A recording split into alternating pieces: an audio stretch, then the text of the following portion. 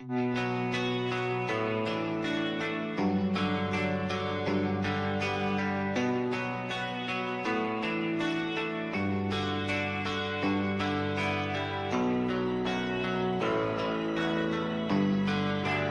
are you feeling? Well, How long have you been here? 3 months, May 17th. And what brought you? That's difficult to answer.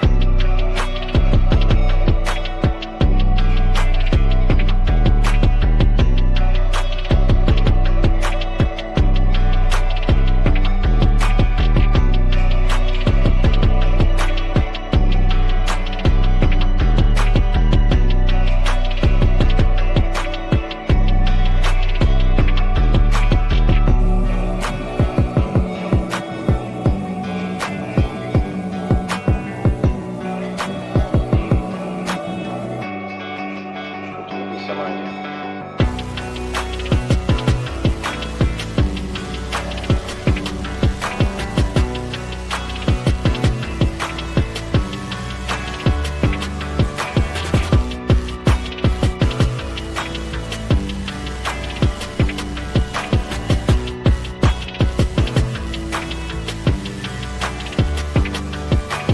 I am not completely like other people. What do you mean by that? People dislike me because I am not completely like them.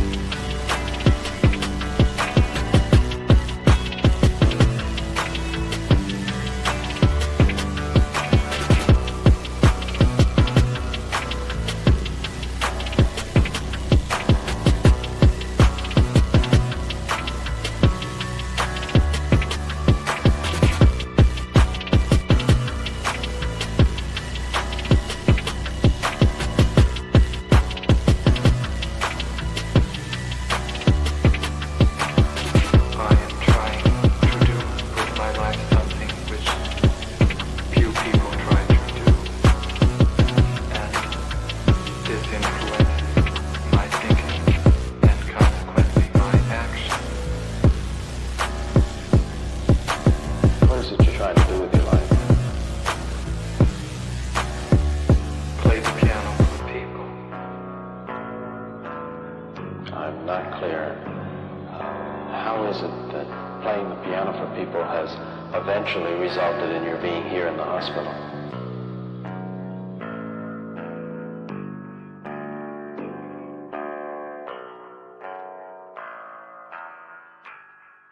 That's difficult to answer.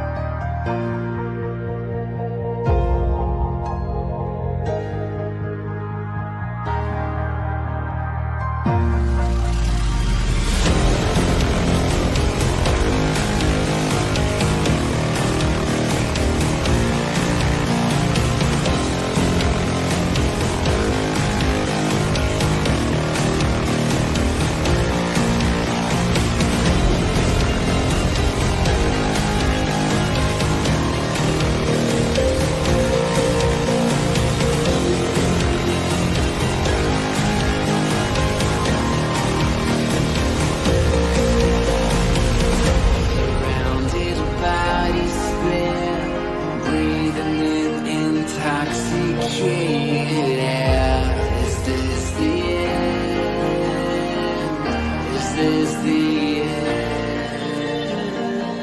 There's a noise inside my head of crying people facing death. Is this the end? Is this the end? Oh, I'm burning in the dystopian.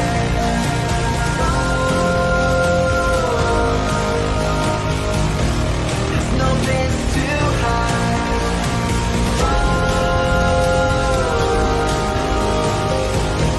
I'm burning in the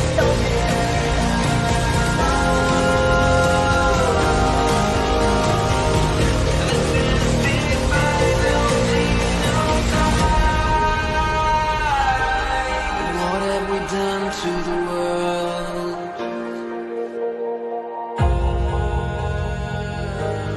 What have we done to the world?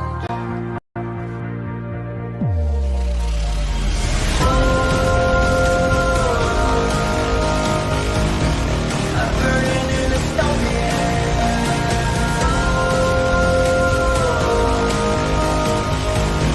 There's no place to hide.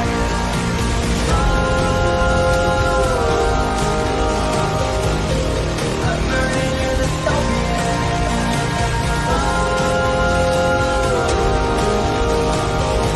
This is the final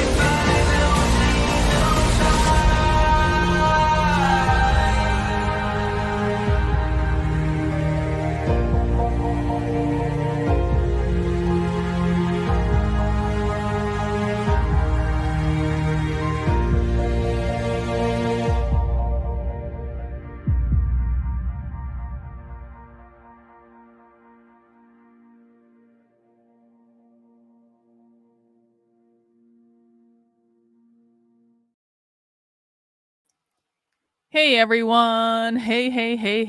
Happy Friday! Welcome to The Cult. The Cult is a show that I stream Monday through Friday on this here YouTube channel, on X, the platform formerly known as Twitter, and on Rumble, where we really talk about whatever I feel like talking about on any given day, whether that be deep dives into the far left or watching right-wing insanity. And on Fridays, we have a little tradition on the channel, which is that I get beer, and I'm starting to phase in this new tradition where we watch drama content on Fridays as a break. It used to be happy hour for people who are new. Happy hour on Fridays used to be like an ironic name because it used to be that we would do normal content during the week. And then on Fridays, we would watch like a DEI training or something like that. And I named it Happy Hour to kind of like satirize it. And I would basically get drunk and watch DEI trainings. This is how I started covering the far left, by the way. This is the origin story of how I started covering the far left for real. Back in 2021, I had a stream on Fridays called Happy Hour, where I would literally get drunk and watch DEI trainings.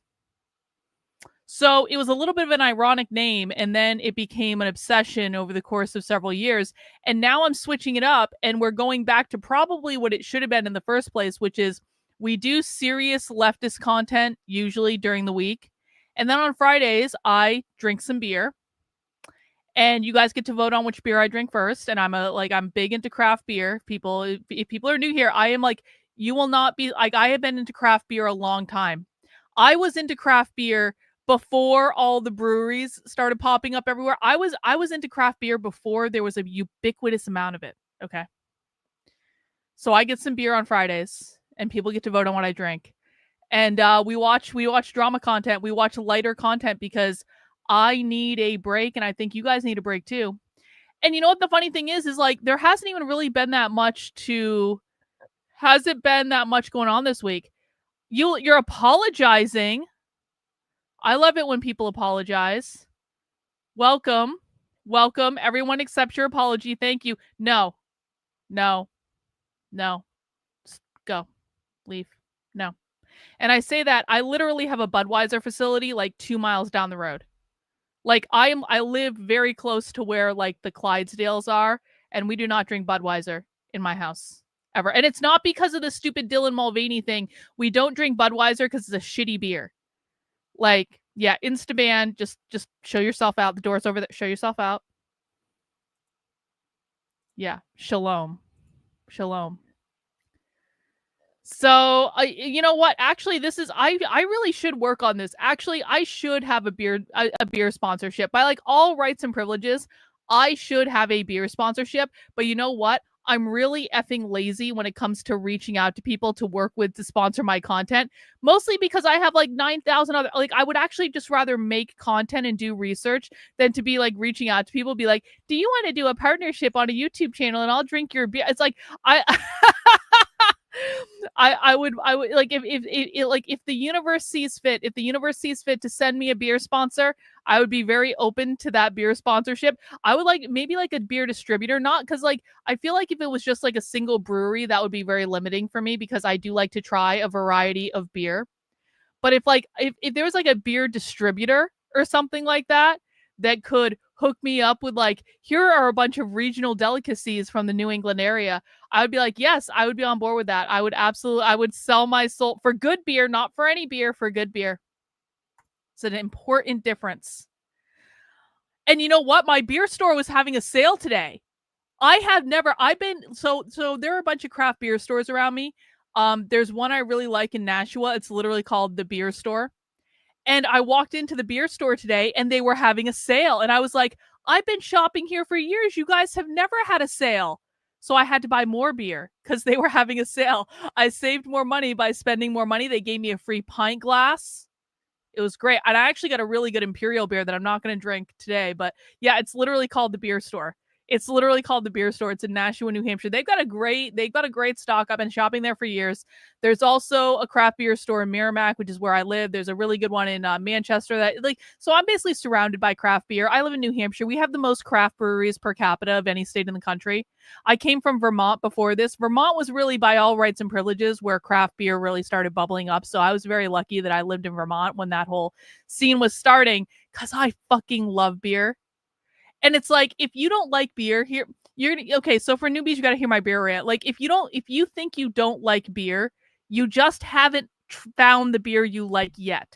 And probably if you think you don't like beer, it's because some guy, and it's always a man, gave you an IPA one time because IPAs are like pissing contests for men to see how bitter they can go. And they gave you the IPA, and it's like you drank it and it sucked because IPAs are awful. Almost every IPA ever made is literally awful. There are very few. Dogfish Head 90-minute IPA, that's a good IPA. I would drink that any day. But the vast majority of like IPAs are awful, but men fucking love them for some reason because they want to prove what tough guys there are. And so that's what people tend to get when they're first getting introduced to craft beer, is a shitty IPA. And then they're like, this sucks. I don't want to drink any more of this. And then they think that they don't like beer when in fact you do like beer. Everyone likes beer. You just don't like IPAs because IPAs suck. Exactly. I love stouts. I have a couple stouts with me today. You guys are going to get to see. I actually have more beer with me today than you guys are even going to be able to vote on. So, well, sour beers are really in right now. Sour beers are like ubiquitous now. I have a couple sour beers. Beer can taste like anything. Well, I have a really high alcohol content beer that is not an IPA. And in fact, I have an imperial beer for you guys to vote on today, and you guys are going to love it. You guys are going to love it. You strike me as the kind of chick who rips the pantry door off its hinges because you ran out of churro. Well, that might no, that's not accurate at all, actually. But okay, so we already have our asshole identified in the chat, so we know to keep an eye on you. And if you break my rules, you're not going to be around very much longer. I'll tell you that. But no. Oh, look at this. Karlyn is the flip side of Robin DiAngelo. Oh, look at this. Oh, look at this. Look at this. We already have an asshole in the chat that just can't help themselves. You know what we do with that? Goodbye, ban. Life's too short for that shit. Goodbye. Yup, that was no, I think that was probably someone from last night, if I'm being honest about it, but whatever. Anyway, so there's some stuff to watch today. I don't know exactly what we're going to do. We're going to kind of flit around today on happy hour. So there was this debate with Konstantin Kisin and Dave Smith, and I don't know if anyone watched this, But there was this debate, and I don't know. I think Konstantin Kisin is a pretty unmitigated jackass. He's so disappointing. He's so stupid, but he's such an arrogant douche. And it's like, I don't like Dave Smith either. I am not on team Dave Smith. I had to pretend that Dave Smith was funny when I was with like libertarian politics and stuff like that. I had to go to Dave Smith shows and pretend I found him funny when I never did. I think Robbie Bernstein is significantly more funny than Dave Smith ever was or will be. That's just my opinion. But people have been talking about this debate between Konstantin Kisin and Dave Smith on Piers Morgan. So I thought we could maybe check it out. I don't know if we're going to watch all of the videos that I have pulled up. Like, I just want to kind of check them out and just see what the vibe is. But I thought we'd kind of start there. That's like the most relevant. Yeah, Dave Smith isn't funny. He's not funny. He's not funny at all. If you think he's funny, I just don't know what to say. I mean, I guess you're allowed to have your opinion. Everyone has a different sense of humor. But objectively speaking, Dave Smith is not funny. So I have that pulled up. And then I thought, well, James Lindsay was on Roseanne. And I never watched that because I think I was doing something else and I was just not even remotely motivated to watch that. But people suggested that I watch James Lindsay on Roseanne. But you know what's funny about this is, look at this. James Lindsay's episode on Roseanne only has 21,000 views. Now, you might say, Karlyn, you don't usually get 21,000 views on videos. And that's, true. No, I don't. I do occasionally, but no, I don't usually get 21,000 views. And so maybe I'm not the best person to judge on this. But I will also say that I'm not Roseanne. And I don't have as large a platform as James Lindsay does. So no one expects me to get 21,000 views on a video, sir. I cover socialism on the internet, but I'm not Roseanne. I don't have 500,000 followers on YouTube. I don't have a platform the way they have a platform. Only 21,000 views. And actually, if you scroll down a bit, you'll see even Dave Rubin, 35,000 views, because no one cares what Dave Rubin has to say anymore. Ian Carroll, 127,000 views. So Ian Carroll's got literally 100,000 more views on his video with Roseanne than James Lindsay has on his video with Roseanne. So I thought we could check out a little bit of it. I'm not watching the two of them for 2 hours. I'll tell you right now, there is no reality in which I'm watching 2 hours of Roseanne and James Lindsay. But we'll check in on that a little bit. And then I don't know if you guys really followed along with this, but there was a little bit of drama in the whole JQ red pill space, I guess, which is that Stu Peters and Lucas Gage had a big fight on the internet. And if you don't know who these people are, it's probably for the best. But sadly, I do know who these people are. And I wanted to actually dig into this at the time. And I was DMing with like Adam Green. Adam Green was so excited about Stu Peters and Lucas Gage like fighting with each other on the internet over some stupid shitcoin that Stu Peters did, and that Lucas Gage did this whole thing where he was like, Stu Peters was rug pulling on this coin, and then Stu Peters did a whole episode about Lucas Gage, and then Lucas Gage responded to Stu Peters, and it was just like this big internet fight, and I didn't have time to cover it at the time because, there were riots breaking out and things, and I had other things I had to do, and I was actually really upset. And I was like, I want to cover this drama content, but I have to be responsible and cover leftist content. But now I can maybe go back and try to ascertain what actually happened. And I DM'd Adam Green earlier. Adam Green is trying to get me into trouble. I swear to God. I DM'd Adam Green earlier and I was like, do you know of anyone who's actually covered the Lucas Gage Stu Peters drama? Like, what I really wanted was like one video of everything all in one place, so I didn't have to go around and try to figure out what happened. And so I DM'd Adam Green earlier and I was like, do you know of anyone who's actually just covered this? And he's trying to get me in trouble because you know what he said. He was like, yeah, big tech covered it. And I was like, for people who don't know who that is, don't worry about it, but some people here do know who that is. And I was like, Adam, can you provide me with like literally anyone else? Can you provide me with like literally any other fucking video on the fucking internet?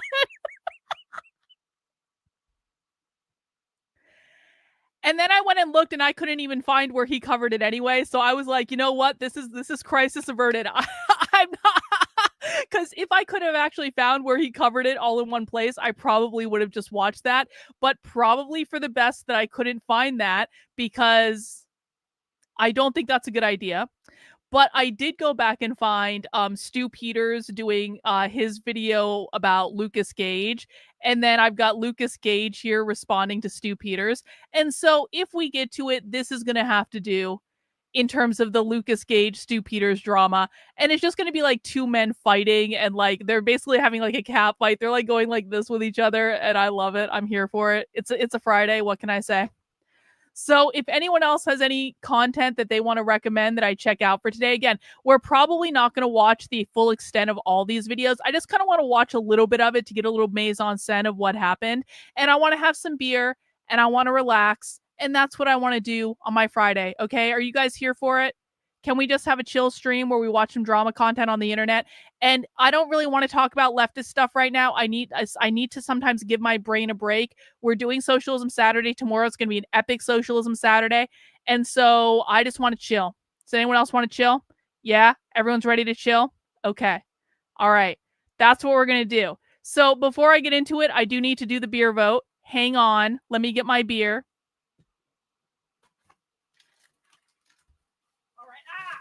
Dang it. So, I do actually have 6 beers here, but you guys are only going to vote on 4 of them. But I'll show you the full extent of the beers that I have, and we may be able to incorporate the other beers into future votes. Let me just get them organized. Voting on that one. That one's waiting. There is a method to my madness. Okay, I have 6 beers, but I can only do 4 in the chat. But I do like to show you guys what kind of craft beers I drink to try to inspire you to actually find some craft beer of your own. If you're drinking anything fun, please let me know what it is in the chat. This beer you are not voting on because I've had this beer a million times. This is a peanut butter whoopie pie beer from some brewing company. This is in, I think it's in Maine. Yeah, this is in New York, Maine. It's a really good stout. I love peanut butter stouts. Like you can like basically go no wrong with peanut butter stouts. I might keep this one around for later, but I'm not going to drink it right off the bat just because I've had it so many times before. But that is a great option. They also do they do peanut butter jelly stouts. They do just whoopie pie stouts. They've got a lot of really good stouts. So some brewing companies definitely want to check out. This is also another one that I'm going to save till later because this is a dessert beer. Okay, this is Drecker. Drecker does really good kind of like smoothie style dessert beers. And this is a cherry cheesecake. And so I didn't think it was appropriate to have the cherry cheesecake right off the bat. So we're just going to put that aside for right now. But they have these cool cans. And they do really good beers. And so we'll put that aside for later. But here are the beers that you're going to vote on in order. Okay, the first one's from Great Nation Brewing Company, which is a little bit of a hipster brewing company. I think, are they in Vermont? No, Portland. Oh shit, Portland beer. So communist beer. But I got it because I liked the can and I liked all the colors on the can. And I always do like to have a couple sours. So this is actually a tart ale with lime. So I'm assuming this is going to be more like a lager with some lime in it. But this is 7%. So it's a little bit stronger than normal beers. That's going to be our first option for today. Does it have wheat in it? I don't think so. You know, that's actually a good question now that I'm actually looking at the can. Maybe it does.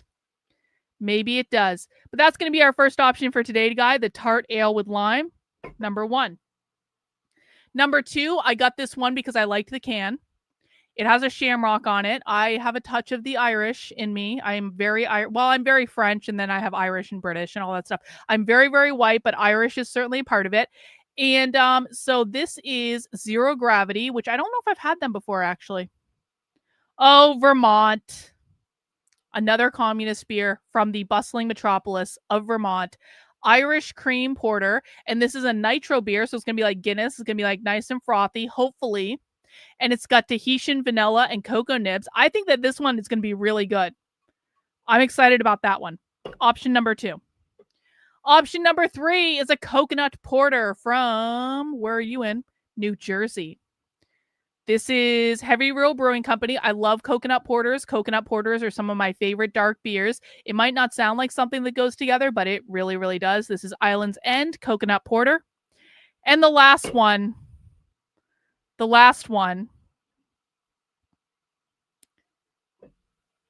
I was craving this beer for some reason. I haven't had this beer in a while. This is called Belly of the Beast. This is from Rockingham Brewing Company in New Hampshire, the bustling metropolis of New Hampshire. And this is an Imperial Bacon Stout. And it is 8.6% alcohol.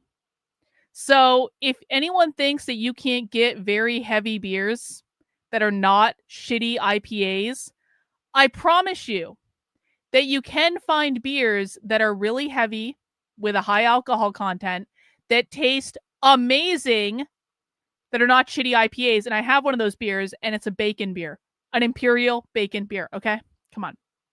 So those are our options. Let me put a poll in the chat. Again, we have our tart ale with lime. We have our Irish cream nitro porter. We have our coconut stout. And I think I know which one you guys are going to vote for, and it's probably going to be this one. We have the Imperial bacon beer, and you guys can let me know which one you want me to drink in the chat.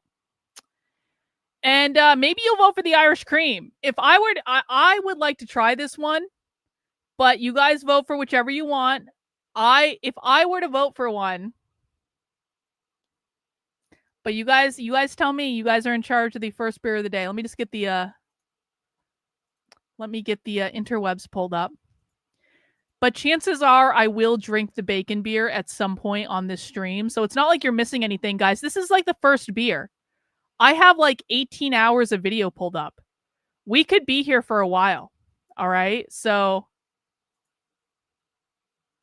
don't worry about it if you don't get your first beer in, because probably get it in later. Let me put the chat on the screen. There we go. There we go. There we go. All right. Let's see. Yo! 2 ladies in with the big super chat. 2 ladies. Thank you.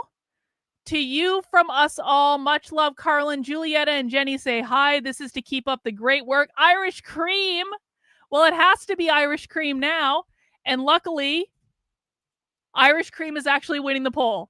So 2 ladies in with a huge super chat. Love you, bro. You're awesome. Hi, Julietta. Hi, Jenny. Appreciate all you guys. Thank you for being such a great supporter. Always appreciate you. Starting us off right with a large super chat. Actually, let's do a super chat. See, now I can do the goal. And I'm like, I've already met the super chat goal. Already met the super chat goal. Got some great beer. About to have this Irish cream one. Hang on. Let me put the rest of the beer away. Dang it.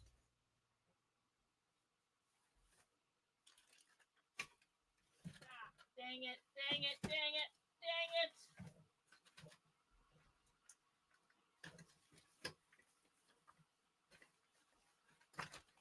All right, I have to balance an ice pack because I don't have enough room in my fridge for all the beer. But I'll fix that later. Okay, I'll fix that later. Let me get the Irish cream.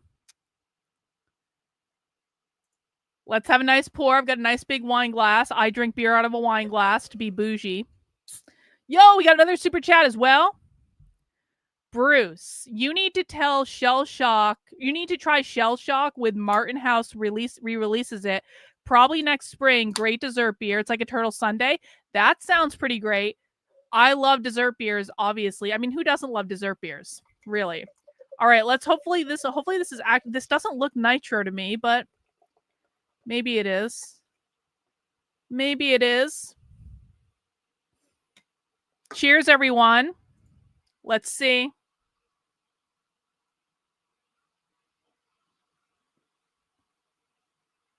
It's not bad, actually. Not bad at all. Not alcoholic at all. But still, how alcoholic is this? Hang on. Questions you're supposed to ask before you pour the beer. 5.5%. A nice light start. Trendolin, are you going to try to make me watch something dumb? It is not at room temperature. It's been in my fridge up until like 5 minutes ago. Don't worry about it. I have a freezer, like a cooler bag on the floor that I put this stuff in. All right. I have my beer. I've already met my super chat goal. Let's get this party started, shall we? Let's get this party started. Let's start off with the responsible video, and we are going to watch this this debate between the jackass. Hang on, there we go. That's better. We're going to watch this debate. Okay, Trendolin, I will give you an intermission of the boner song at some point. All right. Will I be stopping at 4 beers? Who knows? Who knows?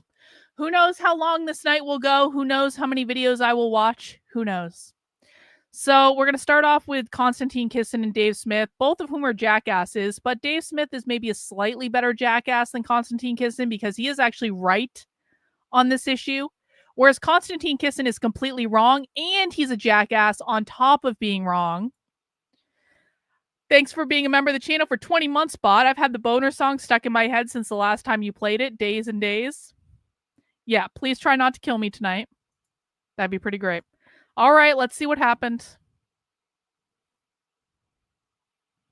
Discussing major world events.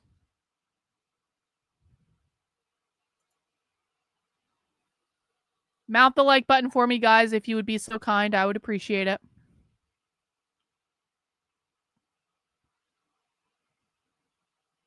Why is it, by the way, that this is always a one-way street? Iran said this, Iran threatened this. This is about a regime change war. Why are we doing this? Yes, I think it's quite clear that Benjamin Netanyahu wants regime change in Iran, but that is not the same as the regime in Iran wanting to destroy Israel. What was overthrowing Muammar Gaddafi? Was that simply replacing the leader, or was that destroying the country? Let's stick to Israel and Iran. No. The Israelis say we want regime change. The Iranians say we want to wipe you off the map. Do you guys think Benjamin Netanyahu has been mistaken for 30 years, claiming that Iran is a year to 3 years away from a nuke? Or was he lying? Israel was surrounded by many, many countries who don't believe that it has a right to exist. So I'm the moral relativist, yes. But then when I point out what one side actually did, you run away from it. Are you an Israeli? Why are you constantly running cover for them? Because I believe in speaking the truth and being honest instead of dragging in stuff that... All right. I like Dave Smith just for that line alone. Are you an Israeli? Yeah. That's actually a great question, Dave. It's irrelevant. So the American government is so gullible that they just go around invading countries on the say-so of Israel. This isn't a secret. He's advocating that we fight more wars. And I'm telling you that this war, which we do not need to fight, which is not in our interest, has the potential to be devastating. Nothing divides opinion more than war, and wars are often both launched and ended on the strength of popular support or opposition. When the stakes are so high and the consequences are so significant, everybody gets a say. In my view, that applies even if you haven't been to the place where it's happening. True. Much of the debate about the Iran crisis and others seems to boil down to some big themes: morality versus reality, idealism or pragmatism, intervention versus isolation, populists or lobbyists. For a big picture debate on a world at war, I'm joined by two of our favourite uncensored contributors who often trade respectful barbs on these matters and more. Konstantin Kisin is an author, satirist, and co-host of Trigonometry. Dave Smith is a libertarian commentator, we'll do that a someday. comedian, and the host of Part of the Problem. Maybe we'll do this next week. Maybe we'll do an Amaze update for all the people who have never been down the Amaze rabbit hole. Thank you. Appreciate you. Well, welcome to both of you. Dave, great to have you back so soon. As you know, after your last appearance, I got chewed up and spat across cyberspace, which I found quite an amusing thing to watch go down. What did you make of it? Oh, I thought it was just so pathetic. Yeah. I mean, you know, I had mentioned this before, but if you, as I'm sure you do recall, but after my friend Daryl Cooper was on Tucker Carlson's show, and he made some comments that you objected to, and I was defending him and giving my point of view on it. You had me on a panel. It's probably the most contentious that me and you have been on the show. You had me on 3-on-1 with it was Seth Dillon, and then a world-renowned historian from the House of Lords, you know, like the leading expert. He actually is Andrew Roberts, yeah. And I doesn't Konstantin Kisin just look like he has a giant stick up his ass? Honestly, I don't like Dave Smith, but at least Dave Smith is relaxed. Piers Morgan is relaxed. Konstantin Kisin looks like he has a giant stick up his ass. You know, I took my lumps. I tried to make my argument as compelling as I could. It was like, I didn't go online and just throw a bitch fest for the next week over how unfair it was. It's just pathetic. And I'm sorry, but Natasha was just lying through her teeth the whole time. And she was, and lies that, as you pointed out, insult the intelligence. I am working on a shawl. It's not really a great place to show you guys because I'm working on the border of the shawl, but the shawl was actually, the yarn for the shawl was actually given to me by one of my community members, Judy. She's been around forever. She's an amazing knitter. And she sent me a really great knitting kit with some amazing yarn for my birthday. And so I'm making a black and white shawl, but it has these red accents on it. And I'm working on the border of it. So it's not in a good place to show it, but that's what I'm working on. Of the host and the viewers. And I thought you were absolutely right to give her pushback for that. So it was, I thought, number one, I thought you were right on the show. Obviously, admittedly, I'm a little bit biased on the topic, but I thought the reaction online was just truly embarrassing. You know what was interesting? If they'd actually just said to me, you know what, Piers, did you go a little bit too far in the interrupting? Could you have reined back 10, 20%? I probably would have said yes, probably. I'll show it to you guys when I get to a better place to stop. Probably slightly overdid it. My mother's always a good litmus test. She was like, you did go at her a bit, I was like, okay.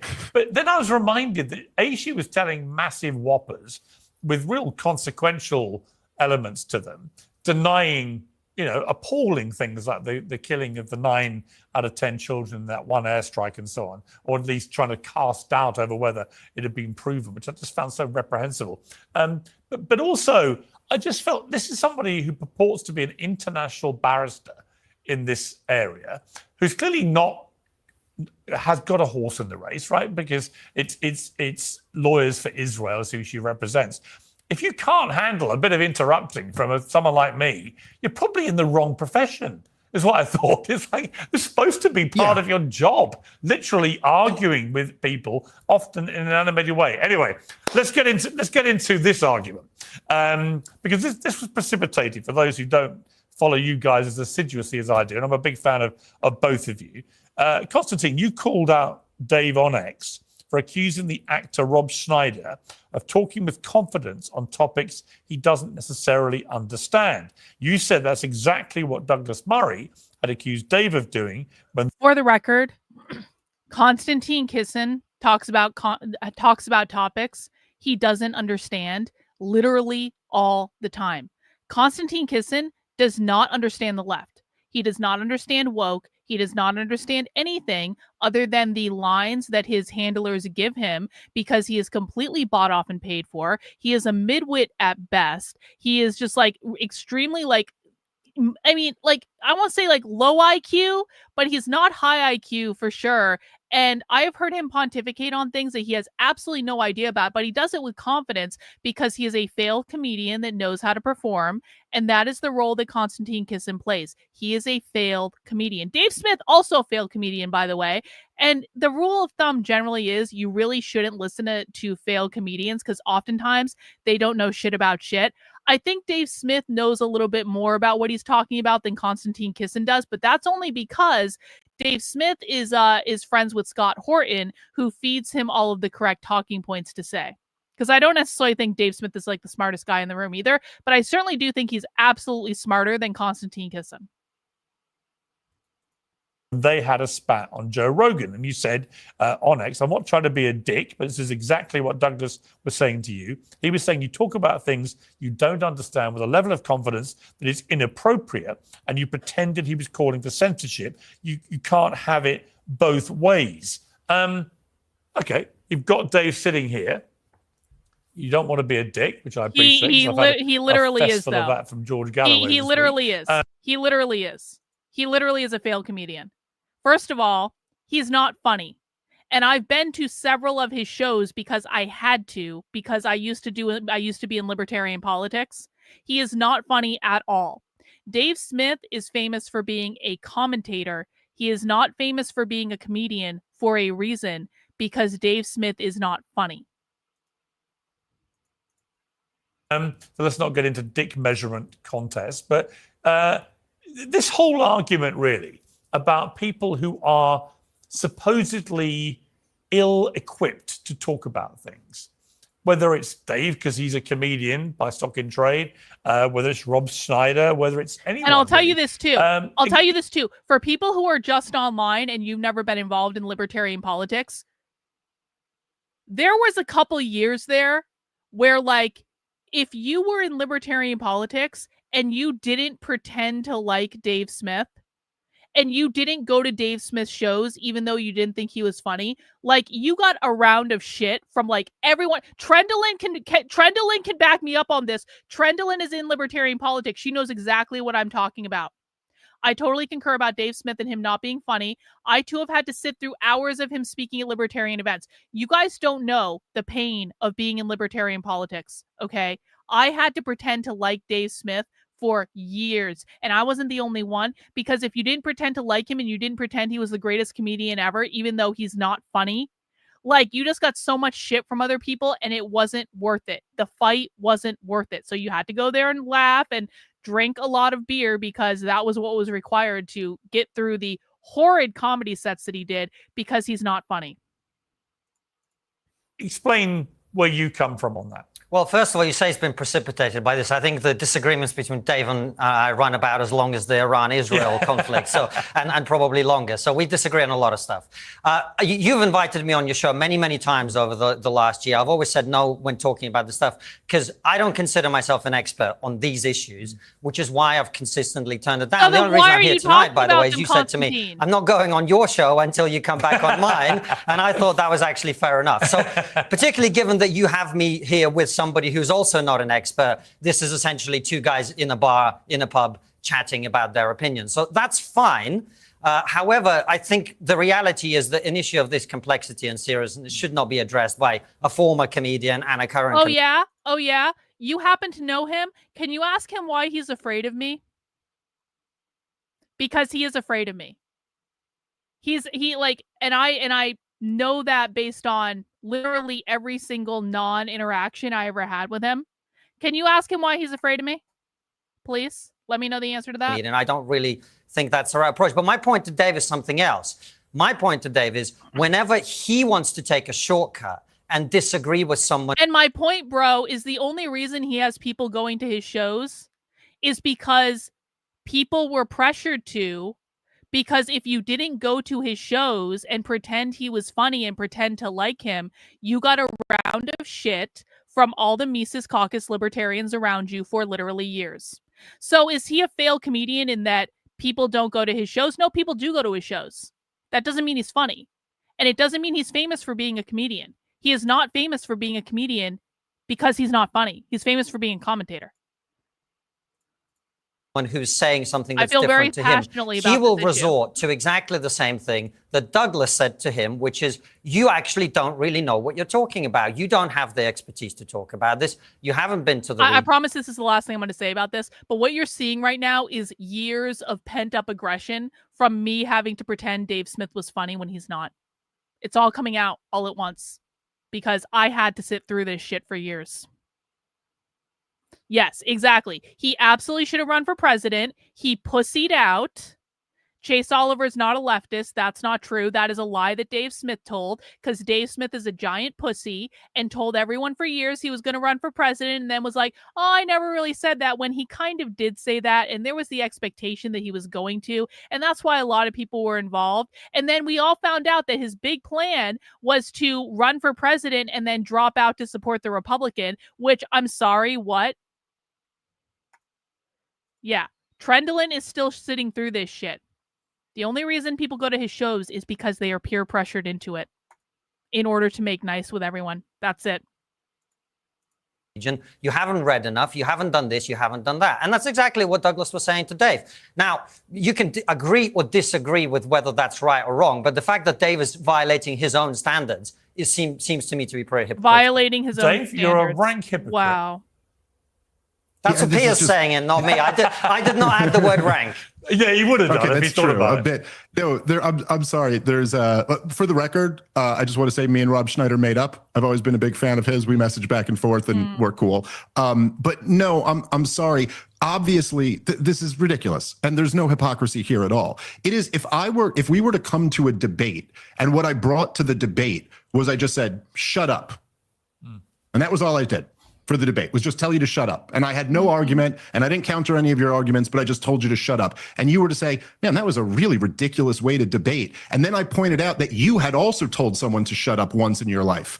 That wouldn't mean you're guilty of hypocrisy. It's a completely different standard to be dismissive to someone on Twitter than to agree to debate them on the biggest show in the world, show up in front of tens of millions of people, and your argument essentially is just to dismiss them. Your point doesn't matter. So no, and also, clearly, I wasn't telling Rob Schneider because he's a comedian, he can't have an opinion on this. I was telling him that I don't really think he knows what he's talking about on this issue. And then Which is exactly what Douglas said to you. Yes, but he didn't back it up with anything. That's the point. And by the way, Constantine, no one would have had a problem. The whole point was that Douglas had an opportunity to demonstrate his superior level of expertise and did not. And this is the overwhelming opinion. Yeah, I don't think that's quite true. I think I'll say this for one of the subjects you debated, he actually did. Now, I'll say this for everyone who thinks I was too hard on Dave Smith. In this discussion, Dave Smith is objectively right. And Konstantin Kisin is objectively a jackass. Very good reasons why he disagreed. Now, as you remember, I wrote an article at the time talking about that situation. I did concede that I thought Douglas should have lent more into the argument. Yes, Robbie Bernstein is very funny. I've actually, and again, I've been to Robbie's shows as well. I find it, I think he's very funny. So this is not just, I'm not just against libertarian comedians. Dave Smith is just not funny. The way you and I have always debated has been on that basis, right?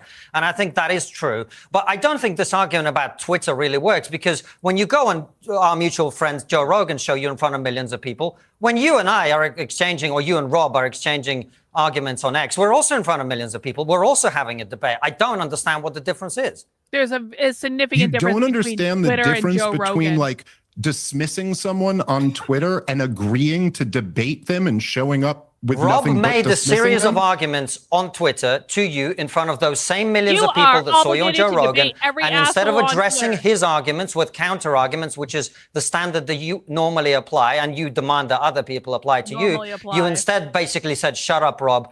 You don't know what you're talking about. Pierce. Just because you read one book doesn't mean you know what you're talking about, which is exactly what a lot of people said to you, and you got very upset about it and pretended they were trying to censor you. No, okay. There's a couple different things here. Number one, Pierce, as I told you, I think you, I believe, were my first appearance after the Douglas Murray debate on Joe Rogan. And the first thing I said to you was that I go, look, there's been a lot of people who have been challenged to debates who say, I'm not going to debate that guy. He's beneath me. I've done that with other people. And then there's been people who accept and show up to the debate. I said, Douglas Murray's fatal flaw was that he did both.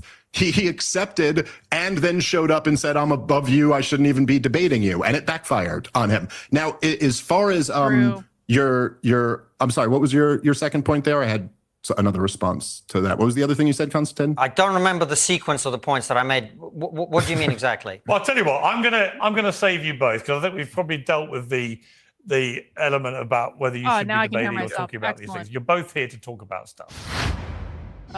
Enough about 9 to 5. What about the most important bit, the 5 to 9? No. It should be the most comfortable part of your day. And No today's sponsor commercial. is the I said this, I think, on Friday. I spent that week when these initial strikes happened in Washington, D.C. And the point that I was making is, I don't think that, certainly none of the people I met in Washington, D.C. with any insider knowledge thought that Benjamin Netanyahu had ordered these strikes without at least a wink and a nod from President Trump. So President Trump is doing something that from what I remember, he said it between 30 and 40 times on the campaign trail, which is Iran must not be allowed to get a bomb. And he's achieving that outcome while not taking any of the blame. Can we make a new rule that failed comedians like Konstantin Kisin, who are not even American, should not be doing commentary on American politics? Why is Konstantin Kisin so interested in American politics? Don't they have all sorts of problems over in the UK as a result of like immigration and stuff like that? Shouldn't he be focused on that? He's not even an American. Any of the blame or any of the flag for it. That was the case on Friday. Obviously, the situation has evolved since then, and there's now a much bigger debate. But at that time, he had absolutely played a blinder in allowing Benjamin Netanyahu and the Israeli military to achieve the military objective while also sort of claiming that he's not involved and kind of at that time If getting he away now with it. gets involved, as the jungle drums seem to be Yeah, suggesting, Piers too. that is a massive moment for Donald Trump, I would say. I mean, you could argue that is the most Probably important decision because he's a will grifter. have taken as a president, and maybe the most important decision he ever takes. If he actually starts bombing with American forces Iran, that is a massive thing to be doing. Do you think it's, as Tucker Carlson says, something that could imperil his presidency? We are in the unknown, so nobody knows how this is going to play out. I think we should all be honest about that and be fair.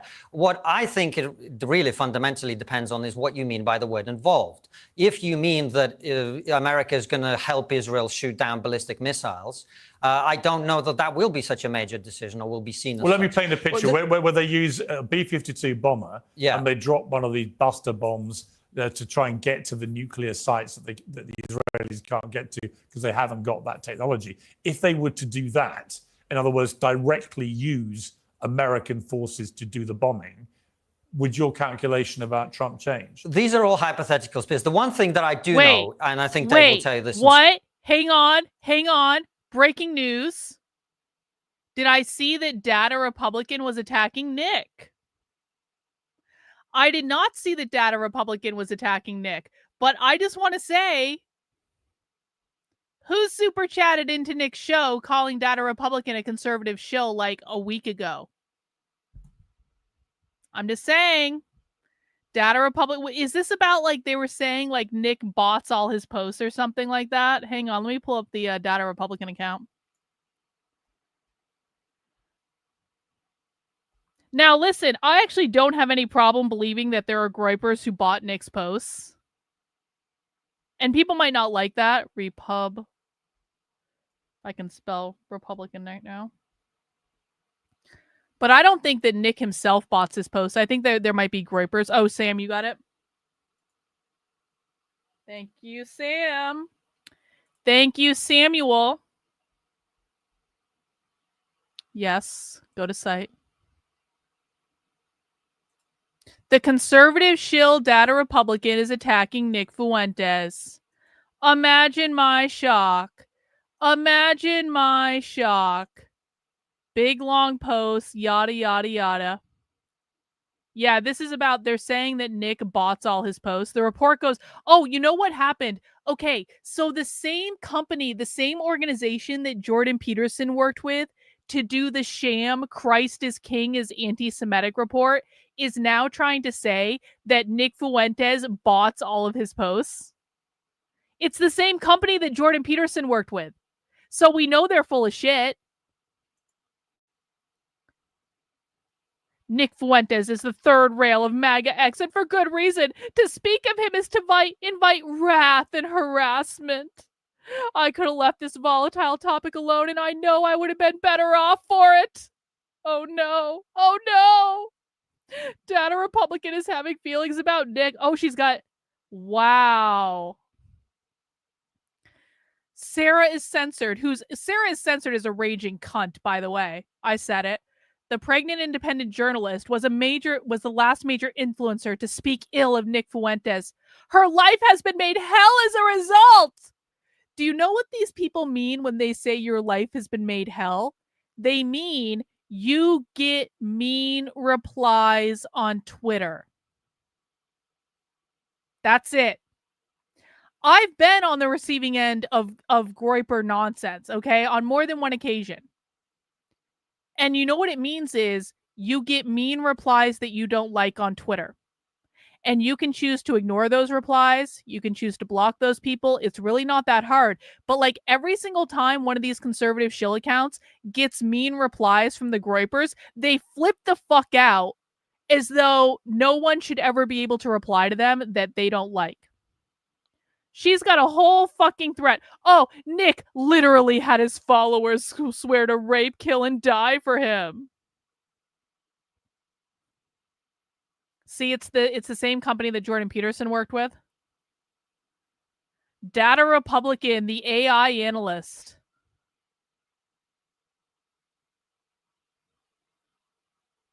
The AI analyst. She's got her fifis all worked up into a bunch, doesn't she? Well, glad I called this grifter out early. Oh, there's Chris Burnett trying to shill his story. I'm number 17 on Chris Burnett's pedophile list. Look, Data Republican. Oh boy, Chris Burnett. You are an amazing journalist, Chris Burnett. Robert Barnes. What the fuck is wrong with these people? Oh, look. Okay. Leadership team. Joel Finkelstein. I know we're all shocked. I know we're all shocked at that revelation. Keith Woods piping in, 17 tweet thread, and your only evidence for a foreign op of is influencers you don't like amplifying each other. Yeah, exactly right.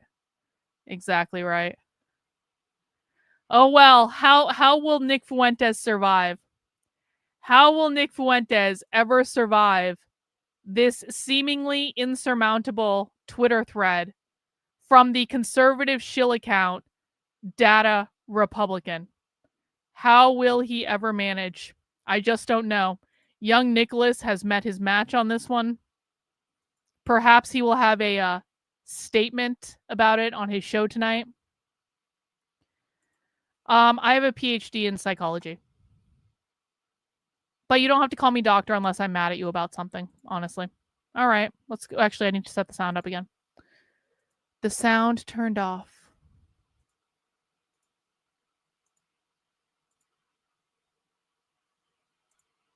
Is the thing that people in the United States, from talking to people there, are most concerned about is any sort of boots on the ground scenario. They do not want American soldiers in the Middle East. I think they're right not to. I genuinely think that. And so fundamentally, it really depends on what happens and the way that it happens. And you're right, it is a big decision. But I think it's, but, you know, all this stuff, I mean, Dave's calling for President Trump to be impeached over this. Hang on. I got to fix something on my end. Apologies. Apologies.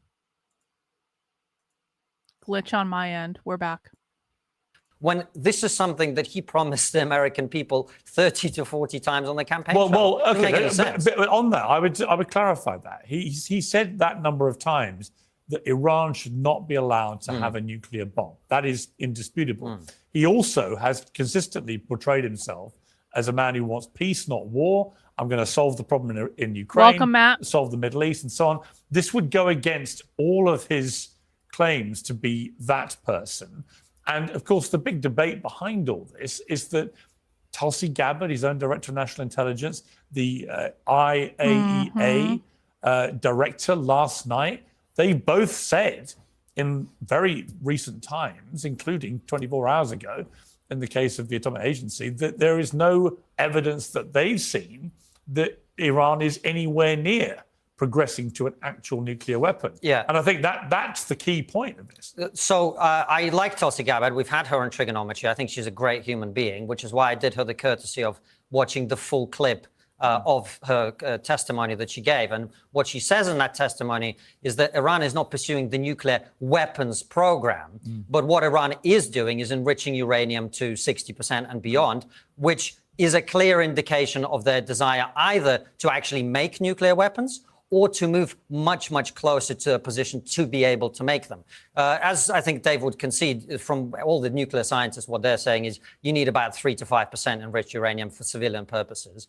They are now enriching uranium to 60%. And by the way, this is also in the IAEA report, and no one's talking about this. They're using their 20% uranium to make 60% uranium, which is, again, an indicator of the fact that they're moving either towards attempting to make nuclear weapons at some point or to be in a position to do so. And that is the threat. And there is no other reason for them to be doing that. So yes, they don't have the exact bomb ready to go, but they're moving in that direction. And Israel is in a position to deal with that threat for the first time in a very long time. And I understand why they're doing it. Okay, Dave, before we get to your response to that, just explain to people why you have called what Donald Trump. I will play them as long as I feel like playing them. If you don't want to watch it, you can go somewhere else. No one has to be here, guys. If you don't like watching this stuff, go somewhere else. We are going to move on to other stuff eventually, but I'm only 16 minutes into this. As doing a betrayal and why you think he should be impeached. Well, I think he has brought us into a war with Iran. Now, how much this war escalates, we will see. And I think that this is the most profoundly risky and reckless policy he could have pursued, or just about. I think this is very likely going to lead to a catastrophe, much like all of the other terror wars, including the one, Pierce, that you heroically led the opposition in the UK to in 2003, of course, referring to the war in Iraq. And as you remember well, Pierce, from that war, the justifications just kept constantly changing. And then when one fell away, they'd move to the next one. Oh, he was in on 9/11. Okay, he wasn't in on 9/11. But he's got weapons of mass destruction. Okay, he doesn't have weapons of mass destruction, but we have to liberate the people or bring democracy. And I've already seen that it's remarkable how sped up it is. I've already seen so many of the war hawks bouncing back and forth between all of these different justifications. But of course, in the end there, all of the justifications failed. Not only did he not have weapons of mass destruction, not only was he not in on 9/11, but we also didn't liberate the people. The worst thing that ever happened to the people of Iraq was George W. Bush's war there. And as far as Iran enriching up to 60%, yes, it's true that they only need, I think, between 3 to 5% for civilian nuclear purposes, and maybe some like around 20 to 25% for some medical needs. But that is what is known as a latent nuclear deterrent.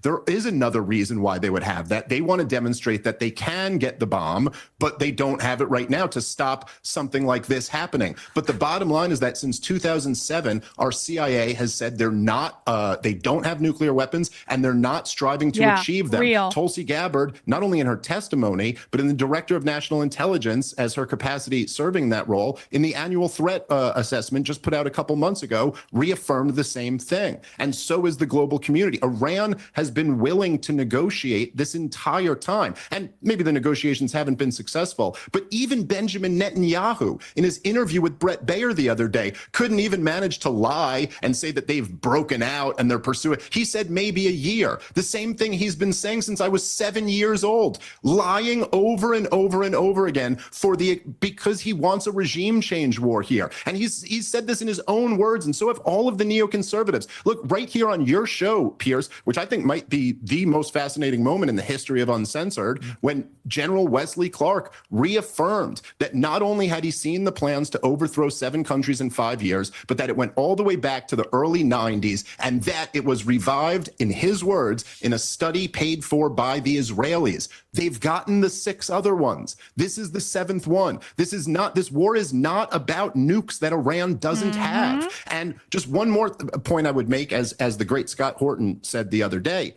Look, I mean, even if they were developing nukes, which they're not, Truman knew that the Soviets were developing nukes. He didn't launch an aggressive war against them for it. And Johnson knew that Mao Zedong was developing nukes. He still didn't launch an aggressive war against the country. And the point is that you could sit here and say, just like they did with Muammar Gaddafi in Libya, you could sit here and say, no, we're just going to have a no-fly zone. We won't have boots on the ground. We won't have this. Look, Iran has already demonstrated, in a few days that this war has been going on, that they're more capable than all of the other countries we picked on in the terror wars. They've already hit Israel and killed people there. What's going to happen when a few Americans get killed? Hopefully this doesn't, but what's going to happen if that happens? What do you think Donald Trump's going to do? Many of us carry around bulky, worn-out wallets. Come on, no commercial. Negotiate. So much to address there, Piers. First, but the negotiations aren't going anywhere. That's a very strange way of looking at it. Look, there's so much to address there, Piers. First of all, you've got to think about this and understand this from an Israeli perspective in the situation. A lot of people think that Israel has just launched the war in Iran. That's not how Israel... Hang on. Why? You've got to understand it from Israel's perspective. No, I don't actually. I really don't. I don't need to understand it from Iran's perspective either, quite frankly. I need to understand it from an American perspective. And from an American perspective, I would say I don't want Americans going to war in the Middle East to die for Israel. I don't give a flying fuck what Israel's feelings are about it. I don't give a flying fuck what Iran's feelings are about it. We are not Israel. Sees this at all. Israel has been at war with Iran since October the 7th, when an Iranian proxy, Hamas, attacked them. On October the 8th, an Iranian proxy, Hezbollah, began to fire rockets into Israel. Why don't you just then the suck Houthis, Benjamin another Netanyahu's Iranian cock, proxy, began Constantine? to attack Why don't you just shipping get on and your also knees and Israel, suck off right? Benjamin Netanyahu? Now, what has happened since then is Israel has eliminated those threats to, I was going to say deballed, but decapitated Hezbollah. They dealt with the threat of Hamas, and they are now in a position to deal with the threat they've always been concerned about. Now, why is Israel so concerned about this? Well, first of all, Iran has been saying for a very long time, they don't want regime change in Israel. They want the state of Israel not to exist. Now, think about the fact that in the post-October 7 world, they cannot take the risk that they're only enriching uranium to 60% because they want to threaten to have nuclear weapons. That is not something they can do. And by the way, Piers, there's something that people don't seem to understand about. You know, we struggle in the West. I really do think we all struggle in the West to understand the fundamentalist mindset. And let me give you an example of what the regime in Iran is like so that we can all understand what the threat here is. After the Islamic Revolution happened in Iran in 79, the war broke out between Iran and Iraq. And in that war, Iran was at a disadvantage. It was militarily backward. It wasn't financially able to deal with that. And you know what they did?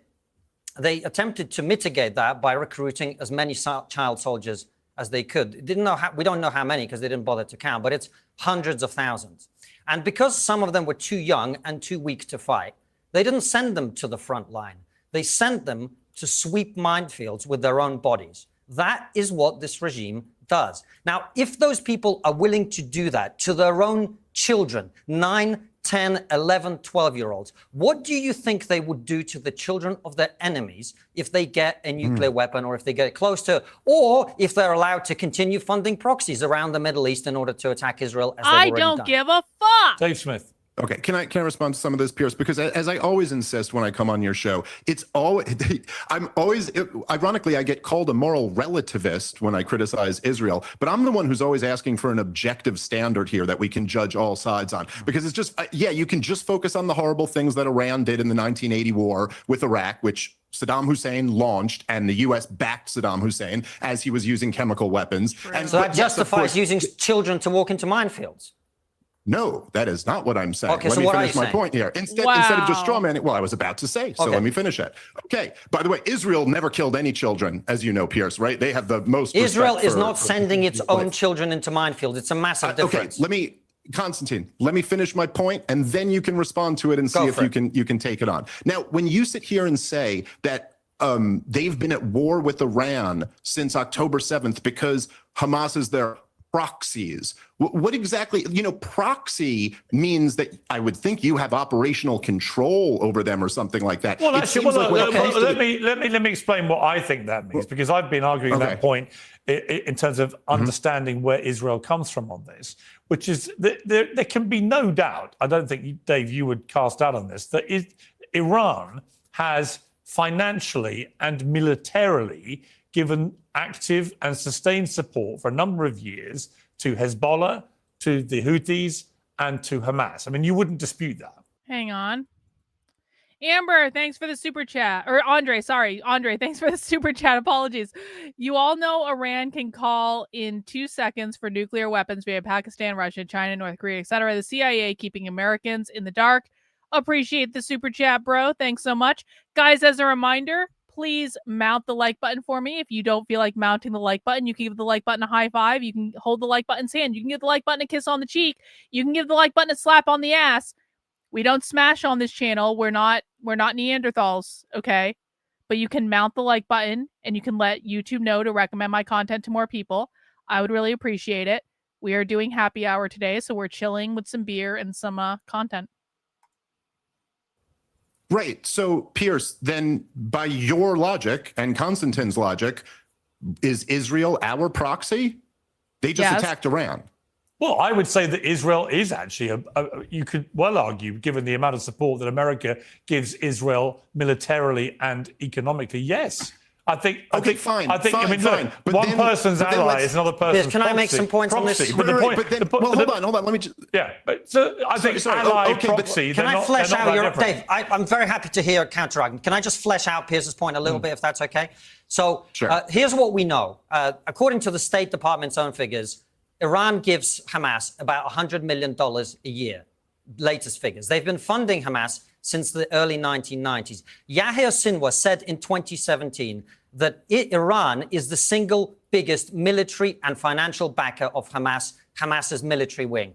In September 2023, a month before October the 7th, 500 Hamas fighters and Palestinian Islamic Jihad fighters were being trained by the Islamic Revolutionary Guard abroad. I can't remember if it's in Lebanon or in Iran proper. And there are numerous... Breaking news, breaking news. I'm at a good stopping point for my shawl, so people were asking me what I was knitting earlier, so let me show you what I'm knitting. Just because I just finished my row. So this is a shawl. It's got a spiral thing, a spiral illusion thing, and it's got some chevrons, and it's got some of this pretty lattice stitching that I did. And I designed this. This is my design. It's based off of something else. And then I'm doing a red border on it that also has black stuff in it too.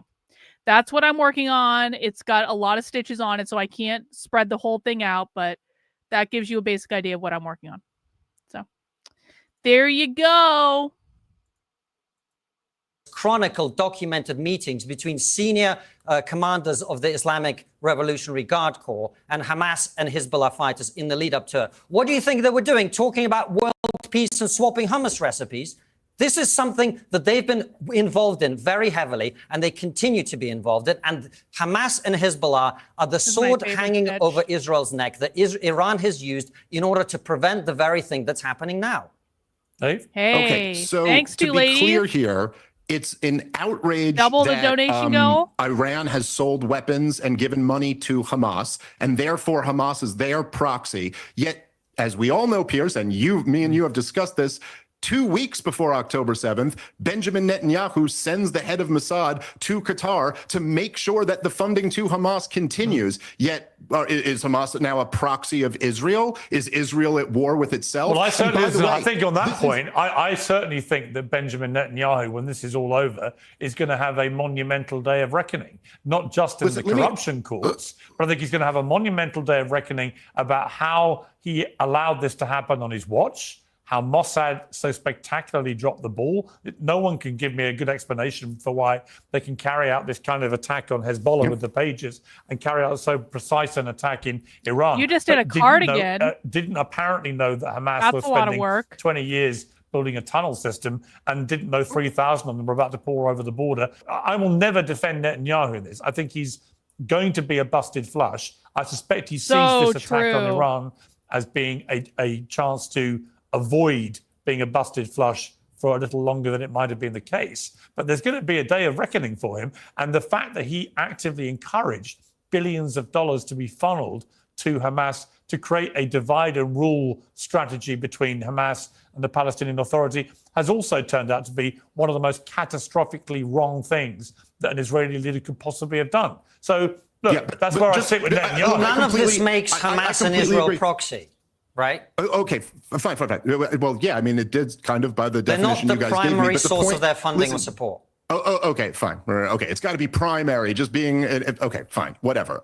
Anyway, the point is this, right? Obviously, right now, Israel has taken out much of the Hezbollah leadership. The Houthis have been bombed. I think there's still a bit of a problem for them. They've been absolutely leveling Gaza. And so they think this is the moment. Are Lily Gladys and Sarah Stock both psyops? I think that Lily Gladys is a fame whore opportunist who's taking advantage of, being hot and on the internet and saying the N-word and all that stuff. And she's going to make as much money as she can because she's a fame whore opportunist. I mean, I don't know. I give a little bit more credit to Sarah Stock because I do actually think that Sarah Stock is pretty smart. And so I think that Sarah but Sarah's also so young. She's very young. And I'll be interested to see what happens to Sarah, but I do think that she's very smart. I don't see her as a psyop. Lily Gladys is a fame whore, though. Of course, Bashar al-Assad fell as well.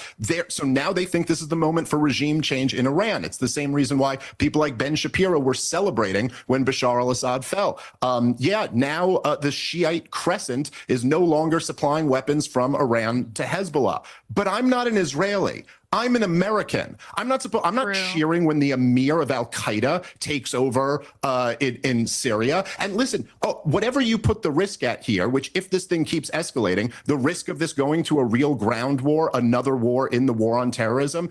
Let me be very clear when I say this. I don't know that America will survive this. We went into the terror wars in a much stronger place than we're going into this one. And this is a much tougher opponent than Saddam Hussein or Muammar Gaddafi. We didn't go into the terror wars $37 trillion in debt. We didn't go into the terror wars with the cultural and political and racial divides. We have mass protests in the streets right now over Donald Trump trying to enforce his immigration policy. This is That's going not to be what it's about, this actually, is the but okay. potential to be an utter disaster. And why should any American or British person, for that matter, why should any of us support this war? Because Israel thinks it's in their interest. Israel has attacked. Well, I would 5 or argue. 6 Okay. neighbors Look, in the I would last argue it's not just in Israel's interest. I think Iran is an evil regime that oppresses its people, that has funded terrorism. So was Saddam Hussein. Well, yeah, I agree. But in Saddam Hussein's case, I never believed. Saddam Hussein never funded terrorism. Well, I never believed that Saddam Hussein had WMD. Funded terrorism, I think the difference There here was no terrorism in Iraq until we got rid of Saddam, actually.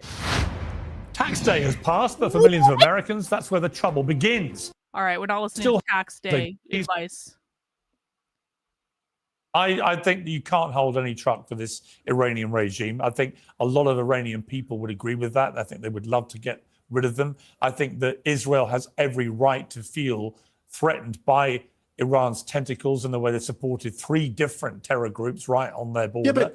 So I'm not saying that you're not right, that this might all backfire. Let me just ask you. I'm not saying it may not backfire. I'm just saying I do understand why Israel has decided to do it now. I think they sense that Iran's regime has never been weaker because of what's happened in Syria, because of what happened to Hezbollah. You know, what's been the most significant moment of the last week? Probably Hezbollah saying we're not getting involved in this, right? So, I mean, that to me was a very significant moment. And that may well have emboldened not just Israel to continue pummeling Iran, but also may have emboldened Trump to think, well, actually, if we're ever going to deal with this regime, now is the moment. Now, that's not to say, Dave, that you're not right, that this could all backfire horrendously. And if America gets sucked into a ground war, then it will be a complete nightmare. I've got no doubt about that. Yes, but would you also concede? Would you concede, though, that if you allow Iran to enrich uranium, that also could backfire? Yes. I was about to say that. And also, how can you not look at Konstantin Kisin and not know that he is a bought-off shill for Israel?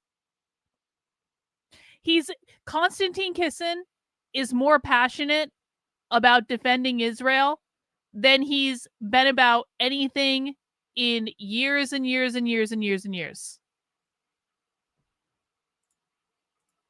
So I was about to say that Russia is now making pretty worrying noises that if America gets involved, it's not going to tolerate it. So you can't ignore that, given what's happening in Ukraine. But yeah, I think in your point, Constantine, yes, when I saw that IAE report, I read it and I thought they've gone from 3% to 60% uranium enrichment. And there's only one reason you would do that. Either you take Dave's view, which is they're doing that because they want to have a form of nuclear deterrent without actually having a bomb. Or if you're Israel, you're like, these people have been funding terrorism against us for decades. And now they've gone from 3% to 60%, way more than is needed for any civilian use. Clearly, they are on a fast track here to be a nuclear power. And we cannot allow that to happen. So I do, well, let Constantine respond first. But that's why I do understand why Israel feels the way it does. Well, exactly. And let's be honest about something here, Piers. The 3 of us are sitting in comfortable air-conditioned studios on the other side of the world from the region where this is happening. We have the luxury to pontificate. Hang on, we got a super chat from Toxic Goy Hole. The likes of Konstantin Kisin will run back to their homelands just before World War III gets hot. Keep doing what you do and go get yourself another beer. I'm still working on this beer, but don't worry, another beer is coming. And I appreciate the super chat. Thank you. about the real reason that Iran is enriching uranium to near weapons grade. Israel does not have the ability to get this wrong and then go, well, I apologize, I got this one wrong, as Dave has done with President Trump. He supported him being elected, and now he's I got it wrong, guys, let's impeach him. He did get Israel, it wrong. if it gets this wrong, gets annihilated. They do not have the luxury of that. Now, Dave, I think the point you make about the American people, I have the greatest respect for the American people, and they should determine the course of America themselves. They've elected Donald Trump, and that is the reality. No one here, Piers found out, I think, with some history that Americans don't like being told what to do by foreigners. And I'm certainly not going to do that. It's up to the American people. I know the American people don't want boots on the ground, and neither do I. And neither do sensible people, I think. I think the extent of Americans' involvement should be to help Israel defend itself against the missile attacks and let them get the job done themselves. I agree with you. This is Israel's war. They should prosecute it to the best of their ability, and they should deal with the threat that they face from Iran. I don't want a massive involvement of the West. I don't think that's what we need. And by the way, Piers, just one quick point, slightly tangential, but not necessarily important. For those people who care about what's happening in Ukraine, this is brilliant for Ukraine because Iran has been one of the biggest suppliers of drones, the suicide drones that have been raining down in Ukrainian cities and killing civilians and military personnel there. The fact that Iran and Russia are now having to deal with this situation takes a lot of pressure off Ukraine, and it's good for that reason as well. All right, Dave, the one thing I would quibble with about what you said earlier was about the way that Iran has responded. They always threaten annihilation when they get attacked, right? Or when they're involved in any kind of skirmish. We've heard it towards the end of last year and nothing. Hey, Tammy. Tammy says, new here, just learning a lot. Really appreciate the content. Just flat broke. That's all right, Tammy. That's all right. That most of my content is free for that reason. Not everyone can afford to support me, and I totally appreciate that. But I also appreciate the people who step up to financially support me so that I can make my content free for everyone. Glad you've joined us here for a Friday happy hour, and welcome to the channel. Welcome all newbies to the channel. We appreciate you guys. Nothing really happened. We've heard it again now. And although, yes, they've got through the Iron Dome several times. They've killed some civilians in Tel Aviv. This is indisputable. So they technically have done better in terms of their revenge attack than other countries have fared against Israel. I accept that. But I also think we are far removed from seeing any kind of, huge resistance coming out of Iran. In fact, what you're seeing is their bluff potentially getting called here, that a lot of it has been rhetoric built on sand, literally, and that they don't actually have the military capability to even tackle a country 1/10 its size in terms of population, let alone if the United States was to get involved. So I think what you're seeing is actually the opposite of the way you characterized it. I don't think you're seeing a massive response from Iran. I think you're seeing as good as they can do, and it's not very much. Well, look, I mean, this is what remains to be seen, and we don't know. But in 2007, when Dick Cheney was trying to push George W. Bush into war with Iran, it was the Pentagon who stopped George W. Bush from doing it. And it was them who said that we do not have escalation dominance over Iran, essentially meaning that we have, we still have thousands of troops in Iraq right now. We have bases and embassies all throughout the region that they can touch. Now, we'll see, I guess, Piers. I guess we're going to play this game. I guess we're going to play this incredibly risky game. I agree, it's high risk. For no reason, essentially, from the United States of America's interests. And, look, this stuff, I'm sorry, I just find this to be too ridiculous. All of the intelligence is saying that they don't have nuclear weapons and they're not pursuing nuclear weapons. There is one country, one government in the Middle East that is not a member of the non-proliferation treaties that has nuclear weapons secretly. And it ain't Iran. It's Israel. It is so ridiculous. Well, I agree. It's absurd. As you know, I agree. Look, I agree. I don't understand how Israel is allowed to continue pretending they don't exactly. But what are you saying? Are you saying Iran should develop nuclear weapons to compensate for that reality? Or No. What I'm saying is this, okay? Whenever you guys talk about this, even already, and Piers, I got to say, I thought you were a little bit guilty of this right after October 7th, understandably, perhaps so. But even right now, whenever we talk, it's all about the Israeli perspective, as if we're all Israelis. Oh, Israel can't take the risk that they have 60% enrichment. Israel can't get this wrong the way I could change my mind about supporting Donald Trump. I guess Israel can get it wrong when they lure America into a war, when they pump out propaganda saying that Saddam has weapons of mass destruction. That's okay when they get that one wrong, but they can't get this one wrrong. Okay, fine. Why are you blaming Israel for that? It was your own government lying to us about that. I was protesting against the war in Iraq exactly the same way you and Pierce. I think we all oppose it. But it was our government's lying to us. It wasn't about Israel. Why is everything that happens in the world the fall of Israel Day? This is such a blatant straw man. I'm sorry, Constantine. I'm sorry. Did Israel bomb Iran first, or did Iran bomb Israel first? Well, Hamas was a proxy for Iran. I don't give a fuck. I don't give a fuck. Israel proactively bombed Iran because they swore up and down, we just have to do it. It's self-defense to proactively bomb Iran. Do you want to know why it's Israel's fault? Because Israel dropped a bomb on Iran first. That's why it's their fault. Like, point blank. And say everything in the world is the fault of Israel. I'm saying they were also guilty of this. But why are you putting the emphasis on them when George W. Bush and Tony Blair were using their bully pulpits to make this point to a far wider audience than some guy in the Middle East called Benjamin Netanyahu? If you think that I am removing any of the blame from George W. Bush or Tony Blair, Thanks, Dean. Welcome to the channel. Also new to the channel, your content is unique, impressive, cutting-edge stuff. Just as a reminder, guys, tomorrow we're going to be doing Socialism Saturday. Saturdays at 6 p.m. every Saturday. I'm going to show you guys the craziest abolish the family socialist you've ever seen in your life tomorrow. So if you think you've seen all the crazy leftist stuff, oh no. Oh no. We have just begun to go down the leftist rabbit hole with you new people. So come to the channel tomorrow, 6 p.m. We do Socialism Saturday every week where we watch the hardest of the hardcore radical revolutionary socialists. And you guys are going to see things you aren't going to see anywhere else. Dean, I appreciate the super chat. Thank you for coming to the channel. Nick says, Iran has 1 million man army. IRGC is well trained and will fight to the death. Boots on the ground means thousands of my brothers don't come home. Exactly. Exactly. We need to stay the fuck out of it.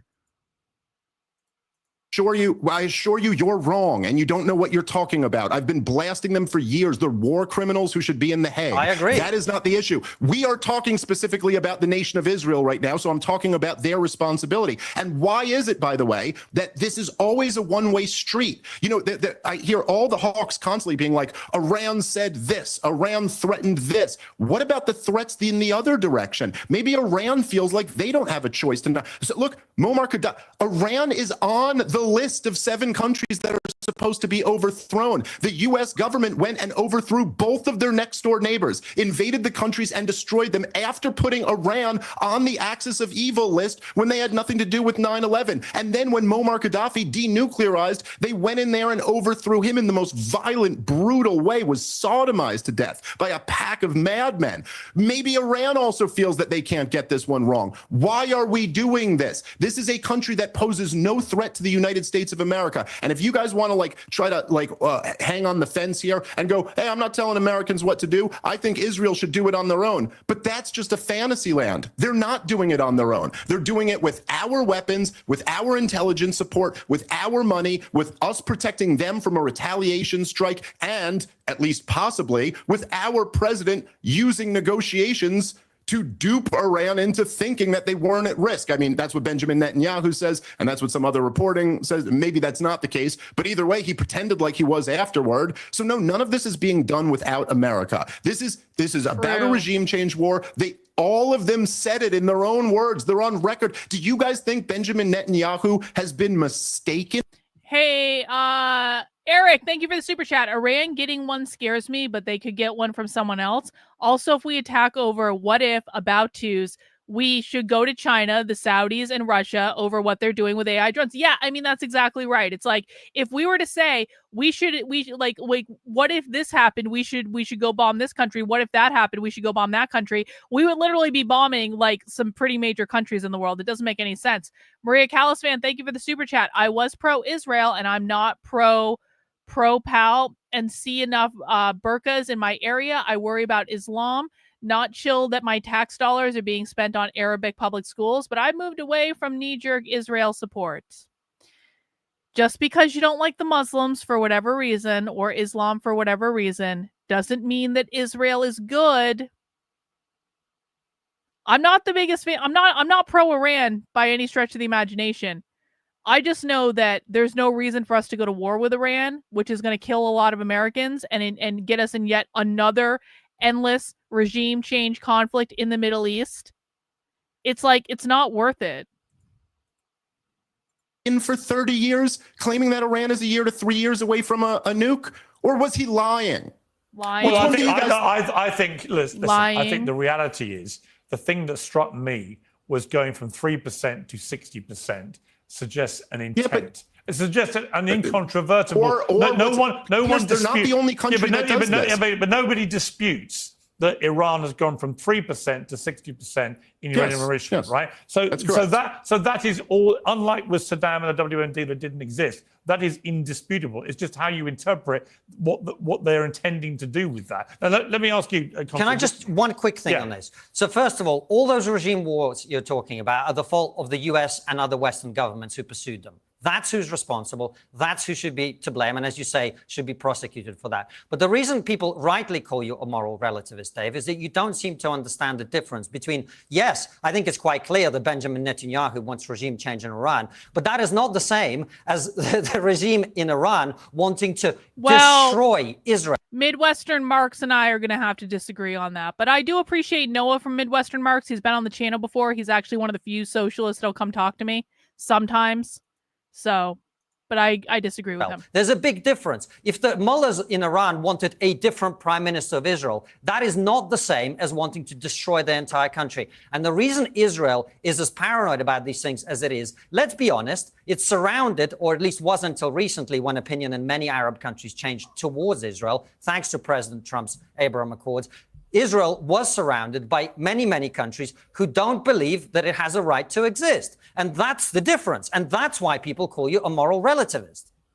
Well, okay, well, that's totally ridiculous and makes no sense at all. And it only works. I'm about to answer, Constantine. Let me finish.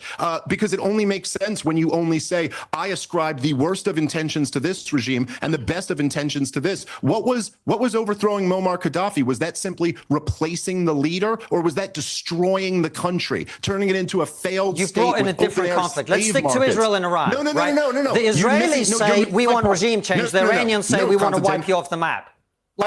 So that's pretty different. Hold on. So He's I'm the so moral pissed relativist. off. But then when I point out what one side actually did, you run away from it and say, oh, no, we can't talk about that. It's your government that destroyed Libya. It's not Israel.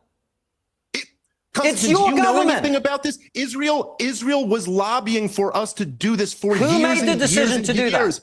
Our government, and I hold them criminally responsible. So blame them. Yes, Constantine, why are you an Israeli? Why are you constantly running cover for them? Because I believe in speaking the truth and being honest instead of dragging in stuff that's irrelevant. No. It's not irrelevant at all. What are you talking about? Yes, my government is criminally responsible for the war that they launched. And the Israeli government is also responsible for constantly trying to lure my government into more wars. That's what I'm standing up against right now. So the American government is so gullible that they just go around invading countries on the say-so of Israel. Yes! Again, what a straw man, dude. Yes! Benjamin Netanyahu came to America in 2002 and testified before Congress that the U.S. should overthrow Saddam Hussein, Muammar Gaddafi, and the Iranian regime. This isn't a secret. He's advocating that we fight more wars. And I'm telling you that this war, which we do not need to fight, which is not in our interest, has the potential to be devastating to our country, let alone the region. What is the moral relativism in any of that? I explained to you what the moral relativism is. One side wants to wipe the other one from the map. The other side wants not to have people who want to do that in charge of that country. But that's the difference. But Pierce, do you not get my? Let me just see, Pierce. Do you get my point here? This is what they said from the very beginning of the war in Gaza. Israel doesn't want to wipe Gaza off the map. Israel just wants to retrieve the hostages and get it. But they are wiping it off the map. So why do you just get to have this standard where you decide what they want to do? I can't base it on their track record. We can't look at Iraq. We can't look at Libya. We can't look at Afghanistan. Evidently, as all the hogs can see, we can look at World War II. Everything is just like World War II. Yeah. But it's not like the last 25 years of terror wars. Yeah. These guys have wiped countries off the map left and right. Well, as you know, Dave Smith is 100% correct in everything he's saying, and like I'm on his side, even though I don't like Dave Smith. See, this is proved to people like I don't have to like you to acknowledge when you're making a correct argument. And Konstantin Kisin is a self-righteous jackass who is obviously bought and paid for by Israel, and Dave Smith is completely and 100% right. What they've done, it's their track record. Yeah, as you know, I've been increasingly critical of the Israel strategy in Gaza. It makes no sense until you hear people like Smodrich talking brazenly and openly about ethnic cleansing. I mean, it doesn't make any pretense. And at that point, I do think that there are certainly people on that in that government at senior level who absolutely want to get all the Palestinians out of Gaza, out of the West Bank. And if that has been their plan all along from October the 8th, then I was duped, and people that feared that were correct. And we'll have to see how that plays itself out. I hope that is not going to actually be the case, and that people who say on the Israeli side, they say to me, well, you know, Smodrich isn't the government. Well, he's a pretty senior member of that government, and he's not even hiding what he thinks should be happening. Before we finish this, guys, I want to talk about the politics here for Trump as well, because it's really interesting to me. Constantine, you've got the conservative right in America absolutely split down the middle. You've got Tucker Carlson on one side, and a lot of people who agree with him that this could be a disaster for America, for Trump. He shouldn't be doing it. Obviously, Dave and Tucker Carlson, now unusual bedfellows on this, but there's always a first time for everything. But you also have a lot of people on the conservative right, Lindsey Graham, John Bolton, others who are absolutely gung-ho to get stuck into Iran here. Is there a danger that politically this really does fragment Trump's base support? And what does that mean for the Republicans, for MAGA, for Trump, for the future, for J.D. Vance and people who are aligned with Trump maybe at the next election and so on? Well, I should preface this by saying I'm an outside observer in the United States. I do go there a lot. I spend a lot of time there. I speak to people there, but I certainly wouldn't claim to be, you know, the greatest expert in the world about what's happening in America. My sense, unexpert sense of this is that the rare actually I think your point. presentation of it is a very online focused presentation. I think if you look at the polling, the vast majority of people in America are basically in the position I described earlier, which is they don't want Iran to get anywhere near or continue to get closer to developing nuclear weapons, and they don't want American boots on the ground. And that's the dilemma that Donald Trump has to navigate.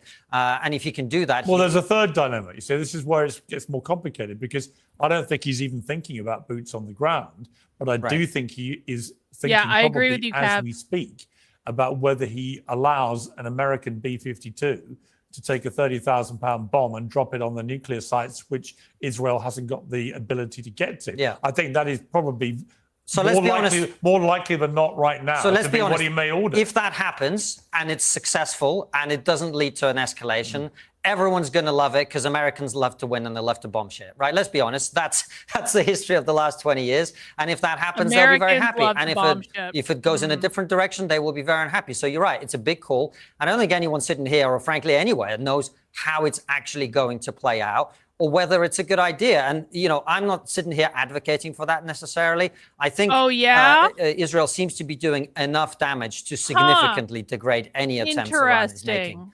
to have a nuclear enrichment program. Tom. And I hope that's the thing that we pursue. By the way, I don't think it's split MAGA down the middle at all. That's what it appears like on X. I really don't think when you talk to ordinary people, that's the situation in America, especially in the Republican Party, which is overwhelmingly pro-Israel and has been for a very long time. Okay, Dave Smith. There's no question. I mean, I largely agree with Constantine there. I think if Trump can thread the needle here and not lead to a catastrophe, that he can survive this politically. I do think he's downplaying the split a little bit.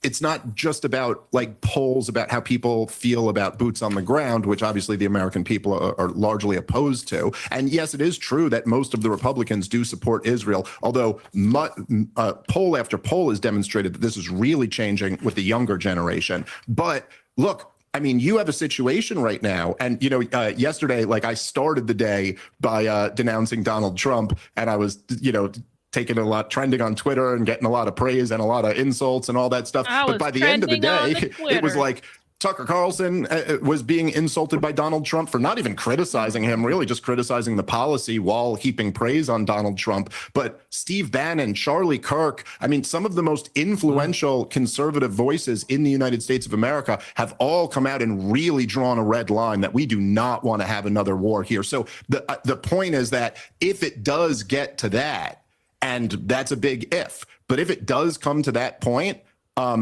like a real boots on the ground war, Donald Trump will absolutely destroy his coalition and his legacy along with it, as well as his entire domestic agenda. I mean, you need as much political capital as you can get when there's people out on the streets protesting. Okay, guys, I have a very important question, very critical question. I'm ready for my second beer. I have a selection here. I need you guys to vote on if I drink a sour next or if I drink a porter next. So sours are going to be a little bit lighter and more fruity. Porters are going to be a little bit darker. Let me know in the chat. I will put a poll in the chat. And you guys get to decide. Against his immigration policies. And he's risking squandering all of this for something that's absolutely no threat to the United States of America at all, on the side of the country who secretly developed nukes and is not in the non-proliferation treaty, against the country who doesn't have nukes and is in the non-proliferation treaty. It's the most reckless madness of a policy could possibly be.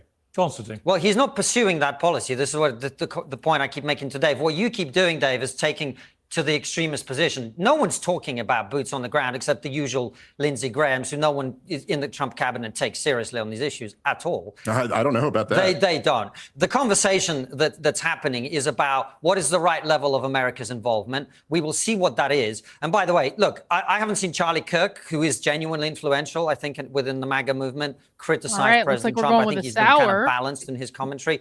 All the other people, the Candace Owenses, the Tucker Carlsons, etc., the vast majority of people within the conservative movement in America are not taking their opinion on this issue. And the polls bear that. Yeah, because you're not taking their opinion on the issue, Constantine. I think I'm feeling this cherry cheesecake beer. I think I want to do the cherry cheesecake. Is everyone on board with that voted for sour? That's what I'm thinking right now. Out. Tucker, though, well, I would say, hold on. I would say Tucker, I think, is a significant voice. These people have huge audiences. Well, I'm not saying they don't have huge audiences, but I'm saying a lot of those audiences are not within the conservative movement in America. But when Tucker chewed up Ted Cruz, for example, and did it pretty skillfully, I have to say, it made Cruz look pretty ill-informed about Iran. That's got a massive amount of mainstream media attention today. I think that you can't ignore. I mean, it's interesting to me. Look at the split. The MAGA names against Trump: Candace Owens, you, Dave, Marjorie Taylor Greene, Alex Jones, Matt Walsh, Tucker Carlson, obviously. Then you got the ones for. Doesn't Candace Owens get more views than Konstantin Kisin show? Just saying. Charlie Kirk's been pretty balanced, like you said. Lindsey Graham, Ben Shapiro, Dave Rubin, Mark Levine. I mean, I've not seen that kind of split on many issues, and this is potentially the biggest issue of all. Can I just even responding to what Constantine just said, because I thought I made this point pretty clear at the beginning, but let me try to make it clear. You can sit here and say nobody's talking about boots on the ground all you want to. This whole thing is about a regime change, and all of the major players have admitted this in their own words. Even Benjamin Netanyahu wasn't saying that Iran was on the cusp of having nuclear weapons. That could be regime change. But that could be regime change, as we saw in Syria towards the end of last year in December, when after a long and bloody and awful civil war, suddenly the downfall of a... This beer literally smells like cheesecake. It smells like cheesecake. Guys, amazing. That happened incredibly quickly, and it didn't involve boots on the ground in any conventional sense. It involved actual Syrian boots from civilians. Yes, that's right. That's right. And they were able to tell. That's why I see, I don't think it can be ruled out that if enough Iranian people feel that their regime has been humiliated, has actually been exposed for not being able to hit back in the way they've always vowed to, feel that they're weak and disgraced and so on. Why couldn't there be an uprising like we saw in Syria at the end of last There's year. no I don't calories think in it can be beer. ruled It's out a sway. lie. I mean, listen, Zero listen. calories. So, Pierce, just to be clear, because you are right about that, there are the models like Libya and Syria where it didn't require long occupations and nation building, and all you got was a failed state with open-air slave markets, a massive refugee crisis into Europe, and now you have Al-Qaeda in charge of Syria. And excuse me, as an American, my beef is with Al-Qaeda, not but he's with not. Hezbollah. He is not. Look, he is not behaving like a member of Al Qaeda. Now he's the leader I of the know, country. right? He appears to be. Changes Oh, so everything. that's Well, okay. I'm not taking any. Oh, all right. I'm not. Listen, I don't take any. As Donald Trump once says, I don't trust anyone. Right. So let's see But I'm how not it. saying trust. Let's see how I'm it not saying plays out. trust here. Hold on. Pierce, I'm not saying trust. This man was fighting against America in the No, Iraq I know war, his part of history. the insurgents, I know. killing our boys. I know, but so look- why am I supposed to care about No, the but people then who kill Nelson Israelis, Mandela. but then I'm supposed to make up with... Listen, Nelson Mandela was on the UK's prescribed terrorist list under Margaret Thatcher and went on to become one of the greatest people in history and led his country to a more unified place. In other words, Trump is taking a bet that this new leader in Syria actually is a reformed character. And certainly so far, you would have to say that the signs are reasonably encouraging, given the apocalyptic feelings that some people had, that he would simply be Mr. Al-Qaeda presiding over complete mayhem. And one thing is worth adding, by the way, on this is that Iran has a history. Iran, just a quick point, Dave, very quick. Iran has a history of 25 years or maybe 26 years of living in a secular and relatively liberal free society. So the people of Persia have a very different history to the countries you're talking about. This is not to say that regime change or the change of a regime does not lead to catastrophe. I mean, and there's no obvious, I mean, someone wrote a very good piece about this week. There is no obvious savior waiting in the wings other than the Shah's son, who is a quite divisive character. I've interviewed him, I like him personally, but divisive character. But there's no like Mandela figure that you could point to and say is waiting in the wings to potentially come and rescue Iran. That person so far hasn't been identified. Can I just make a couple quick points on this? Okay, so like number one, we launched 25 years of what they are dubbed forever wars on the justification that Al-Qaeda came over here and murdered innocent American citizens. And now I'm supposed to make up with Al-Qaeda and forgive them for that because he put on a three-piece suit while I focus on Israel's enemies. I just find this to be like a crazy ask of the American people. And then, look, it's real easy to sit here and say, oh yeah, they had a strong tradition of liberalism and everything's going to work out this time. For the first time, we're going to have a regime change that's going to work out really smoothly. Iran is so weak. The people hate them so much. Yeah, totally this regime has been in power since 1979, spending the vast majority of that time having the most powerful governments in the history of the world, hell-bent on ousting this regime. And they've survived this long. Maybe you guys are right this time. But Pierce, come on, man. I mean, you remember the mission accomplished banners. You remember when they had the first elections in Iraq and it even fooled Jon Stewart and he was celebrating, oh, I guess George W. Bush was right. And then we went on to the most brutal and bloody 8 years of civil war that saw 1 million innocent people die. The country absolutely destroyed, massive displacements and horror stories. And so, it's like, I don't know if you guys have noticed this, and maybe it'll make you a little bit uncomfortable, but the amount of people celebrating this thing 4 or 5 days into it, like, oh my God, Israel took out all their targets. Look how easy it was. We've been here before. I've seen this movie. I'll be honest with you, Dave, as someone who's not pushing regime change or American involvement, as I've said, in the way that you think people are trying to do, I am celebrating the fact that Iran is no longer enriching uranium to 60%. I think that is worth celebrating. I think that's a good thing. I think we should all be relieved that that's happening. Yeah, I kind of agree. Now But I think we should be concerned about the risks. But I also agree maybe. with Dave Smith when he says this could go horribly wrong. But that's what we're all saying. I'm saying that too. Yeah, I agree. This is war. All right. Dave Smith obviously and clearly won this debate. Konstantin Kisin's a jackass. I've seen enough. It was basically over anyway. Dave Smith W, Constantine L. All right, well, people asked me to watch James Lindsay on Roseanne. So I am absolutely 1000% not going to watch James Lindsay on Roseanne for an hour and 44 minutes. That's not going to happen. But I will take just a little bit of time to see what the fuck he was talking about. For people who don't know, I've been debunking James Lindsay's analysis of the left for about 2 years. James Lindsay, round about mid-2021. James Lindsay's work used to be great in the before times. And then round about mid-2021, James started losing his mind. And his work started becoming completely unhinged from reality. And now James is best known for pushing the woke right hoax on everyone because the woke right is not a real thing. But James is convinced that he is surrounded by Nazis and that we are all Nazis and that anyone who disagrees with him is a Nazi and that anyone who doesn't support Israel is a Nazi. And so he was on Roseanne's show a couple weeks ago and it's only gotten 21,000 views, which tells me that not that many people really want to hear from James anymore, because when I look at Ian Carroll's appearance, Ian Carroll has 127,000 views. Alex Jones has almost 500,000 views. So there are a lot of people who have a lot more views than James, but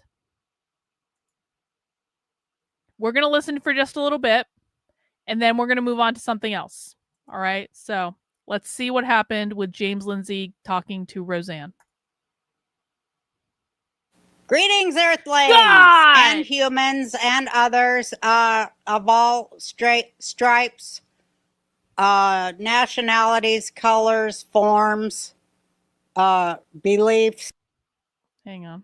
Animals, the most intelligent of all living beings, because unlike us, animals do not need to bullshit themselves in order to enjoy life, which is fantastic, a thing that humans should learn from. But unfortunately, humans are bullshit addicts. Yeah, and true. They can't live one fucking minute James without in particular swallowing 10 yards of bullshit using both fucking hands. Welcome to the Roseanne Barr podcast. Wow. I've never, just for the record, I have never actually watched Roseanne's show before, so I honestly have like no clue what to expect, but we're not off to a good start. I will say that. Well, I certainly am excited today because, as you know, I love to talk to geniuses who are out of the little box they've got us all in, where we have to think yes, Roseanne no, yes, thinks no. James is a genius. Boring, tired, and banal subject matter, which nobody gives a fuck about. Oh, so I'm so happy to have somebody who thinks out of the many imposed boxes by MK Ultra imperialist fucking MK bullshit. Ultra. And we're going to talk about a lot of good things. The guy's a genius. I'm so happy he's here. Okay. James Lindsay. Hi, James. Hey, Roseanne. Am I supposed to talk more about the bullshit now? No, I'm just happy you're here. Yeah, I'm happy to be here. It's a real honor. You know, you're an American icon. I grew up with you, so I'm still waiting for, John Goodman to come around the corner being at your house. No, that won't happen. No, probably not. No, and if that does happen, he'll be shot.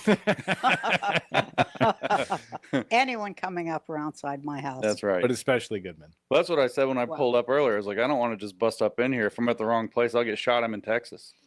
That's true. Everybody shoots everything out here. I love it. That's why I moved here. I do appreciate Roseanne smoking. I appreciate that. Well, I'm from Utah, so I'm used to shooting at things. But anyway, okay, here's my introduction of you. I admire you so because, first of all, you were an academic inside, I call it. No, he wasn't. I didn't coin the phrase. My friend did. For the record, James was not an academic. James completed a PhD in math. Never taught in college. By the way, I've taught more college classes than James Lindsay has because I used to teach college classes back in the day. I will never do it again. But James has never actually worked in academia. I worked in higher education for 10 years for people who don't know. And he basically did a PhD in math. And then James quit academia entirely as soon as he got his PhD to become a massage therapist. And then James went from being a massage therapist to arguing with people on the internet. And that's how we get where we are. He was never an academic. is also an academic, Mary Daly, and she calls it academia. Yeah, well, that's right. And you were an academic inside that No, he wasn't. unholy world. No. And you saw what a bunch of horse shit it is, right? That's basically the long and short of it. Yeah. I was a mathematician, so there wasn't a whole lot of horse shit in math. No, there's no horse shit. Yeah, it's very no horse shit. I wasn't even allowed to have hobbies almost. I had these advisors and they said, "What are you doing?" And I said, "I'm going to go on this. I'm going to take a week off because I'm going to go to this martial arts thing I want to go to." And they're like, "You can't have hobbies. You're trying to do math." They said you can only be good at one thing if it's math. Like, it's too hard. So they didn't want me to get married. They didn't want me to have hobbies. They're like, don't have children until after Teaching you college. finish your Hang on. PhD. Like, they're real. Hang on. Teaching college classes sucks. And I haven't done it in probably 10 years at least. But I taught undergraduate classes. I've taught graduate classes. It sucks because none of the students in college actually want to learn anything. They just want an easy A. And if you don't give them an easy A and you actually expect them to do the work, you are going to get rounds of shit from the students. And then that's going to get back to the people running the programs, and then the people who are running the programs are going to be like, why are you making the students mad? And I'm like, I'm literally just correcting typos. Like, I had to read so many papers that were so poorly written that were just like, I mean, garbage. It's just like, I will never do it again. I will never teach college again. Nope. Serious. But yeah, the bureaucracy was bullshit. They were padding people's grades. They were making policies Yep. that ended up turning the That's university true. woke in the long run, because what they were focused on was student retention. Do whatever you have to do to True. keep the kids happy, give them good grades, don't lose True. their James stupid is right lottery about this. scholarships, Yep. don't lose their morale, keep them coming, keep them paying, because we've got huge bills, by the way, that we've racked up building all this cool student services bullshit True. in these expensive actually. dorms and these expensive rec centers and fitness centers and swimming pools, bowling alleys, movie theaters, you know, all the important stuff. And then this $50 million new business building with high-tech, you know, chairs and classroom amenities and whatever. So they're like, keep them coming. And what this does, if you're willing to bend over backwards where you're faking, what's the university for as a teaching institution? I got there's a research side. As a teaching institution, is to teach people. And if you're willing to cheat on that by giving them good grades just to keep them coming, you're not committed to your mission James is anymore. right about that. So what happens That's is exactly you're what going to it bend over is. backwards to keep these kids in. If you won't teach them, there's other things. So you get these, you know, whether it's feminist students or other activists that start whining and complaining and bitching about, oh, this is an unfair campus, this is bad for women, there's a rape culture, there's whatever. And you start giving policy after policy after policy, setting up diversity offices to cover and wipe their butts for them, setting up, as we saw later, safe spaces, trigger warnings, these coloring book bubble puppy classrooms. And that was all off of the back of trying to keep the whiniest 2% of students paying tuition. And I saw that going on. And of course, as I just described, I saw this whole lurch into the woke madness. Mostly And do you a couple remember years what later. the first thing was? The first How they infiltrated? I mean, it would be different at different campuses. At the University of Tennessee, Because it really is communist, isn't it? it is communist, yeah. So at the University of Yes. Tennessee, where I was, so it's different at every campus, but there's Yeah. different events, right? They always Mhm. stage some event. They know it's going to be drama, and then they play off of the drama. So they had this thing at the University of Tennessee they called Sex Week, which was supposed to be about sexual education, but What? of course they did all this perverted stuff. Uh-huh. And it turned into this big scandal, and the state legislature got involved and said, well, if you're going to do that, we're not going to give you any state money anymore. And this is the University of Tennessee. It's the flagship university of the whole state. And so this turned into this huge political battle. And of course, the Republicans in the state legislature are now attacking education, became the message. And they were able to get all kinds of concessions. The legislature did cancel a bunch of their funding. And then they turned around and said, well, a lot of that funding was going to scholarships for minority students and women.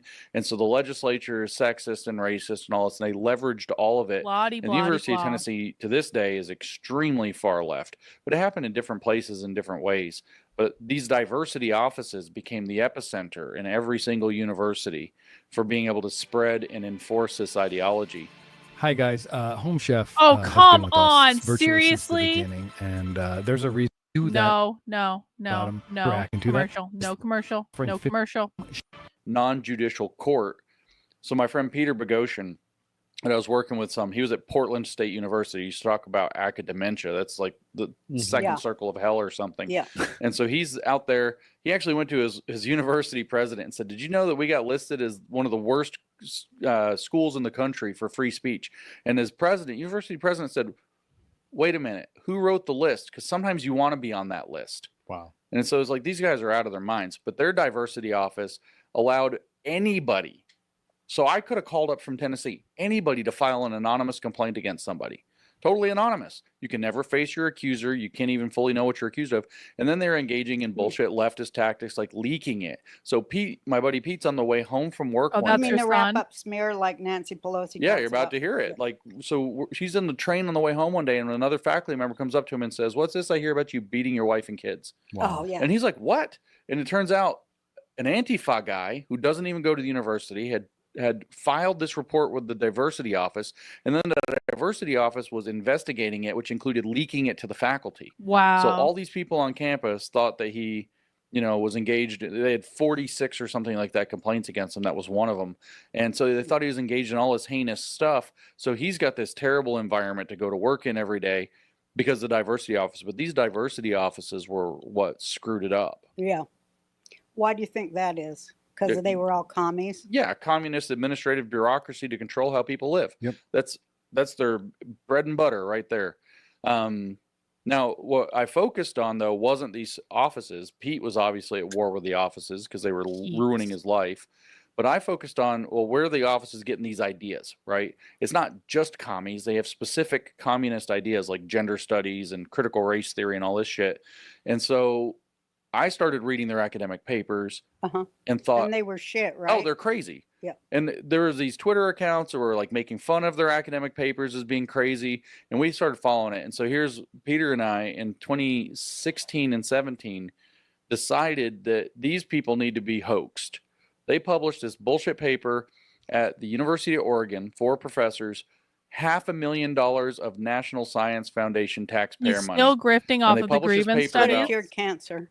Yeah, could have done something. Think what you could do with that. They whine about these scholarships. How many scholarships is $500,000, right? Back in 2016. And so they published this paper, and it says that the science of glacier studies or glaciology is intrinsically masculine and it's not feminist enough. And they write this idiotic paper saying that they have to incorporate feminist art. You have to get these women that paint pictures of ice, and the scientists have to study those instead of satellite photos, because the satellite photos I'm not joking, they call them pornographic images taken from the God's eye view from nowhere, I know. pretending to be objective. All this leftist nonsense. Listen, guys, I have just barely managed to break out of the YouTube shadow ban that I've been in for years, and so I'm welcoming many new people on the channel, and I appreciate you guys being here. Please double check to make sure you are subscribed to the channel. Please double check to make sure notifications are turned on. Please double check to make sure you have mounted the like button for me. We're going to watch this for a little while, but I have other things I want to watch after this, so we're not going to watch the whole thing. I just want to get a basic mise en scène. So, yeah, let's continue. And I was horrified by this. They gave this And I'll be right one back. of the authors a TED Talk. And so we saw this paper, Peter and I, and we thought, if they'll publish that, they'll publish anything. Let's hoax them. Let's write fake papers and trick these idiots. So we wrote a paper like right away. We called The Conceptual Penis as a Social Construct. Oh my God, do I love that. Yeah. So what we said was, penises shouldn't be thought of as anatomical organs or the male organ. They should be thought of instead as a social construct that makes men, braggarts and macho and all this bullshit. And it causes all the problems in the world, especially, of course, climate change. We were like, they rape natural environments. And we did the whole Varsity Blues stick. You remember Varsity Blues where they're in the classroom and all the teenagers are given like really nasty names, slang words for the penis? We put like a whole paragraph of just, purple-headed yogurt slinger, like the nastiest stuff we could write. We're like, will they publish this? And it got accepted by this really bad journal called Cogent Social Sciences, and they published it. This was a scandal. We said, we've proved gender studies and masculinity studies is bullshit. And a bunch of people said, well, no, you haven't. One paper, bad journal, not enough proof. What do you have to do? Write more papers, better journals. So Peter and I said, let's do that. So we recruited our friend Helen, who's an academic in the UK, who understood their stupid feminist theories. and we wrote 20 more papers in a year. Good Lord. And we send them off. These are, 1 or 2 per year as a career. And we sent these things off as fast as we could write them. So this first one that blew up, we said that if you go to the dog park in Portland, Oregon, we said we spent 1,000 hours in Portland, Oregon in the dog park, but never in the heavy rain, watching dogs hump each other and analyzing how people reacted. We said that we had to know if it was straight or gay dog rape. So we had to inspect the dog's genitals and make notes on the dog's genitals. And the peer reviewers were worried, how did you protect the dog's privacy while you were Do you guys think James is leaning back so much because like his boobs are just like, I don't know. It's a weird position, isn't it? inspecting their genitals? And we said, well, we never recorded their names, only their owners' names. Yeah.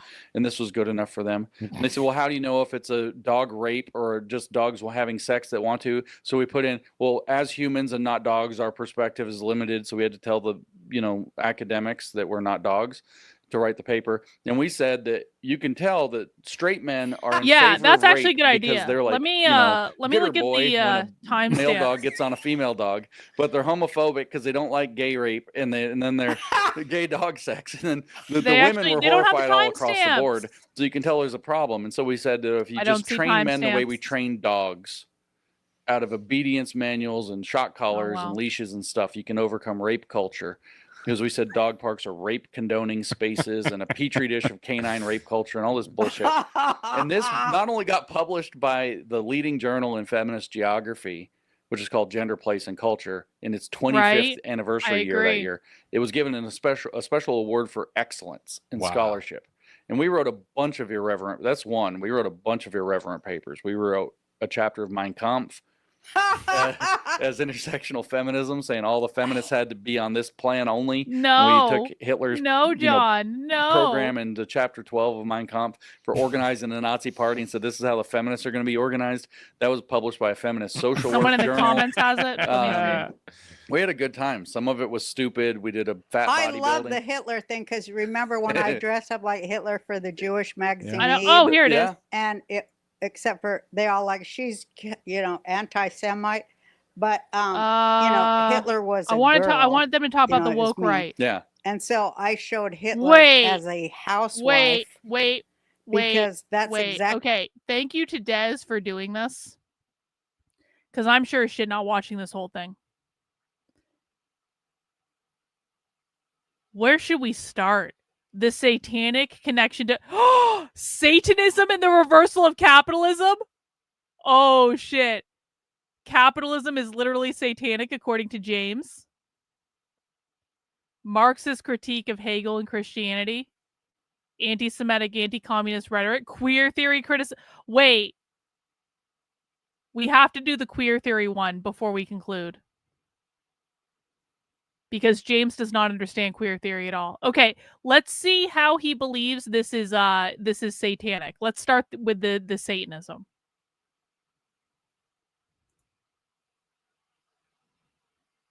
That shouldn't even be a thing, right? Right. I have a theory that you can't even talk about fat studies without laughing. It's just that's stupid actually and very funny. true. So we started there and worked our way backwards, and I'm like, holy shit, you get to Karl Marx is where you end up when you go backwards, and of course you keep going backwards, you get to Satan. And so he dedicated his book to Lucifer. That's all Lindsay did. Oh, okay. Well, Marx dedicated it to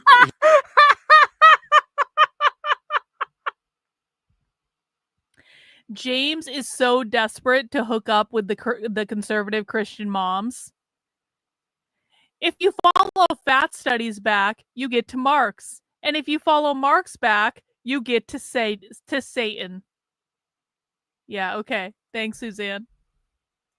Satan. Yeah, he was inspired by the character of Mephistopheles. That's right.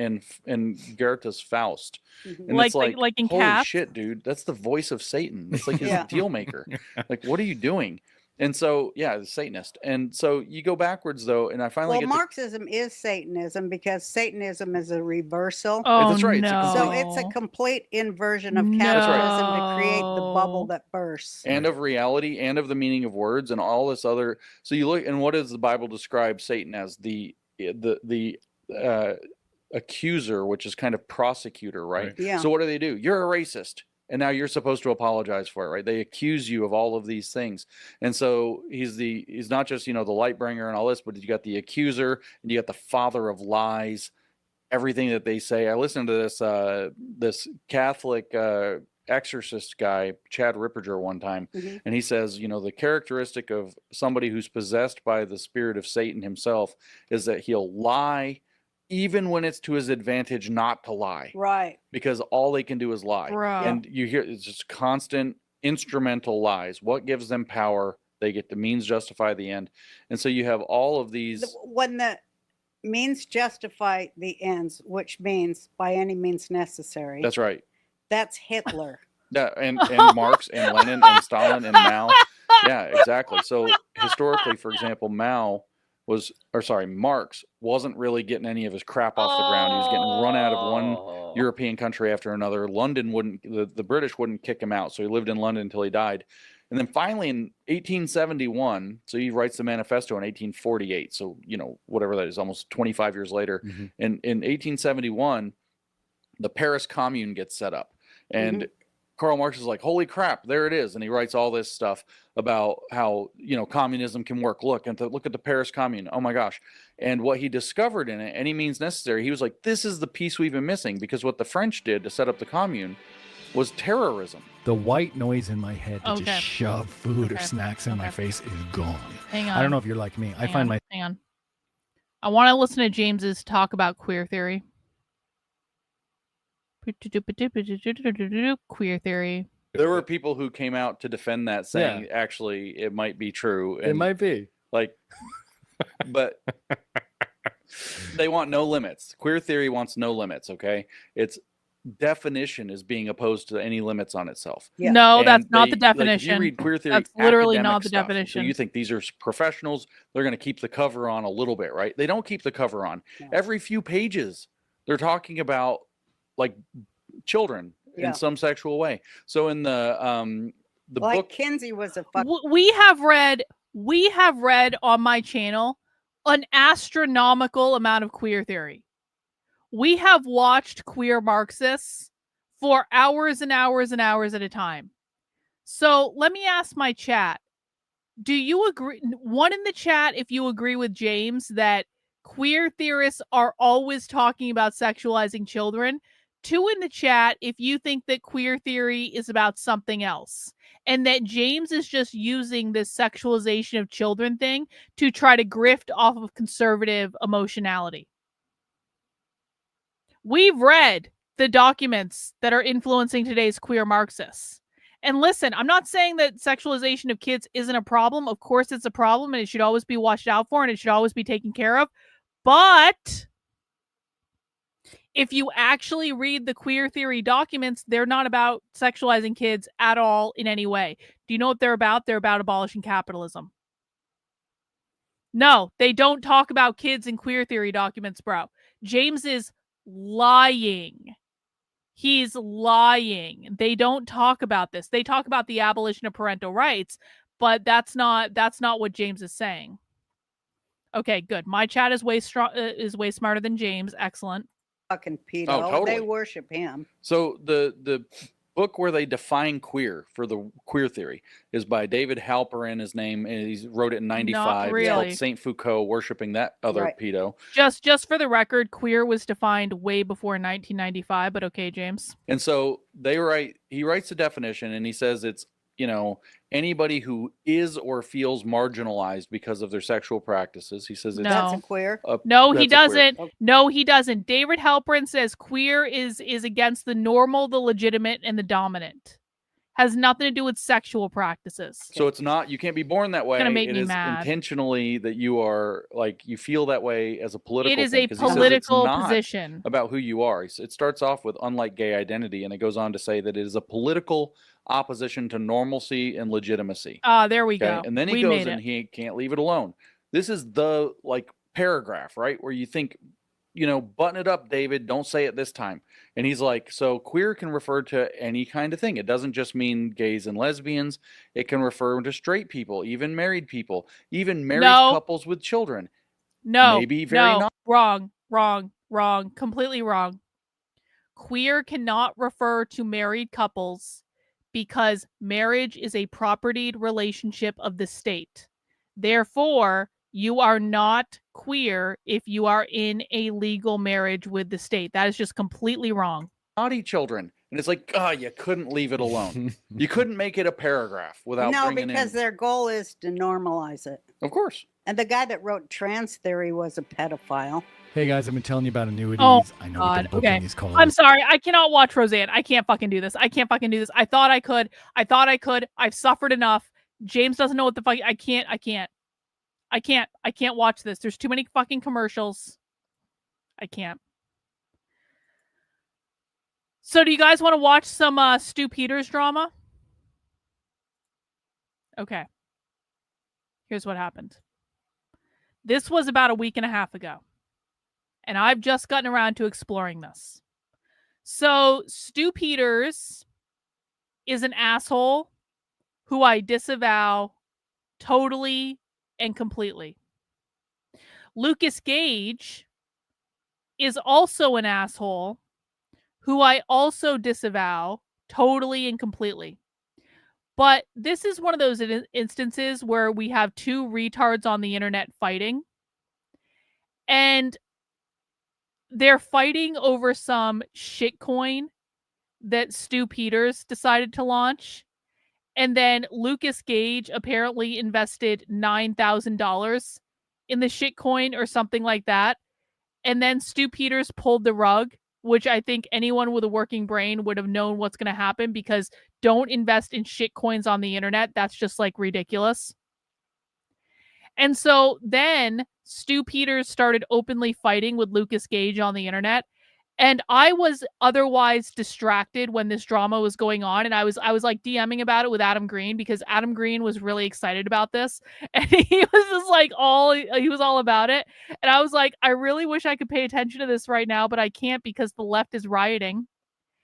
And so now I'm going back and I'm re-engaging in the drama with Stu Peters and Lucas Gage because I want to know what happened. Andrew Wilson recently debated in support of Zionism. Are you shitting me? Andrew Wilson is a Zionist? Really? All right, well, that's a different topic for a different day, I think. Anyway, so I have this video here, which apparently Lucas Gage had started to post on Twitter about how Stu Peters fucked him over. And then Stu Peters decided to do like a whole episode about how Lucas Gage was lying. So I have this video here, which is Stu Peters. And then I have Lucas Gage's video popped up. And then someone, because they're being troublemakers on the internet, sent me big text coverage of the Lucas Gage response. And I don't know if I want to watch big text coverage of it. And this is fucking Adam Green's fault. This is Adam Green's fault. Because I asked Adam Green earlier today, I said, did anyone actually cover the fight between Stu Peters and Lucas Gage? And Adam Green was like, Big Tech covered it. And I was like, I don't want to watch that though. And then I mentioned it earlier on the stream, and then someone actually sent me Big Tech's coverage of it. And so I'm a little conflicted. Like, do I do the trolley thing on the internet and watch his coverage of it, or do I just watch it straight up? I'm leaning towards watching it straight up, but we're gonna put that aside for right now. Let's watch what Stu Peters had to say about this, and then we will watch Lucas Gage's response. Also, I actually really do appreciate just how dramatic Stu Peters is, because Stu Peters is basically like a woman. And he's so overly dramatic about everything.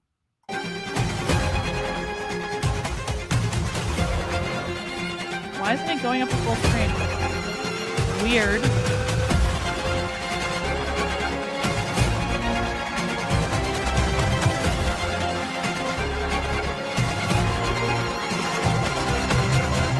No, that's not going to happen. That is not... I promise you, this is the problem. I don't actually want to stir shit up with him. I actually really don't. So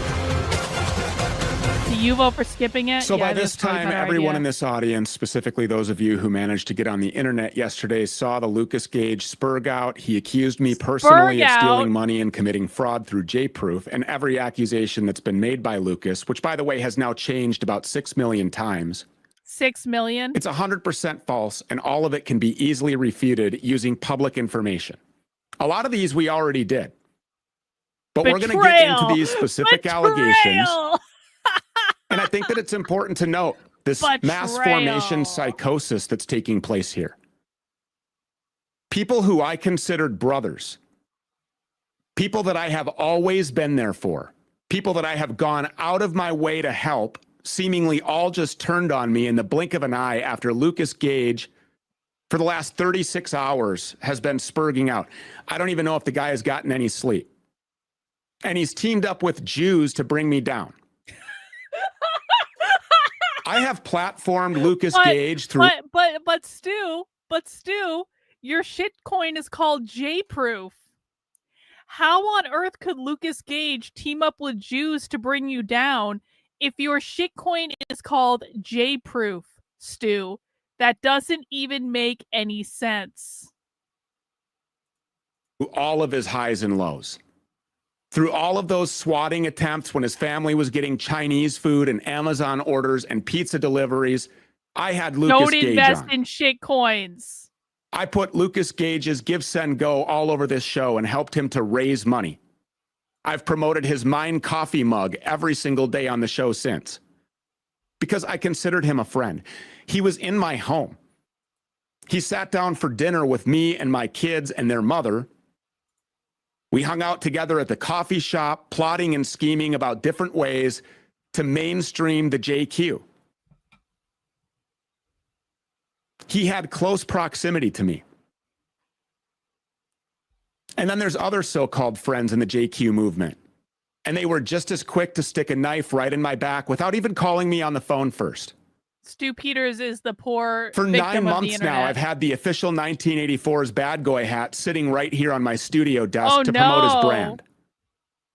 As a matter of fact, I wore it during my interview with the Hodge twins because I want to support our people. Lucas Gage himself actually just recently did a video where he was complaining about our own movement not supporting one another, creating limited hangouts. Or he said, you know, it was because he understood that some guys have to play some softball anti-Semitism, as he said, that he vowed that he would never do, because Lucas Gage has always said that he understands who the sworn enemy of freedom is. He understands where the most imminent threat to humanity and mankind originates from, and he has vowed to use 100% of his resources, that he won't take his last breath until he has exhausted all of the resources at his disposal to combat and neutralize that threat. But you know, 1984, he was quick to hop on the Jew crew with Lucas Gage as well. Hang on. I let a guy. I think we need to back up. I think we need to actually watch Lucas Gage's original stream about this. See, this is just turning into a drama stream now. Hang on. So, okay. This is the stream. I had the one pulled up for after. This is the stream I think that Lucas Gage did before. Stu Peters is now responding to him. So let's watch this. And if you guys have never been introduced to Stu Peters and Lucas Gage before, you're very lucky. But this is a side of the internet that's entertaining. They're entertaining if nothing else.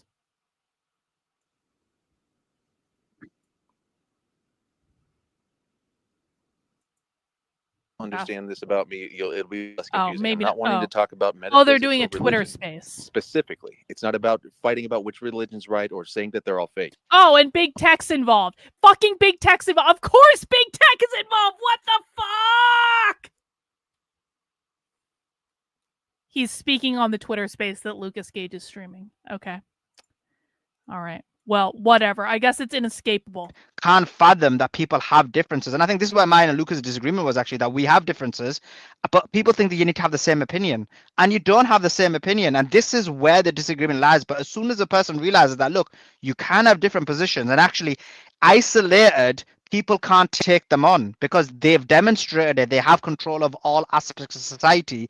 Then when you realize that you're able to do it, now where my disagreement with people becomes is within, let's say you'd say the movement, where I'm not part of the movement, but is maybe if someone goes on the side of Jews or Zionists and they're like, oh, they call them out, but then anytime they got an opportunity, they go on the side. Then you're like, wait, it's like, what's going on? There's kind of some issues there. But generally speaking, there has to be this understanding that actually you're going to have different opinions, you're going to have different ideas, but where one agrees is this one issue. So like, what is it about that you have is your thing that actually you're going to do it alone and you're not going to be the only person who has the exact same ideological position, philosophical position, and theological position be part of your group? Is that what your issue is? That and anyone who doesn't, and you align with anyone who doesn't, then you're a grifter? Is that your point, Big Tech? I'll say this. Look, I'm going to answer all those questions. I totally understand the strategy and the opinion. It's the prevailing opinion that we all got to pull together as much as we can and include Are they everybody even that we talking can in about this big this? fight, because it's literally a fight for our survival. Like, the enemy of all mankind is fucking the program up for all of us, and they know what they're doing. A very highly refined, strategic group of people that are nepotistic. Let's fast forward to Lucas Gage talking. I don't want to listen to that. You know, I hope that my soft shilling didn't get anyone in. I know the ones I called my friends on the phone I fucked over. I know that they got fucked. And I asked my buddy today, this is a multi-millionaire. You know. Is Lucas and Gage like crying? to him, what's the money that, you know, what's the money to him? A few thousand. This guy's a multi-million. And I'm like, I'm sorry, man. He's like, it's okay, brother. He's crying. Lucas Gage cried on the internet over this, over a shitcoin. So this is not good, guys, but it had to be said and done. What was I supposed to do? Shut up and just wait until what? I break even one day and not tell anyone what's going on? I'm obligated as a public figure to tell the truth. You know. So Aries, the God of War, says Adam Green is a fucking idiot, man. Look, I don't like. No, Adam Green is awesome. That he insists on doing what he does.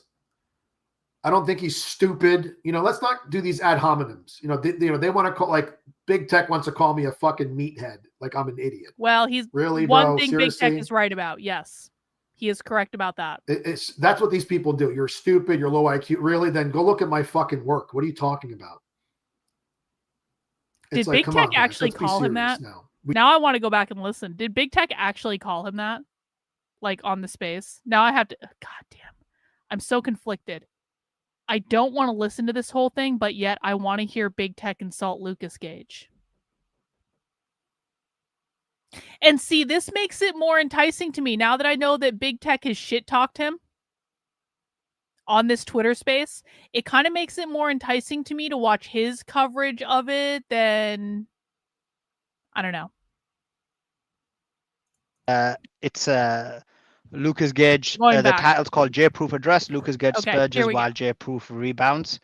Let's see what he's got to say. But yeah, he's like, the live chat's hilarious. Like, they're literally all calling him.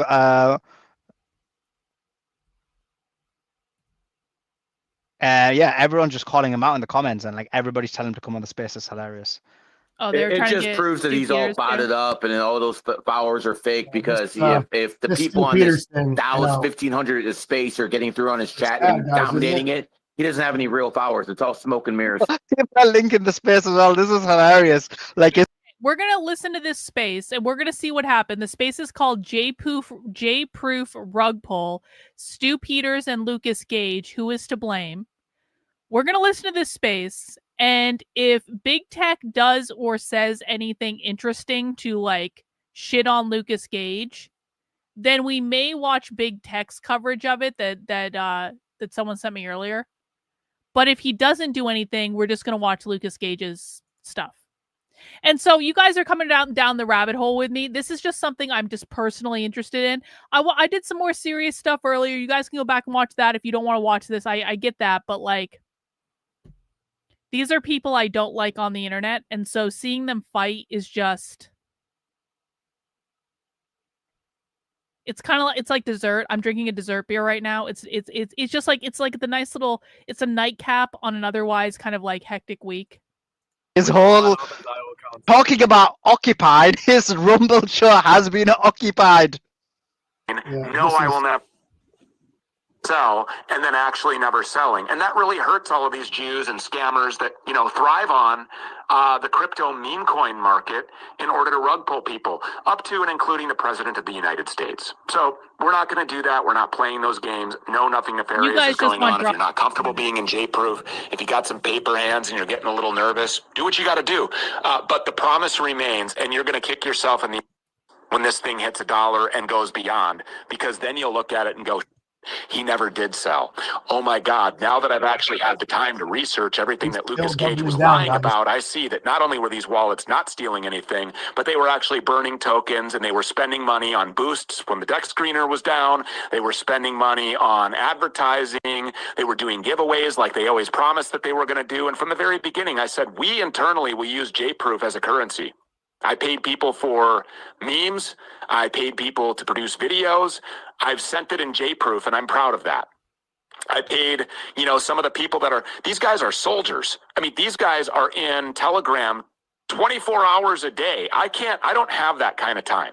So I need people that are there. It's an interest-based market. Talking about it, talking through things, answering questions, directing people to the correct contract address. There's not a lot of imposter, you know, fart coins. There's not a lot of imposter Jew Nick coins, but there certainly are a lot of imposter J-proof coins. Why is that? That's all part of the attack. If you go on social media, there's not a lot of imposter accounts for other meme coins that have launched.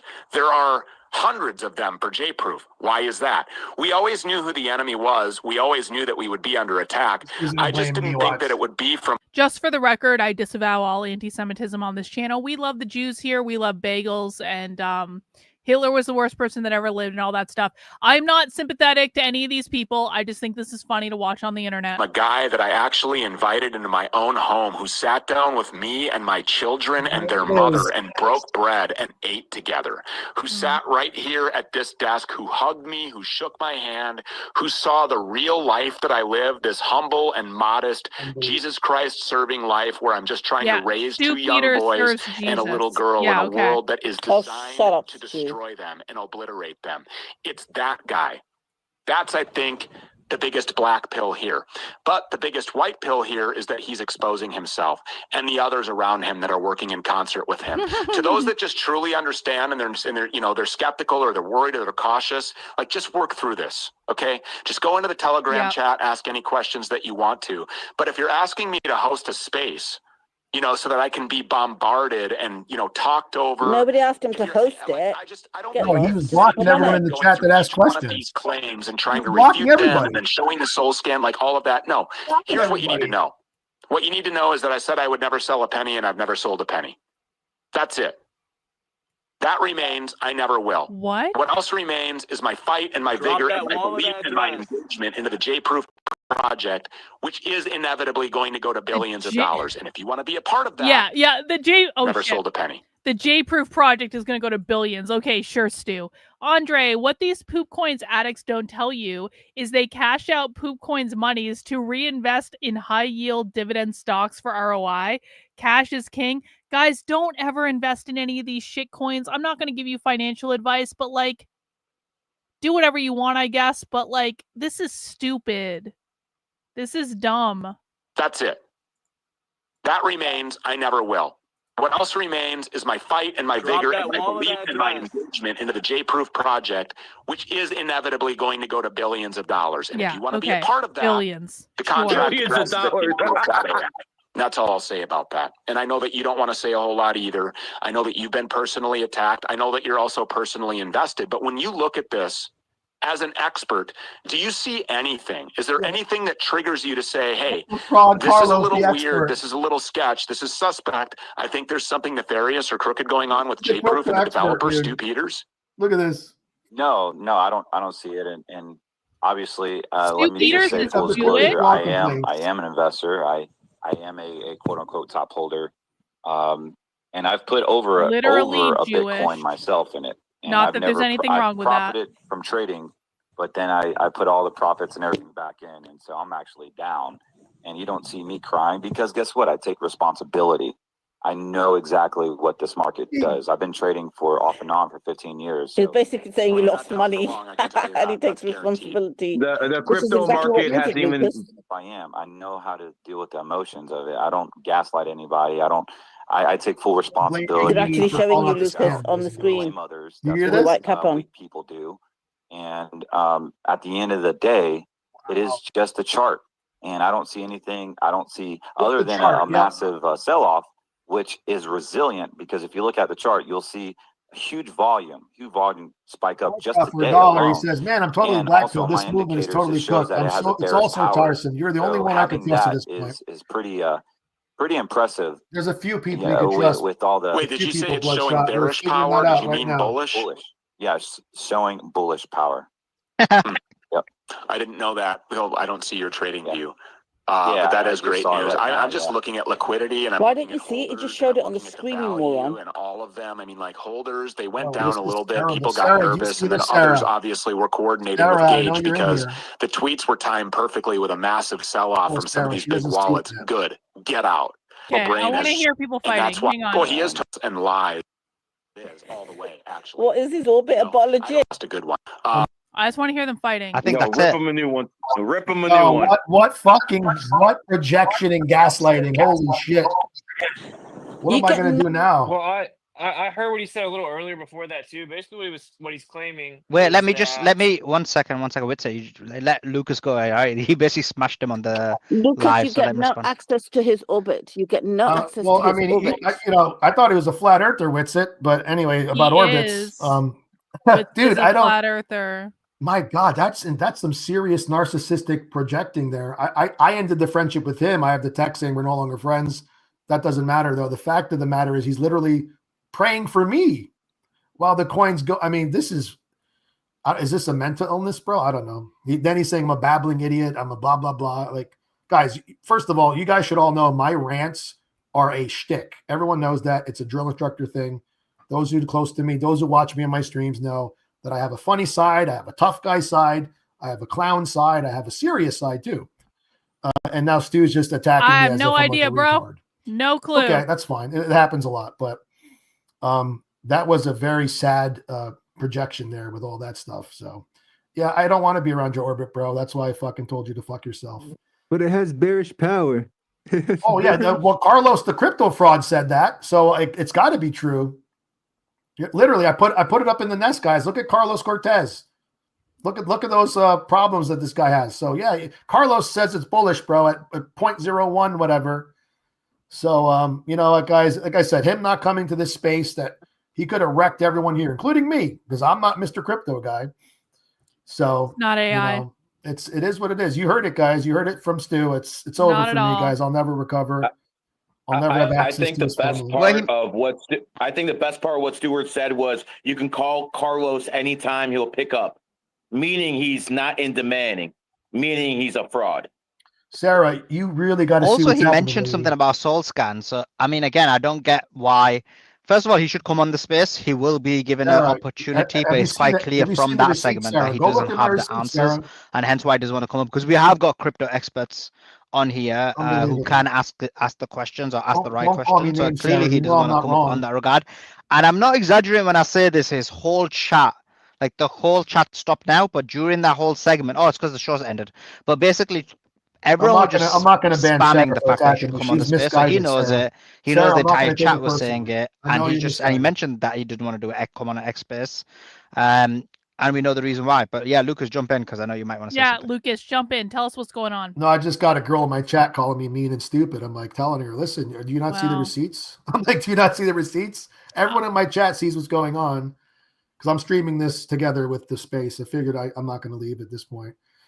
But yeah, that was just, I mean, what can we say about that? That's complete. He's still look, we have all the receipts out there and he's still saying there's nothing wrong. And I guess, I don't know what, did he even claim that I was paid off? What was his excuse again? That I just lost my mind? What? Yeah, that someone got into your head or you were basically either manipulated or paid off. Wow, man. This is just... Or a Jew paid you off. So the argument is that Stu Peters launched some stupid meme coin that Lucas Gage and a bunch of other people invested in. And then Stu Peters rug pulled the meme coin and sold off his batch, which made the value of the meme coin plummet because that's what happens. And now they are fighting about it on the internet. Yeah, this is incredible. And this was like 2 weeks ago, bro. But like I said, this is all he could do is blame it on, claim that I somehow have been compromised. Let's ignore all the stuff. And what did he even talk about? He didn't say anything. He didn't refute anything that our team put out. We put out so many fucking receipts, guys. It's insane. So you guys saw it. I mean, what else can I do, guys? Yeah, zero receipts were given, zero evidence was given. He literally just repeated what was said in that tweet by JProof, the thing we responded to and told him to come up. So in reality, yeah, zero evidence. I would say I'm going to come to you in a second because maybe you've got a different perspective. But just before I do, AK, you sent me a tweet where you said, quote, regarding Carlos Cortez, he was the guy on the stream. He said, okay, we've identified a wallet that both I literally just want to know if Big Tech actually tells him off in this Twitter space. That's like literally all I care about. Carl 1 million JProof. So I mean, covered in the blood of Christ. About does anything interesting happen on this space? Is the question. We haven't gone and seen where those other 5. Oh my God. Play. Just shot money out to facilitate liquidity, to try to counter these. I'm not listening to Witsit. Witsit, it's a flat earther. That's stop disqualifying. Oh my God. Does anything interesting happen? Does anything interesting happen at all?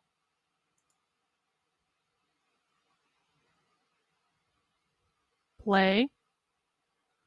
Love. Wasn't that big and lovely, folks? The hell? Benjamin Rao hold a ton of supply in his wallet. So those are the points that make this more complex. And when that dude Adam came in here earlier and he was like, Stu's been lying about this for months. Well, until Stu transferred tokens out of his wallet on May 13th, there was no way for us to track that wallet that bought those on April 11th. Well, you got to hear what's going on, guys. This is important. That could have been just a random person who saw a new pair and bought it. But once he transferred those out, then, which was only like 2.5 weeks ago or whatever, then we could have gone in, but we didn't, we trusted Stu, right? He's got 800,000 followers. Soleimani said you need to stand by your community. that's like the dumbest thing. That's like the dumbest fucking thing anyone has ever said. I totally trusted someone because they have 800,000 followers on Twitter. I totally trusted someone because they get views on the internet. I totally trusted someone because they got a lot of retarded people to follow them on a social media platform. That's your first mistake, bro. Let me tell these guys I'm going to leave, okay? And so it wasn't until that LP no Big Tech tell off. Calling out Stu in the JQ radio space and he dipped out. That I was like, shit, we need to, I need to look into this more. And once we did, the snowball just started, and here we are. So, hey guys, real quick, I'm already streaming, but my guys want me to go into the chat and they can't hear me, so I'll stream. If you guys are still going, I'll come back. But if not, I did my part, guys. I know a lot of us have differences of opinion and all that. And look, trust me, I know I've said a lot of fucked up shit about people. I went through a lot of. I mean, you guys know what happened to my family. And by the way, good news that the detectives are on the case. There have been subpoenas for Awesome Jew, that piece of shit that attacked everyone. Benjamin Rao, who threatened my family, is probably going to get charged with something. All the motherfuckers who sent shit to my house, we called them up on the phone. Detectives found everyone. We just got to get them matched up. So there will be justice for my family. And again, like if I ever offended anyone in the wrong way, if I ever went too far, just understand that I was in a very terrible place. And I can admit that. I have no problem admitting wrong. And, I'm still getting used to this so-called influential stuff. And, Big Tech, I know you have some beef. I don't got any with you. I know it went off on you too, but I know you guys mean well. I know everyone means well. I mean well. I don't know that he means well. And sometimes when we okay. mean well, we hurt people anyway. It's just, sadly, that's how things are. but I don't mean any Indeed. harm to anyone. I mean that very much. So it's sad what happened today. It's unfortunate that I had to do this, but I had no choice, and I lost money about it. And I hope that people understand that what had to be done had to. Okay, so nothing eventful happened on the Twitter space is what I'm hearing. Let's go back to Stu Peters. Called Dave Riley co-host this show as a detour. guest host when I was out of town because I thought that he was doing good work. He quickly hopped on the Jew crew. So there's a demonic spirit of delusion that's been cast over our movement, and good people are falling under its spell. It's really sad. It's disgusting, actually. But we can look at the specific allegations by Lucas Gage and refute them using publicly available information. Completely wasted time detour, my bad. The publicly available information about my character, which is what I'm most upset about, this is an attack on me and my platform and my integrity and my spirit. Are we actually arguing now that Stu Peters believes that people view him as high character? I'm just most offended at the attacks on my character. Stu, you're an asshole. Like, no one on the internet thinks you have high character. Spiritual faith, and none of it comes from good faith. Just some low-hanging fruit. For example, in that space, they're saying Stu Peters changed his name from Mickelberg to Peters. Do you want to know how easily that is to disprove? My dad's name is David Gordon Peters. That's who my father is. My mother is Sherry Ann Stewart. Her maiden name was Stewart, hence my first name, Stewart. My middle name, Gordon, just like my dad's middle name. When my mom, Sherry Stewart, married my dad, David Gordon Peters, she changed her name to Peters. I was born Stewart Gordon Peters. After my dad and mom got divorced, several years later, Sherry, my mother, married a guy called Mark Mickelberg, who would have been my stepdad, I guess. No blood relation. And that Mark Mickelberg also does not happen to be a Jew either. He's a Scandinavian, a Norwegian, to be specific. Totally. Yeah, Mickelberg definitely sounds So more that's just retarded Scandinavian in and than of Jewish. itself.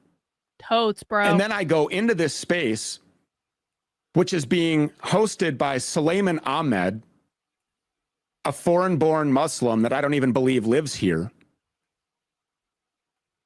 who already hates me and doesn't like me and loves to attack me constantly. And then there's this panel that's made up of Lucas Gage and several other influencers and Jews like Max Prime. And so Lucas Gage is now in bed with these people. Max Prime was there literally offering to wine and dine Lucas Gage, to fly him around on air. Lucas Gage was in a Twitter space with a Jew. And therefore, ergo, Lucas Gage is in bed with the Jews against me, Stu Peters. Okay, Stu. Airplanes to bring him to Miami to bolster his prominence, on social media. This is what these people have done forever. This is what we sit here and talk about every day, is how they leverage control by co-opting people using blackmail and bribery and grooming. And you better believe those attempts have been made on this network, but I have never been about the money. Let's just talk about it. Oh my God. Stu. If I were about the money, when I sat down with the survivors of the USS Liberty 3 years ago, when the JQ first made its appearance in my stubborn brain that had been programmed like everybody else's through my, non-denominational or Lutheran churches that were using Schofield Bibles and beating in the God's chosen people thing, when my government continuously on repeat was beating in the greatest ally narrative. Before I even knew about this, then you learn about it and you come to a T in the road. And you have to decide whether you're going to use your platform, which has a lot of sponsors, which is bringing in some pretty decent money, millions of dollars. We're doing big films. We're making a big impact. You have to make a decision. Am I really going to talk about these people? Because everybody knows, it's no secret, once you start pointing out or criticizing or questioning the tribe, that's the one thing that will get you canceled from everything. It's the one thing that will have you canceled from Airbnbs and Lyft. You'll be on no-fly lists. You'll be debanked. You'll have everything taken from you. True. There's coordinated media hits that come against you as being a rabid anti-Semite. I have been willing to take all of those arrows. But what I wasn't willing to take was advertising dollars in exchange for some sort of softening of the truth. Money has never mattered to me. I walked away from millions of dollars, and it's no secret to anybody that watches this show or has for a considerable amount of time. There were some sponsors on this program and network previously that no longer are. So you have these people on the internet. Well, Stu Peters is a Jew because he takes money from this gold company. Yup. But you can't have it both ways.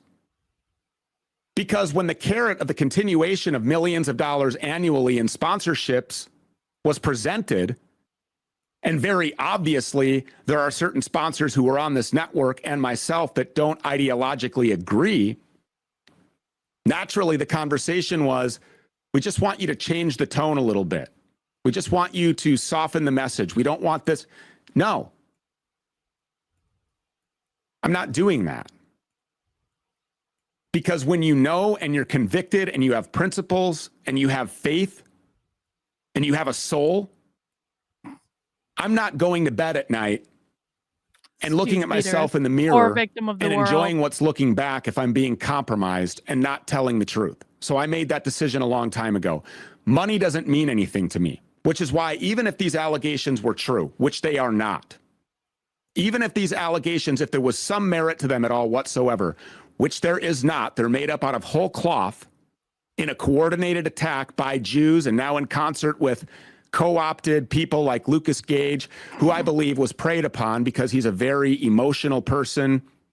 True, he is. You know, he is absolutely. He's very emotional. Let's just leave it at that.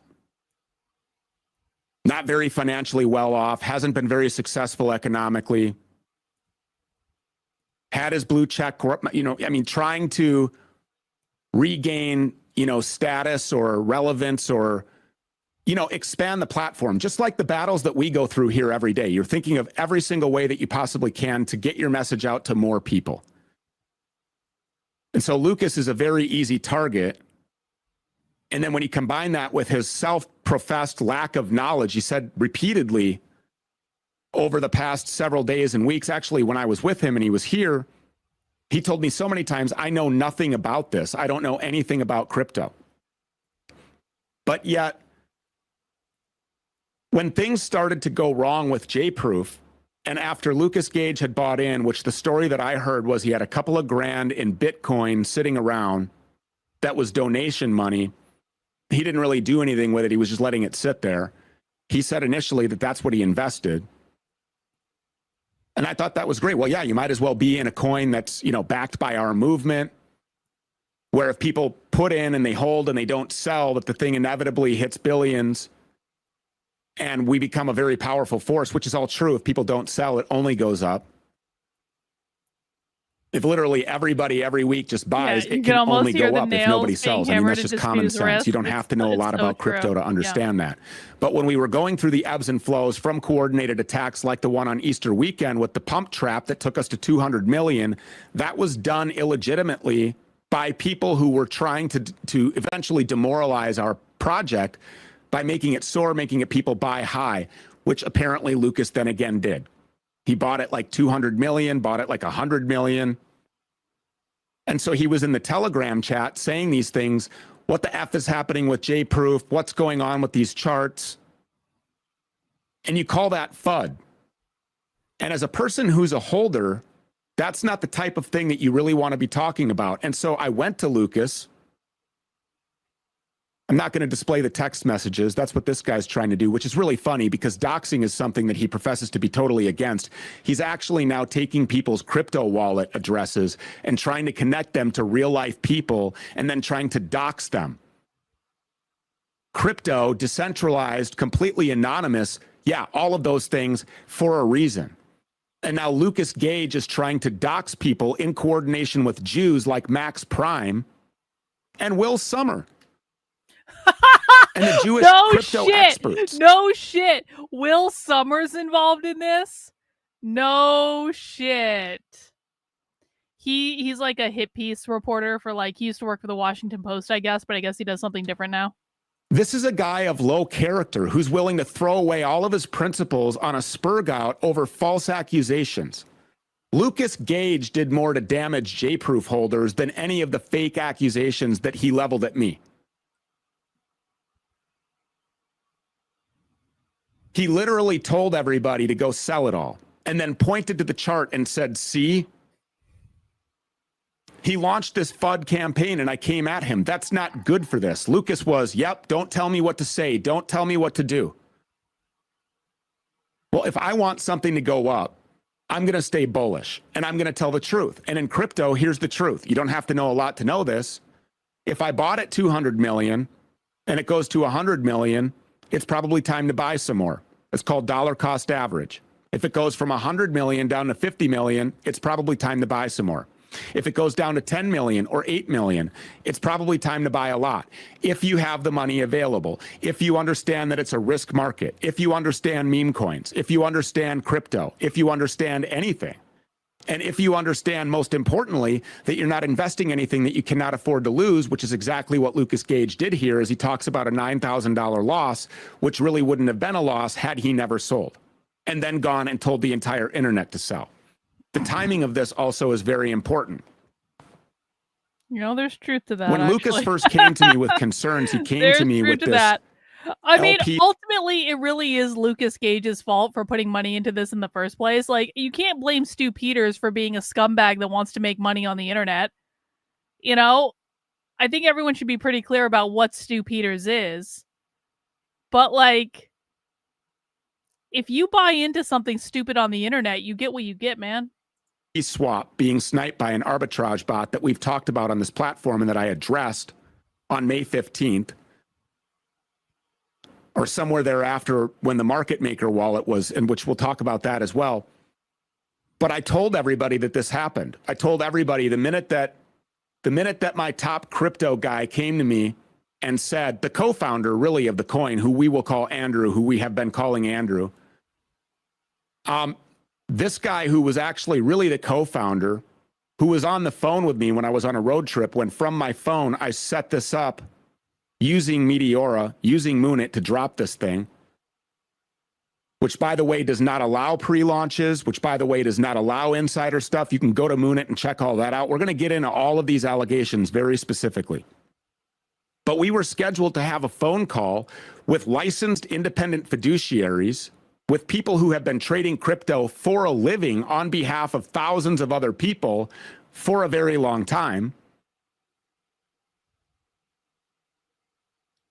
We were supposed to have a conversation with Lucas Gage and his so-called experts.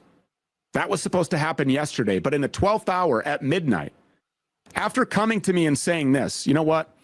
Let's just show this. Lucas Gage said this to me. We have learned that the bot snipe was not an inside job. The bot has been trading for years and linked to a corporation. Every day it does millions and millions of dollars of arbitrage trades and has a lot of money behind it.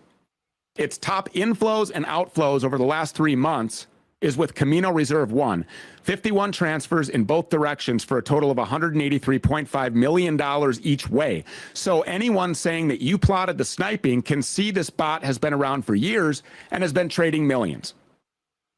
And now you know at least Andrew didn't set you up for a snipe. And I responded to him by saying, yeah, that's exactly what I told everybody literally the day that it happened. That's exactly what Andrew went into Telegram and told everybody the day that it happened.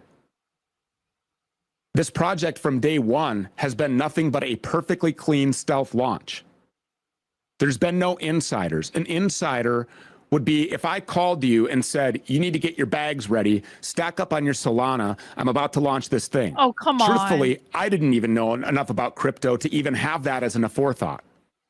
That's what happens with Trump. That's what happens with Haktua. That's what happens with Dave. If you don't know anything about crypto, then why in the ever-loving fuck are you launching a crypto coin?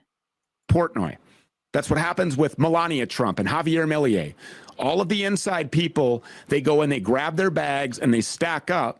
Then Trump does some tweet, Haktua does some viral video, bang, it pumps to 15 billion, and then those people clear out their bags. That's a pump and dump. That's a rug pull.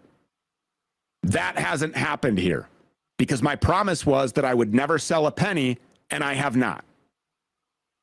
People argue about giveaways and marketing. People will disagree with me about giving 1 million J-Proof tokens to Mo Khan as he's being attacked by the same enemy, Dave Portnoy, having his entire life, taken away from him, his college tuition, his prestige internship, all taken away from him. Well, he's brown. Okay, well, we can have that argument. But the fact is, that introduced J-Proof to an audience that before would have had no idea of its existence.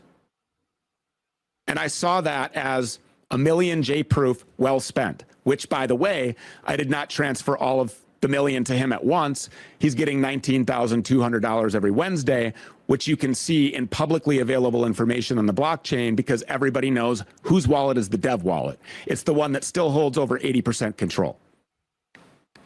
It also doesn't take into account all of the burns that I've done. At our all-time high value, I have burned $8 million of J-Proof. If this was a pump and dump, none of those things would be done. I give about 10 minutes of the time that this show airs every single day to J-Proof. All of this stuff was done on the fly. We need a website. We got a website. We need verification. They wouldn't verify us. The coin became under attack, suppressed immediately because of its utility, because of its backing of resentment, because of its purpose, because of the cross icon, for a lot of reasons. For what our movement stands for, of course, we knew who the enemy would be and who would immediately start attacking J-Proof. The same people who have been attacking me. This attack is actually reminiscent. It's a lot more aggressive. But all right, I've heard all I need to hear from Stu Peters. Okay, so Stu Peters feels like he is being unfairly attacked. He's not providing any evidence. He's not providing any receipts. Now let's go to Lucas Gage's response. And since I didn't hear Big Tech say anything spicy in that space, I'm not going to go back and watch his response. We're just going to watch Stu Peters directly, or excuse me, Lucas Gage directly. And that's going to be what it is. So now Lucas Gage has heard Stu Peters go off, and he's going to respond to him. Pop out the chat. Maybe. I'm going through all the articles on my Substack. I downloaded all of them, and now I'm just picking which ones are appropriate, and I'm doing them in order. I think I'm going to do it like this. So the Jewish problem, like section 1 will be the Jewish problem. Okay, I don't care about that, Lucas. Not many people today for some reason. Financial straits. My wife. Okay, here we go. Here we go. Which I can't put on camera because I don't want people attacking her. So just her voice was enough. So here's another lie he did on the show last night. You guys saw it. You guys saw it. He's like, oh, his wife is about to walk out the door. He's in dire straits. And that's why this Jewish network. See, Stu is smart enough not to attack me like he's a bad person. He's in on this. He's got to play it like, oh, well, Lucas is in pain and he's being deceived by these crazy evil Jews. And like he needs money. Look, I lost $9,000. I pulled out the money myself. I could have left it in there and waited 6 months for him to pump the coin. But the second I found out it was a scam, I had to say something. I'm not going to not tell anybody. How do you not know it's a scam? Okay, because he goes, since Stu's a piece of shit, and is desperate to cover up his scam, he even resorted lying about my wife to craft this narrative that I'm in dire financial straits. My wife's about to leave. And she controls me, just like Jews have. So the same Jewish lies, right? Let's see what she has to say about all that. So we got this here. We'll just listen to it real quick. Good morning, guys. So I am here with my wife. She doesn't want to be on camera because she doesn't want to get involved in this crap. But Stu's making claims, like stupid shit claims that like, okay, Lucas Gage lost all this money. He's in dire straits. Okay, are we in dire straits financially? Are we like broke as hell? Or I'm just obviously pissed off. I lost $9,000 to a friend of mine, apparently. We are in no way, shape, or form in dire straits. Right. We're not rich, but we're not, it's okay. We're not broke. We're not broke. We're not rich either, but $9,000 could have been not rich at all. racist for Alexander. Okay. And then Stu's saying, look, this is what he said last night. He goes, So Lucas Gage is losing it. His wife's about to walk out. And what the hell is that? Is that true, Kate? You're about to walk out? No, I am not about to walk Okay, out. and now what about all these Jews who said like, oh, well, Lucas Gage's wife left. Did you ever leave? I mean, it was tough on us for sure. But... Can I just point something out here? Can I just point something out? Unless you are a deeply, deeply, deeply, deeply, deeply insecure person, you don't actually need to prove on the internet that your wife is not about ready to leave you. Do you guys know how many times people have spread rumors about me on the internet regarding me and my husband? It has happened over and over and over and over and over again. Do I ever really talk about the relationship I have with my husband? No. Do you want to know why? Because I am completely effing secure in my marriage. And I don't give a fuck what people on the internet say about it. And so I'm not going to be like, Victor, can you just confirm for the internet that, like, you know, we're not about to get divorced in any second? And, like, I'm never going to do that because there's no reason to do that. And quite frankly, if I did do that, Victor would look at me and be like, what the fuck are you talking about? Probably. I'd be like, why do you need to prove anything to assholes on the internet? It doesn't make any sense. So, like, why is Lucas Gage going out of his way to be like, honey, honey, honey, can you confirm that we're really not in dire financial straits? Well, like, if you're secure about that in person, like, it doesn't actually matter what people on the internet think. Whether or not there have been people on the internet who, like, for years have said Karlyn is going broke and she's going to have to give all this up at any moment. And I'm like, okay, well, you can think that. There have been people on the internet who have said, like, no one will hire Karlyn. No one wants to work with her. No one talks to her. She has no friends. And I'm like, okay, well, you can think that. That's if you need to tell yourself that to make yourself feel better, fine. But I actually don't need to prove to you that I have clients. I actually don't need to prove to you that I have friends. I actually don't need to prove to you that my husband and I don't need to prove any of this. So whatever. But Lucas Gage apparently has feelings about this, and so he feels the need to record his wife and put her on the internet. It makes no sense. Did you ever leave me and divorce, like you wanted to divorce? Did you ever say anything like that, or? No, it was tough on our marriage, but we did not get divorced or leave. Right. Okay. Just to make sure. So there you go. Stu Peters once again lying about my wife. Oh, wait. Oh, he said this one too. He goes, "You control me." If I controlled you, you would never jumped in on that coin because I told me not to do things like that, and I don't take risks like that. So no, I take care of our home and I take care of our children. Right. Yeah, but then who's like am I your bitch? Is this guy's implying? You're not my bitch at all. Yeah, because I don't fucking listen to you, do I? I wish I did this time. But anyway, so there you go. So this is my wife. Obviously, he's going to say CGI voice AI. It's going to be AI. It's going to be it's a Jewish wife because she doesn't want to be on camera, right? I can literally turn the phone around, but she's like, I don't want to be seen. I don't want these people attacking me, right? But that's sad that I have to do that also. It's sad that we can't put our kids on the internet. We can't do anything, but all right. There you go. So there's my wife. So I guess my wife's a Jew too, right? I've only had like a beer and a half. This is my second one. That's a Jewish woman, and that's CGI, and that's AI. Oh my God, Lucas. Get a grip. So that's another lie. So, oh, my wife's leaving any second now. And I even threw the bonus in there. Did you ever leave? Did you ever divorce? Even through, because I remember I ran the PSYOP, my wife, it was to leave us alone, obviously. But I did say it was tough on our marriage. Absolutely. A few months, it was really difficult. But to say she's walking out any second, and that's why Gary can, he's saying that I'm working with Gary when I literally said, no, Gary, I'm not coming down anywhere. It's on the space with Soliman. And he's like, well, they're all working together to get me. No, Soliman's not my buddy. Khaleesi and I and Soliman, we were like, we used to attack each other all the time. Soliman was literally talking shit before I stepped into the space. And that's fine. Listen, I said horrible things about him.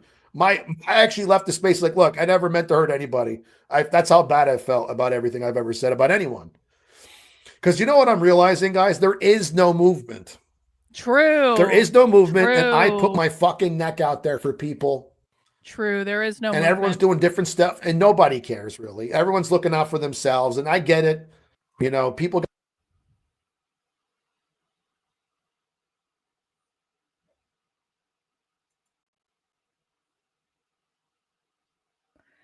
I need people to tell me.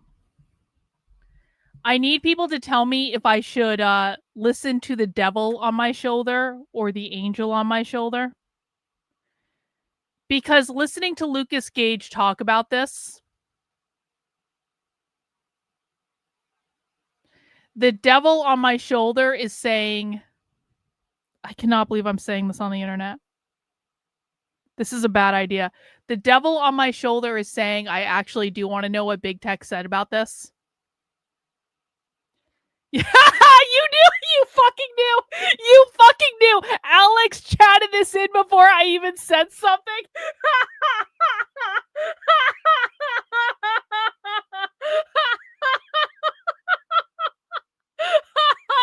You got.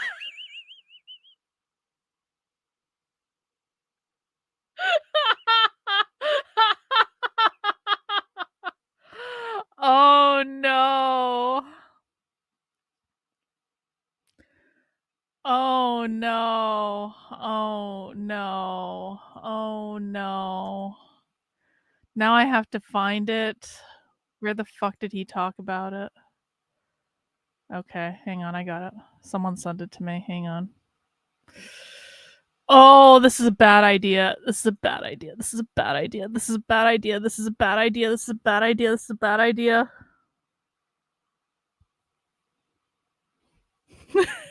Reagan is like, don't fucking do it, Karlyn. Don't do it.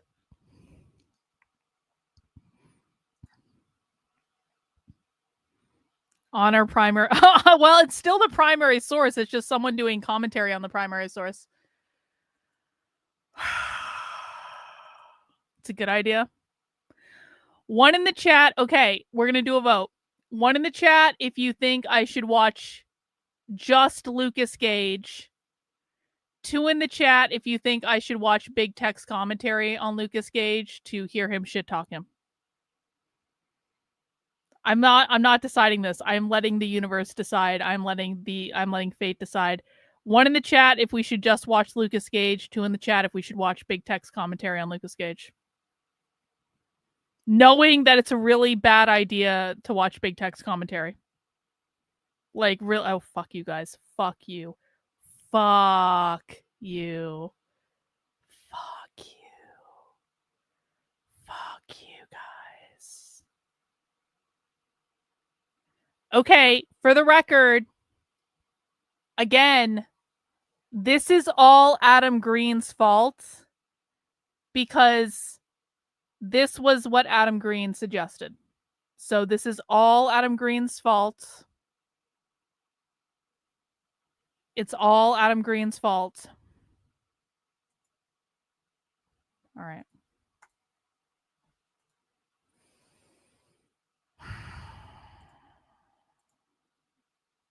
It's a bad idea.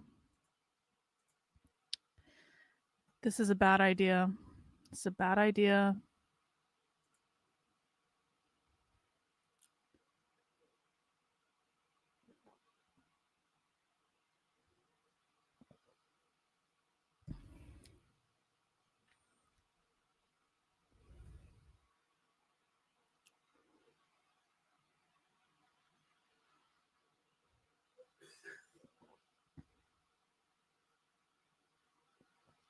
This is a bad idea, and it's Adam Green's fault.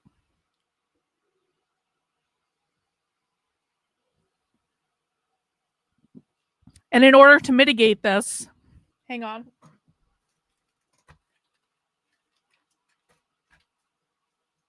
No. No. No. In order to mitigate this, I'm going to drink the 8% bacon stout beer. This will be my 3rd beer of the stream. And therefore, ergo, nothing could possibly go wrong because.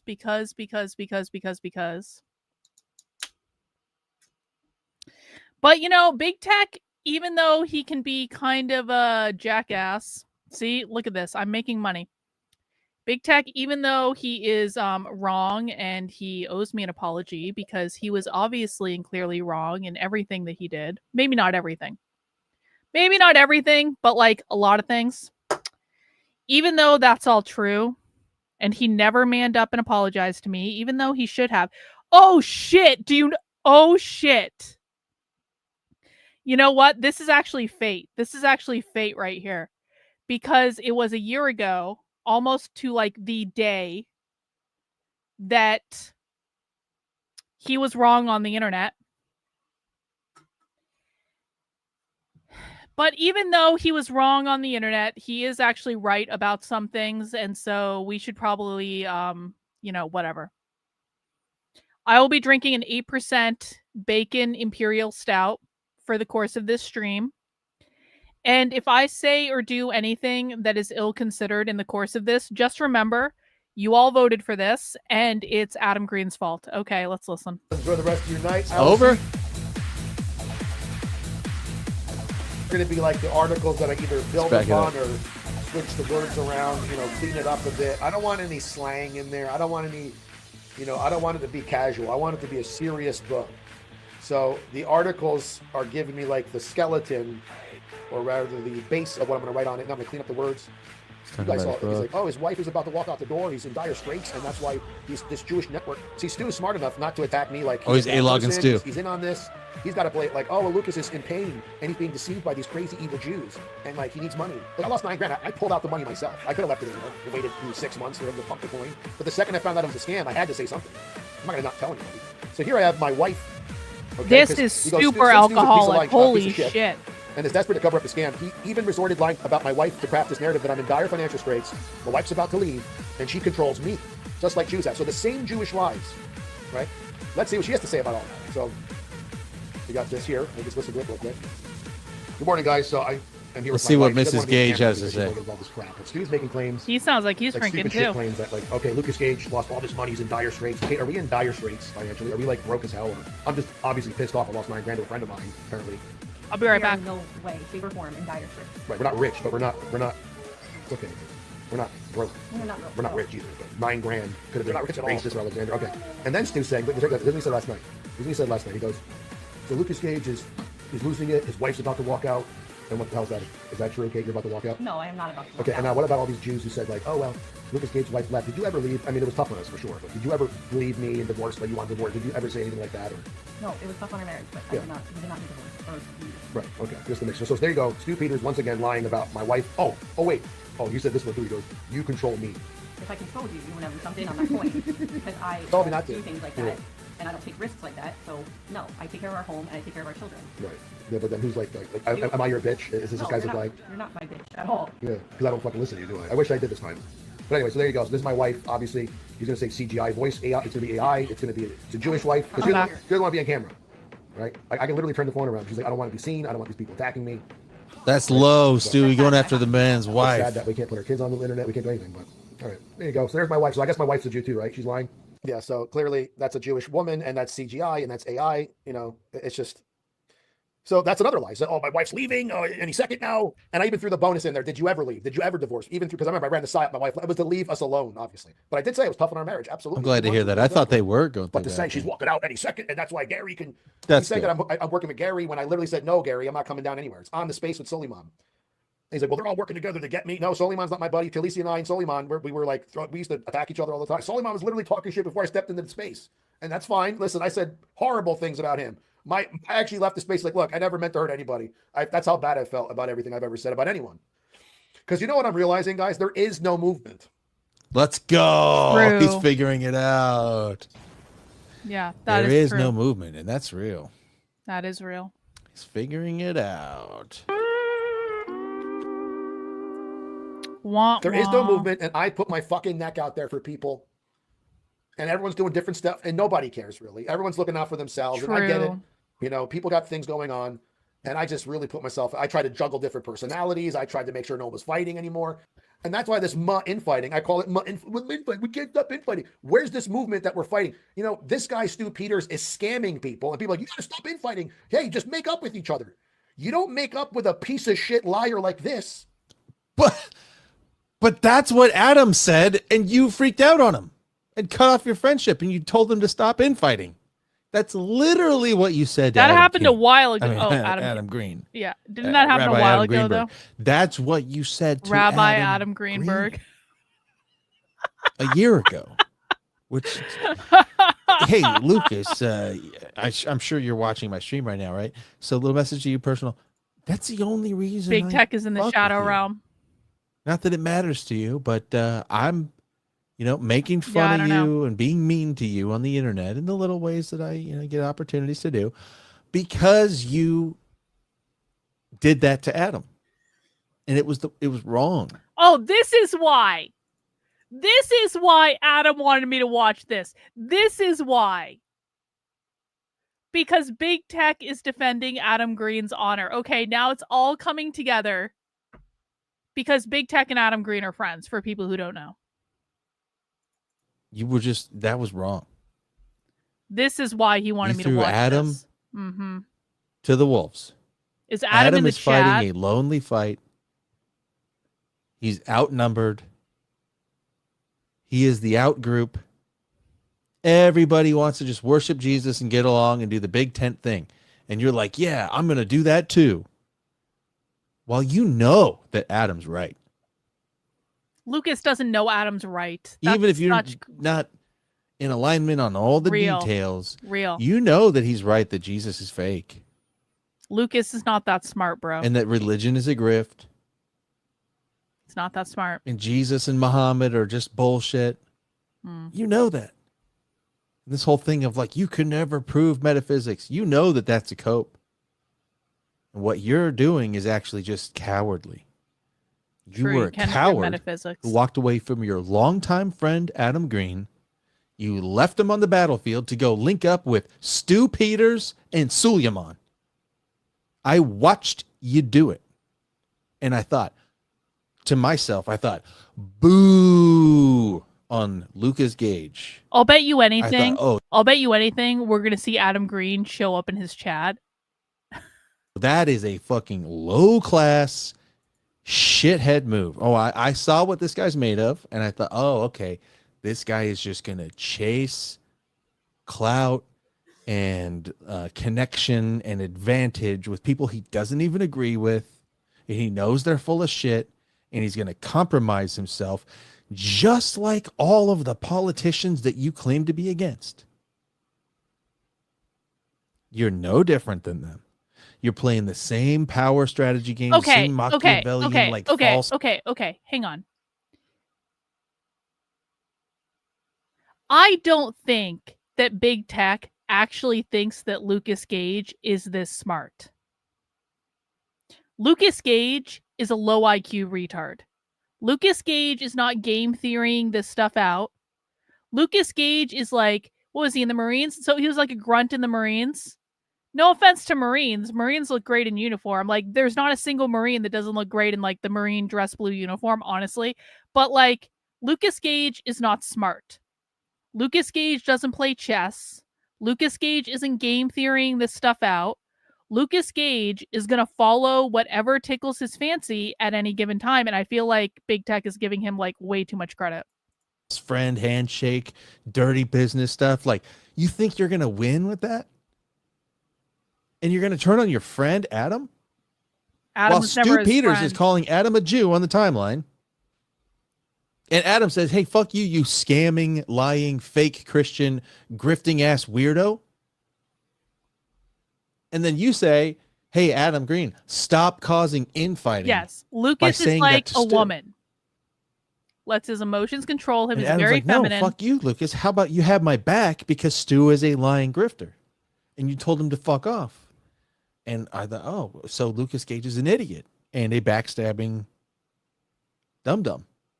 So that's why, you know, for what it's worth, that's why I'm against you. I saw you do that. It's low class, low integrity, low intelligence.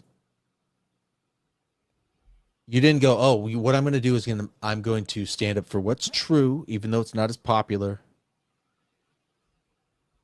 I'm going to fight the long game instead of the short game. I'm going to stand with my friend Adam instead of join up with these. Didn't he? You know, didn't Lucas and Adam have a falling out? Like,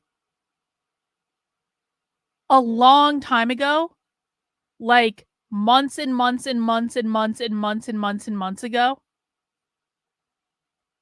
I don't think the two are related. Clout-heavy grifters, the anti-white Suleiman, and the anti-truth Stu Peters. Fucking flat earth fake Christian Stu Peters. You're going to throw in with him and turn on Adam, your friend.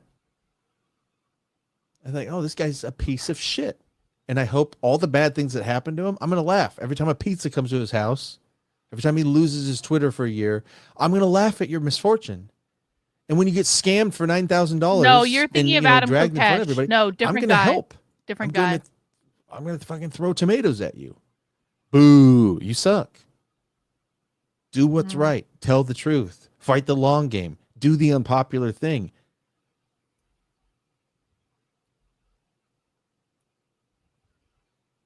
We need more guys to do that, and then it becomes popular.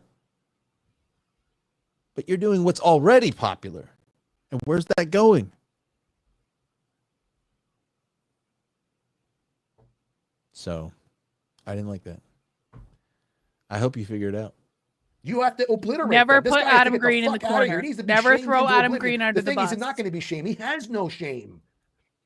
So you have to call him out until he disappears. I don't know how and how long that's going to be. But you can't allow this guy to just literally gaslight people. The entire stream yesterday was gaslighting, the exact opposite of reality. I didn't attack his family. I didn't attack his wife. But all these people, Lucas, enough of this. Go back to your old content. Block. Lucas, get over it. You lost $9,000. Block. This isn't about the $9,000.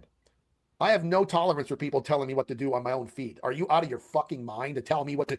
Oh, this is boring. Oh, is it? Why was there any expectation at all that Stu Peters was an honorable person?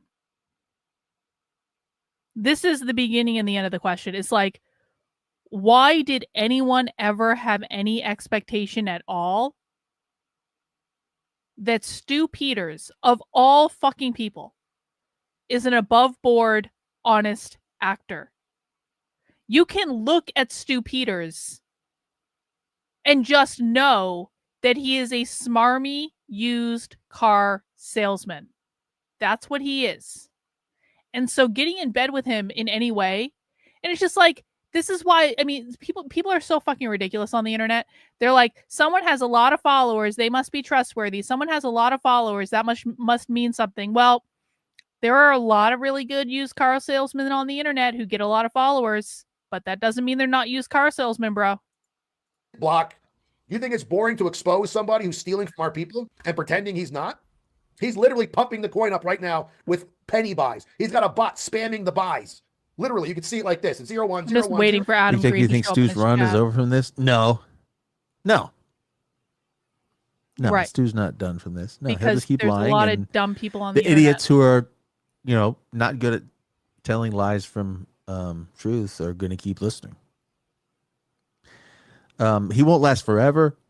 This is going to catch up to Stu, but Stu is going to make tens or hundreds of thousands of dollars off of this, and he's going to get away with it. Stu's going to end up in buy, jail. Buy, sell. Same two wallets. It's ridiculous. Oh, look, it's going up to 20. What is he, crazy? That's all ridiculous. Not hard enough. In the chat room, like, I'm this guy's a working fucking on amateur. It. Not hard enough, That's what they're saying. These guys, they got everything, these people. So he could say everything's fine. Check the blockchain. Yeah, if you're in J-proof and you're checking the blockchain, you're still getting duped and you don't know what the fuck you're looking at. That's the problem. Because anyone looks at the blockchain and what's going on, like, oh, it's a scam instantly, and they get the fuck out. So if you're still in J-proof and there are people attacking me, still believing Stu, it's like, all right, good luck. Go mortgage your house, put it all in, go for it. Go for it. At this point, that you would be retarded. I've been saying it for Don't do that. How long's it been? Don't do that at all.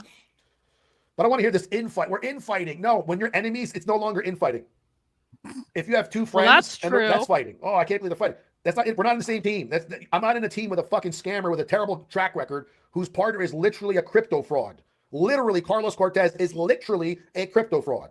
I'm not saying that's hyperbolic. Literally that. And his guy Andrew is some degenerate fucking gambler who's taking fucking J-proof from Stu, switching it to Solana, and then cum-coin. Yeah, exactly. CUM Get in bed coin, with him for only and $15. And butthole. Like, what are coin. Stupid coins? That's what the J-proof is going to.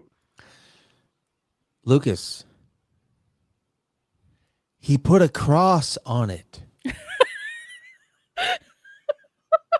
You know that that's a scam. Even if you don't know that Every single shitcoin is a scam, which they are. Yeah, true. All right, so you know, even if you somehow didn't know that, and you're like, okay, I just trust the man.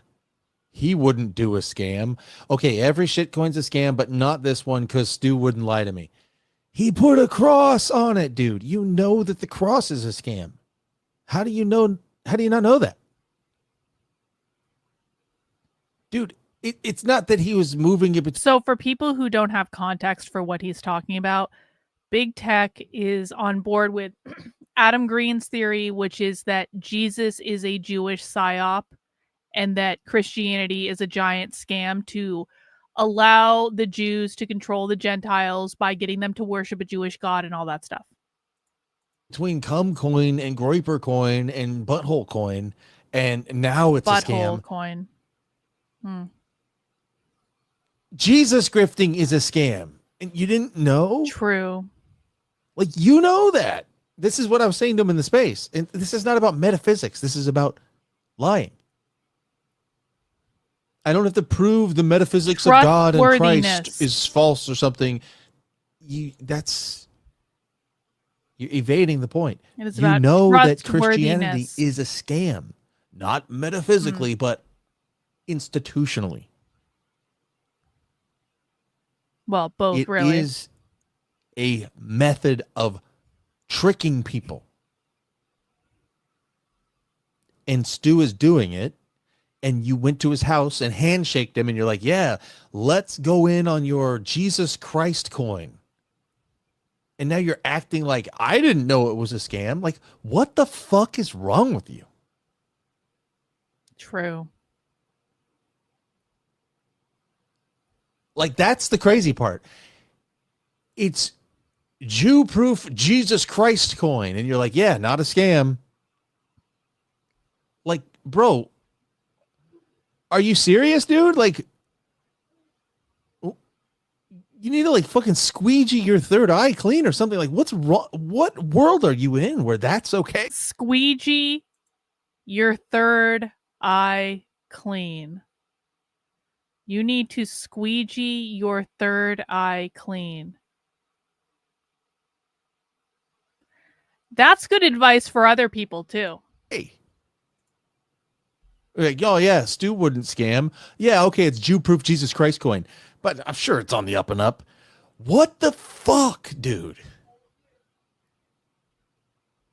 Are you that clueless? It's a good line though. Squeegee your third eye clean. Bro, like, honest question. Give me an honest answer. Like, what were you thinking? The only valid answer could be just like, I wasn't thinking. I don't know. I just got, sadly, the most likely answer, if you're being honest, I really think that this is the answer. You got greedy. That's the only like real reasonable human answer. It's not that I thought this through and I thought it was up and up and I thought it Perhaps if he had less of a scarcity mindset. Was a good, program and I wanted to support it because Stu's a good guy and because it was for a good cause. I don't actually think that that's true. It's a good line. I think you just got greedy. And I think your greed blinded you.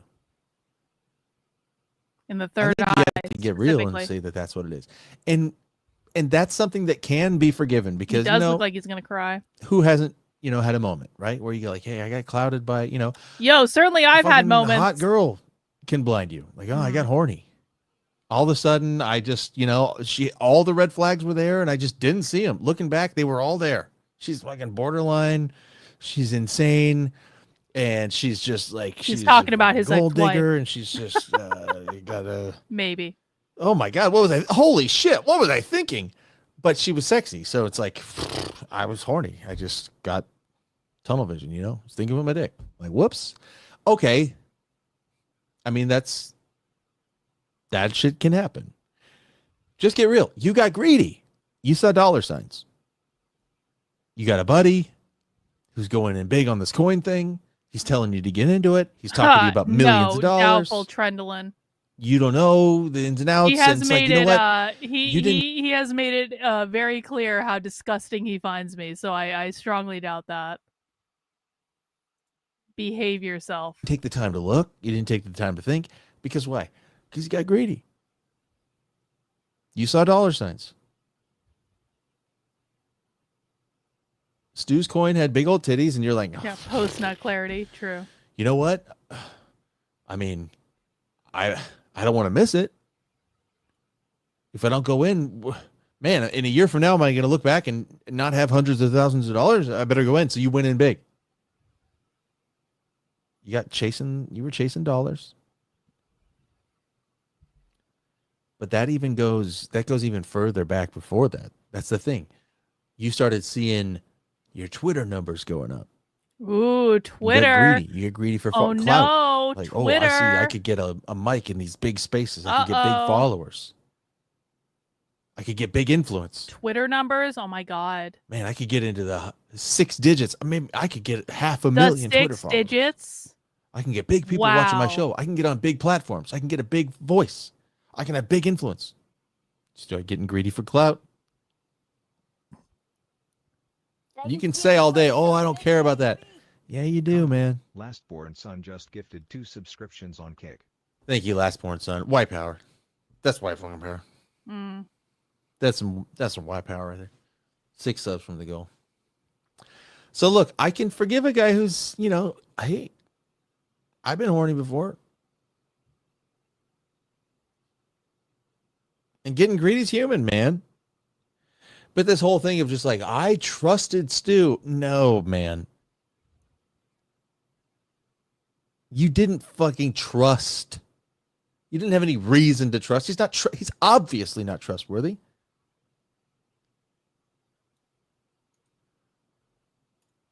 I'll never sell, but I'll let this guy buy butthole and cum coin. All right, let's do that. That's the community money.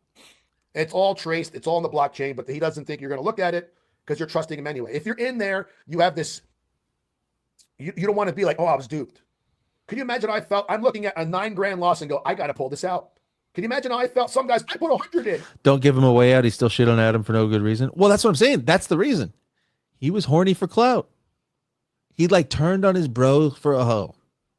That's how I saw it when he did that to Adam. I'm like, oh. But again, Adam, didn't he turn on Adam months before? Am I sniffing glue? Didn't he turn on Adam months and months and months before this? Is his friend, and he knows Adam's right, but he's siding with Stu and Suleiman because he's horny for clout. He turned on his bros for a bitch. That's the kind of betrayal that he did. I saw him do that to Adam. He just sort of threw his buddy under the bus so he can get some pussy. And it's like, all right, well, it's like, all right, well, you're just desperate then. That just makes you seem like a fag. Like, oh, you're just desperate. And it wasn't even it's not like Adam was keeping him from getting, a job as a fucking sheriff or a senator or something like that. It was Twitter numbers. It was for, speaking on somebody else's show that has viewership in it. Stu Peters Twitter, network the ultimate clout. pinnacle of everything. I'm going to talk to Andrew Tate in a Twitter space. Oh, wow. Andrew Tate. I'm going to get, VIP at AFPAC or something. I got VIP at AFPAC. Hang on. I got VIP at AFPAC and I didn't have to throw anyone under the bus. Do you guys want to know a secret? Nothing really happens when you're a VIP at AFPAC. You literally just get nothing happens. Literally nothing happens. That's it. You get a tag that says maybe VIP, it's a different color or something. That's it. That's all that happens. Lame. Don't even get drink tickets. He turned on his bro for a girl who's a 6. An old, you know what I mean? Mid. He turned on his bro for mid. Yeah. Okay, wow, you put 100 in, you lost. Like what? a girl, it's not like he's gonna marry this girl and have a family with her or something. And Adam was cock blocking. It's like he just wanted to. No coke, no All right, hookers at AFPAC. the metaphors. True. You see what I mean? It was like, what are you doing? It was fun though. To run around with grifters, with like an anti-white what? Because they're popping off after J6th. So now you're gonna. I'm gonna be the guy.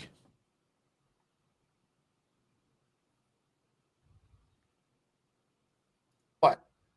I'm in for $5. Oh wow, shit. I put 16,000 in there, and I'm looking at it like, fuck. I'm down $9,000. You know how many mortgages that is for me? At least 5. How many mortgages? If I have $9 grand divided by 1,400. Your mortgage is $1,400. Let me do it real quick. Where's my calculator? 9,000 divided by 1,400. It's not 5. 6 fucking mortgages. That's a half a year of house payments lost because of this fucking guy lying. So right. Anyway, I don't want to hear about this. If you couldn't afford to lose the money, you shouldn't have invested it in the first place, bro. Seriously, like 101. That's just make up. Yeah, we're gonna just make up. Are you fucking? This guy should be in jail or something. I don't even know if you could take legal action. Anyway, so yeah, I don't want to hear this infighting. So anyone who's been telling me all day, oh my God, get over it, block. Oh my God, you're overacting, block. Oh my God, you're being a girl, block. Oh my God, get a room, block. Any stupid fucking person who's not taking this seriously. So who's not saying, yeah, get that motherfucker. So like, there's no reason to say if you're bored with my feelings, feed, if it's boring you, then just don't look at my feed or block me or delete me. I'm not here to entertain you. I got to make sure no one else gets scammed. Why? Because What happened with Lucas Gage throwing a giant fuck off hissy fit? So, by the way, do you guys know it's like the 1 year anniversary of when I went to AFPAC? It's like it was a year ago. Can you guys believe that was a year ago? So, a week before AFPAC, Lucas Gage threw a giant fuck off hissy fit on Twitter about me getting invited to AFPAC, and he was like, she dated a pedophile and all this bullshit about my college boyfriend, whatever, which isn't even true because he wasn't a pedophile, but like whatever. And so nothing ever really happened with that. Like, okay, so what I heard, did this beef with James start after the Gnostic thing? Around the same time as the Gnostic thing, it was related to the Gnostic thing. What I heard, and I feel like I can say this now because it has been a full year. What I heard from Jake Shields was that Nick was really, really, really, really, really, really, really pissed off at Lucas. Like, Nick was on my side on that. I didn't hear that from Nick directly. I heard that from Jake Shields, who was talking to Nick. And Jake Shields told me that Nick was really pissed off that Lucas was throwing a giant fuck off hissy fit for no good reason. So Nick may not have liked that I was defending myself and going at Lucas aggressively, but like I had to defend myself, and I feel like he understands that. But Nick and I are still on good terms. Like, there's no beef, so Lucas was wrong. I was right. He was a dick. I was vindicated. All that stuff. promoted it, even though I didn't do it hard, even though I wasn't shilling like, you got to get in here. The Rothschilds, like this fucking guy. We're going to defeat the Rothschild dynasty with a shit coin. Okay, dude. We're going to go to the moon even though you believe a fucking firmament. Sorry about that. How are you going to get to the fucking moon if there's a firmament, you stupid fuck? That's how retarded this guy is. He thinks the fucking Twin Towers were melted with direct energy weapons. You understand? See, this is the thing. You know all this stuff like you didn't know before, that he was just full of shit. He's a flat earther, space lasers idiot. And then there's other so-called friends in the JQ movement. Yeah, I think Nick does see that. Nick is not even dumb. Calling me on the phone first. Didn't even call him Luke. Angelo. You didn't even call this guy. What a gay name. This Christian grifter. You didn't even call him? What the fuck? How come? What is that picture? How come I stopped streaming Nick's show? There's no reason, to be honest. There's like, I stopped watching Nick, but I stopped watching everyone. You guys can understand, I got really fuck off busy. Like, I am really busy most of the time now. Like, and I just got, a couple months ago, something happened and I got really busy and I can't talk about it publicly because I'm not going to talk about it publicly because of reasons. But like, it's honestly no beef with Nick. I just got really busy and I just haven't been watching his show, so it's not any reason at all. Lucas sells a really bad philosophy book on Amazon. Well, anyone can sell their books on Amazon. I would never buy anything that Lucas Gage has written, but that's just me. Is that supposed to be Lucas Gage in the background? It doesn't even look like him. Who's this guy behind him? That's kind of funny, actually.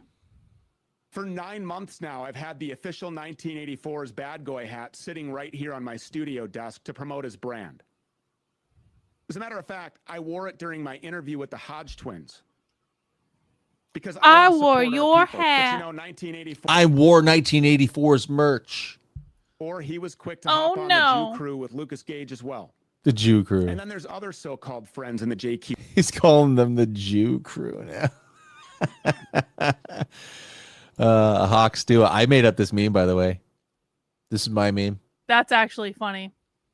Timestamp it. Go check the Discord. I came up with Hawk Stew. I told it to Adam on the phone. Adam said it in the space. Then this meme came out. I created the Hawk Stew meme and the piano key necktie. And the piano key necktie. Because I'm based and smart. Damn, what kind of fucking retard this is. But you know what I said to myself? Yeah, okay. Oh, well, you know, whatever. We can't agree on everything. Yeah, well, I should have fucking thought about that. And then I also invented Stu Bankman-Fried. Interview E. Michael Jones? No, I don't think I will. No, I don't think I will.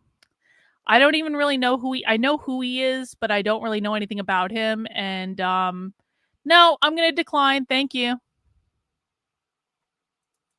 Hawk Stew goes harder, but Stu Bankman-Fried is also good. saw his record the other day. I was like, okay, fuck. So, you know what's funny though? So Adam Green yesterday was biting. Why is he shit talking Adam Green? So as you saw yesterday, my fucking stream just for some reason cut off, right? So I'm like, half an hour goes in, I cut it off, and I just leave. I'm like, I'm out of here. By the way, what happened yesterday, I'm going to show it to you. His stream didn't cut off.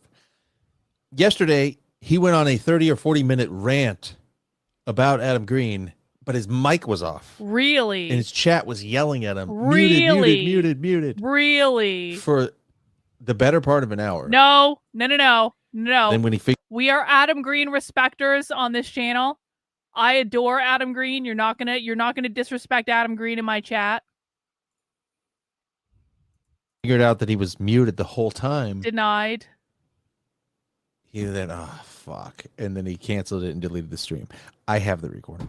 You don't have to like him, but don't disrespect him in my office, chat, please. And I see California. And thank you. I'm like, what the fuck is this? I don't pick up numbers. I don't pick up. And I'm like, who is this? No more sound, he says. No more sound. Who the no fuck more is sound. Who the hell are you? How'd you get my number? It's like, it's Adam. I want to bury the hatchet. I go, what? How the fuck did you get my number? Like 5 people. Wait. Are you serious? So Adam was watching Lucas Gage rant about him, but doing it on mute. And Adam texted him to be like, bro, you're on mute. I want to hear your rant about me. That's actually hilarious. I am 2 beers and a teeny tiny little bit of this third beer, but this third beer is very alcoholic. So we are taking our time. No, Adam Green did not doctor. Adam Green looks like a fucking Viking. What are you talking about? People know my number.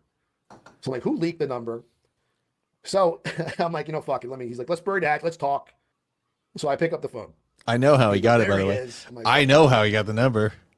It's because he doxed his own number on stream like last week.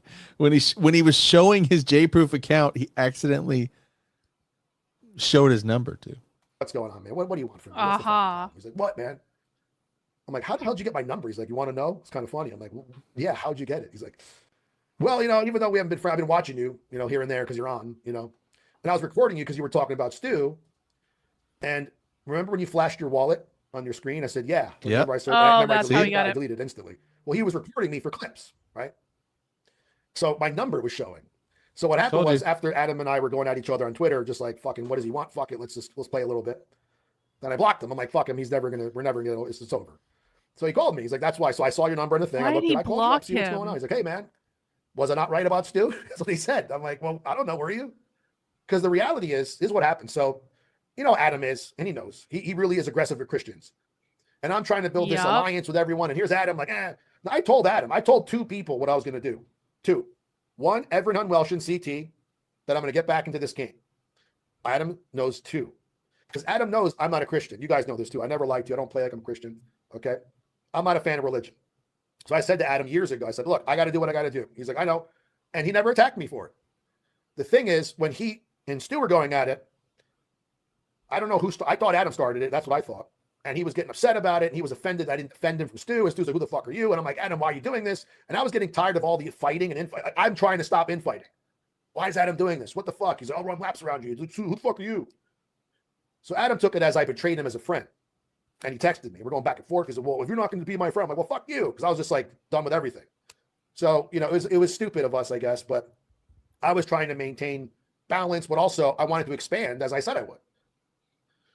And I always told Adam, listen, just fight the Christian Zionists. And he still to this day wants to fight all the people he thinks Christian. Okay, that's fine. But anyway, so we were on the phone and he's like, look, man, you owe me an apology. And I'm like, I hate apologies. You know what? I apologize. Because you know what happened? I put up his fucking text to me. Because I don't put people's texts up unless we're enemies. So he was texting Sam as well. We were going back and forth. I'm like, what is he? And that's the thing. You're not enemies. Adam said, dude, fuck you, dude. You're like turning on me. And then you treated like, oh, you said. Is Hassan a real leftist worth monitoring? Nope. Not at all. Not in any way. But thanks for the super chat. Appreciate it. Hassan Piker is not a real communist. Fuck you to me? Well, then we're enemies now. It's like, why? You've been friends for years. You just phased out on him. What's he doing? He's like a girl. What's wrong with him? He was pissed off. Some people are because like he's girls. always like, look, you never criticize the Christians when they say you got to love Jesus or you go to hell or Christ is gay, and you don't give me the same outs, is what he's saying. So anyway, Thank you, beam me up. Beam me up just gifted 1 subscription on Kick. White power. Wow. Thank you, beam me up. 5. Really? We need 5 more subs. Who's got 5 on them? We'll hit the goal. We're talking last night. Someone said me 5 more. I apologize for doing that. It's wrong. And he's like, I'm kind of, I was waiting for this day. I'm like, what do you mean waiting for this day? He's like, yeah, I knew this would happen. I'm not happy. He's like, he's obviously not happy I lost money, but he's like, I knew this would happen, and I was right. And he did. And I mean, that's not even bullshit.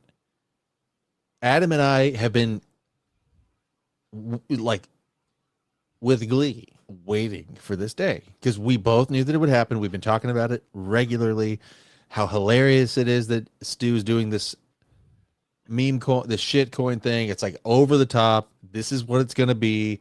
It's finally happening. It's happening quicker than we even thought. It's so crazy. We're vindicated. Now it's just a matter of time till the rug pull. Oh my God, look at Lucas Gage. He's going in on it. He's shilling it. This is so stupid. What an idiot. And now it's like totally, I mean, 100% right. It's so obvious. And I'm like, well, what is this? You want to punish me for these? Like, well, you made a bad judge of character. Clearly, you can't. I'm like, well, you're perfect. You've never made a judge of character. You never, like, what is this? I got to be. Well, that's what Big Tech said. Yes. And it's not that, oh, we're perfect or something. This one's obvious, bro. This isn't just like, oh, well, I was wrong this time. Dude, it's like we're telling you, no, bro, it's like you're on a date with a girl and we're like, dude has broad shoulders and an Adam's apple and a mustache. That's a man. And you're like, no, dude. No, she loves me and I don't love. Fuck you, man. You just don't want me to be happy. And we're like, no, bro. It's a dude. That's not a girl. And you're like, no, fuck you. You're just jealous. You're probably just jealous of me. And you're just, again, no, bro, you're with a guy. Fuck you. It's like, okay, well, whatever, dude. He's going to fuck you. And then like, oh man, we got drunk. I got drunk with fucking, I went out with Bree. Turns out Bree's real name is Brad. And he's got a dick and he fucked me in my ass. It's like, we told you. What the fuck? Well, what? You're so perfect. I you did never not miss need that. No. I did not need that visual. That was What's wrong with you? uncalled for. Uncalled So anyway, we had a for. conversation for, you just told me you had a new daughter. I'm like, good for you. And I said, well, if you've been watching me, you've seen I don't attack you. He's like, no, you haven't. You haven't.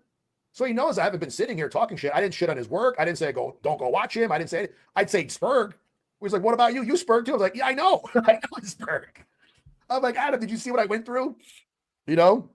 I So got it was good to pizza just delivered to squash my that. house. And he's like, look, man, I Can need you your help. imagine the He's like, we horror gotta of take this getting thing. I'm like, look, I pizza don't know what I'm gonna do, delivered man. to my You know, I don't house? disagree with religion. Obviously, I agree that, I just believe there's something out there. But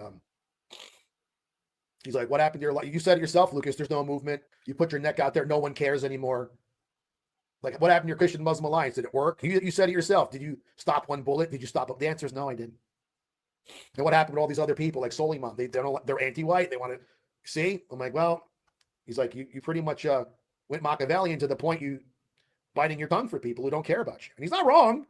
And that's what I've been seeing. And he was watching me say this the other couple days, like, where is everyone? And I said, Adam, like you, I've taken you want to debunk religion.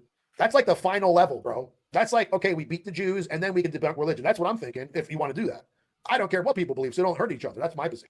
Adam's position is that you cannot beat the Jews without debunking Christianity because Christianity is literally Jewish. I'll say, why do you care about the anti-Semitic Christians? Well, because they hate Jews for the Jesus killing, and that's the trap. And I'm like, well,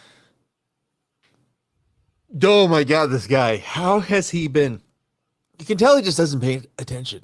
It's like you've been friends with Adam Green for years. Because he's not smart. And I've seen him tell it to you. It's not about debunking religion. It's not about debunking God. It's not about a philosophical, metaphysical debate. It's Christianity is invented by Jews. Oh, it is Jewish. And you're out here saying that it's every single Jew and Judaism, blah, blah, blah. Yet you're aligning with people who are pushing Judaism. Yo, me too. Pizza's Jew the best. 2.0 for the goy. Everyone put their favorite pizza in the chat. Just because pizza is amazing. Can we just acknowledge pizza? My favorite pizza currently is not buffalo chicken. Barbecue, like honey barbecue chickens, like sauce. And like, okay, here's what I like. Honey barbecue sauce, but not with chicken, with Italian sausage and onion. And that is the best pizza currently. Pepperoni pizza with buffalo sauce is also very good. If any of you like pineapple on pizza, you are terrorists and you can show yourself out. Pineapple does not belong on pizza.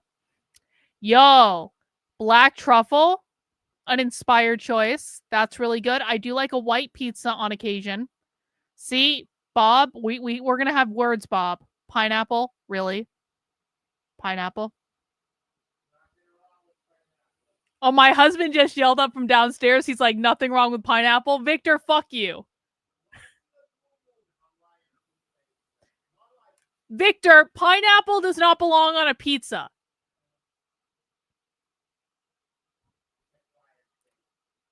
My husband and I are having an argument right now. Let's see. Pizza Hut pan pizza, pepperoni lovers. Pepperoni, sausage, mushroom, feta cheese. Feta cheese is very good. Oh, Mitchell. Well, Mitchell's gay. We have to forgive him. Now I want pizza, unironically. Like they are in the Judeo-Abrahamic matrix paradigm. Hey, Victor, do you want to order the Pizza Co. buffalo chicken pizza? Yeah? All right, let me know if you want anything else. You want me to get you a carbonara? All right. You're stopping short of the goal. And he's been telling you. And I know you've heard it. Like, how do you not now get I get it? to have pizza. Why do you keep Awesome. pivoting onto this thing about, like, he's trying to debunk religion and metaphysics and stuff and God, and I believe there's something else. That's not what it's about. It's about recognizing that they've all got us on this. They've got us all on this, like, in this Abrahamic matrix thing where we're believing in their prophecies. He was like, well, I don't believe. I don't care what people believe. It matters, man. It affects the world that we're in. And you want to, like you're saying, there is no movement. Well, fucking, why do you think that is? Because and you're trying to ally with grifter. Suleiman. Everyone is out and for Stu themselves. Peters, and you don't, you're not getting it, Gage. We're not going to grift our way out of the JQ problem, okay? We're not going to grift our way out of this. That's not the right strategy. That's not going to get us there. So no amount. So the right strategy is instead sitting on Twitter Spaces, talking to an echo chamber of people who already agree with you all day, every day. That's the right strategy. That's how it's sitting on Twitter Spaces with HT and all of the other minions. That's totally going to get us out of this, bro. That's definitely the right call. Absolutely, 100%. Of Christ is King or Nigga Heil Hitler song. That's not going to do it. So if you're serious, you're serious. But if you're not, you're not. And what you're doing is... You know who the real serious people are the people who sit on Twitter Spaces all night insulting anyone who disagrees with them on anything. Even if those people do agree with Adam Green and like just behaving like unhinged retards on Twitter, that's totally going to solve the problem, bro. Totes. It's not serious. It's not going to work. I'm getting snarky now. I need to stop. Too snarky. If you want to have a big tent movement? Yo. Big tent movement. Yeah, that's going to happen. PMS pizza, pan crust, sausage, bacon, fresh jalapenos. I like that the pineapple is in parentheses at least. Extra cheese will solve all female problems in that moment. Salty, sweet, spicy, greasy. Also, happy Friday. Pro tip, mass genocide. Appreciate you. Good to see you. You got to be able to bring everybody in. And as long as you're hooking up with Muslims and Christians, you're excluding everybody who's not one of those. They're not going to ally with them.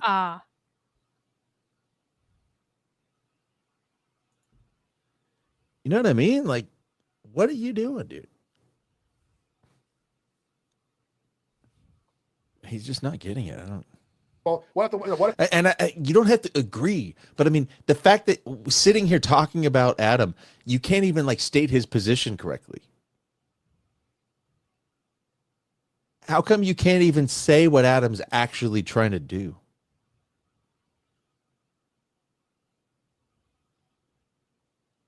It's got to be one of two things. Either you're unwilling to like face it head on.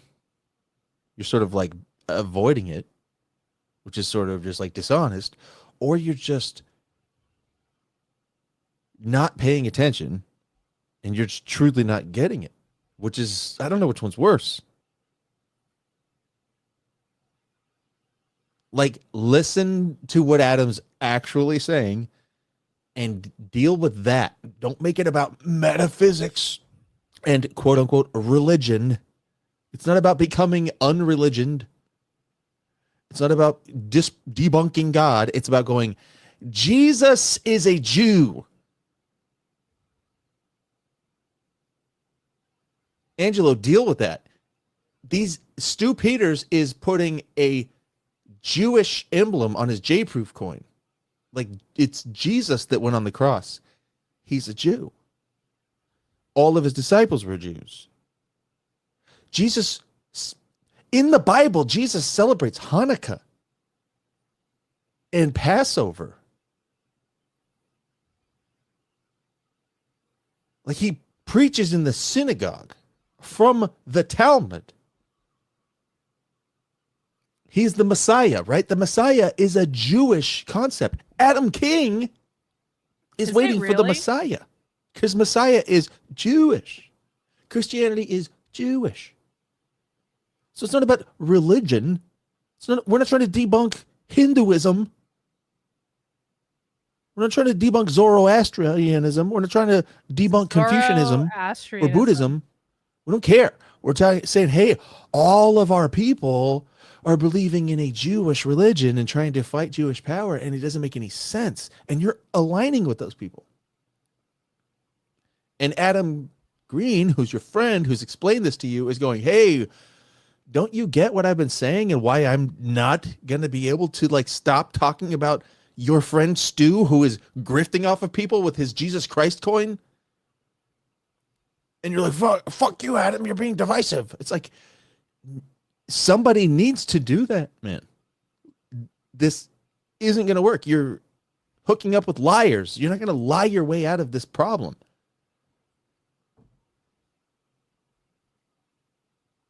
You got to figure it out. What if they don't care about that? I don't know. Anyway, the point I'm trying to say is we discussed a few things, and it was liberating for me because this whole last week, and then the Stu Peters thing was just the straw that broke my fucking guinea back. Okay, my guinea hairy back that I haven't shaved in months because I don't fucking wear tank tops anymore to the gym. That's WAP power. WAP power. I had it. He has to shave his back. I don't give a fuck. I'm not going to stop anyone from fighting. I don't care if people break out in drama. I don't care if people like each other because you know what? I fucking pulled more away information from than I needed today. Sake. I did. Adam has been my friend for years, and because he was fighting with a guy that was in an alliance with me, I'm like, well, I'm not doing this. Now, to be fair, he is. Adam knows his approach is too aggressive. And this is something, if he's watching, if you're watching Adam, I'm going to talk to you about this. There has to be a different approach with these people because religion is so deep. It's like the cognitive dissonance. It's like it's almost like violent. Like there's no way I'm telling my father his religion's wrong. There's just no way. He's going to die a Catholic, and I don't care. Like, I'm not going to stop an old man from believing what he believes. But that's a whole other story. But yeah, so me and Adam Green made up yesterday. So he's like, they made up where you belong. Really? Lucas. Adam Green. Adam is friends with Lucas Gage again. Okay. You know what? Well, kudos to Adam for being able to make up with people you have fights with on the internet. I think that's really great. I think that's a sign of maturity that you can actually make up with people when you have a fight with them on the internet that maybe not everyone has learned yet. But good for Adam, providing a positive role model. Come back to where you belong. And I said, look, I've never, he's like, why do you sell Christian shirts? Isn't that grifting? I'm like, dude, what? People want shirts. What, am I not supposed to sell any shirts? Because I had Viking shirts. No one bought them. But anyway, so it's just, he was just saying to me, it's not fair. No one That's bought the definition of a grift. Oh, just give the people what they want. I don't believe in it. And in fact, I'm against it, but they want it. So what am I supposed to not make money? Dude, you just described what a grift is. True. What the fuck? I know we're all shocked at this revelation. Oh my God, that's the definition of a grift. Well, I mean, what, am I supposed to not make money? Am I supposed to not sell shirts? I mean, like, yeah, I don't believe it. Yeah, I put a thing on that's false, and I think it's fake, but they want it, so I was like, give them. I mean, they're gonna pay for it. Might as well give them what they're gonna pay for. That's a grift.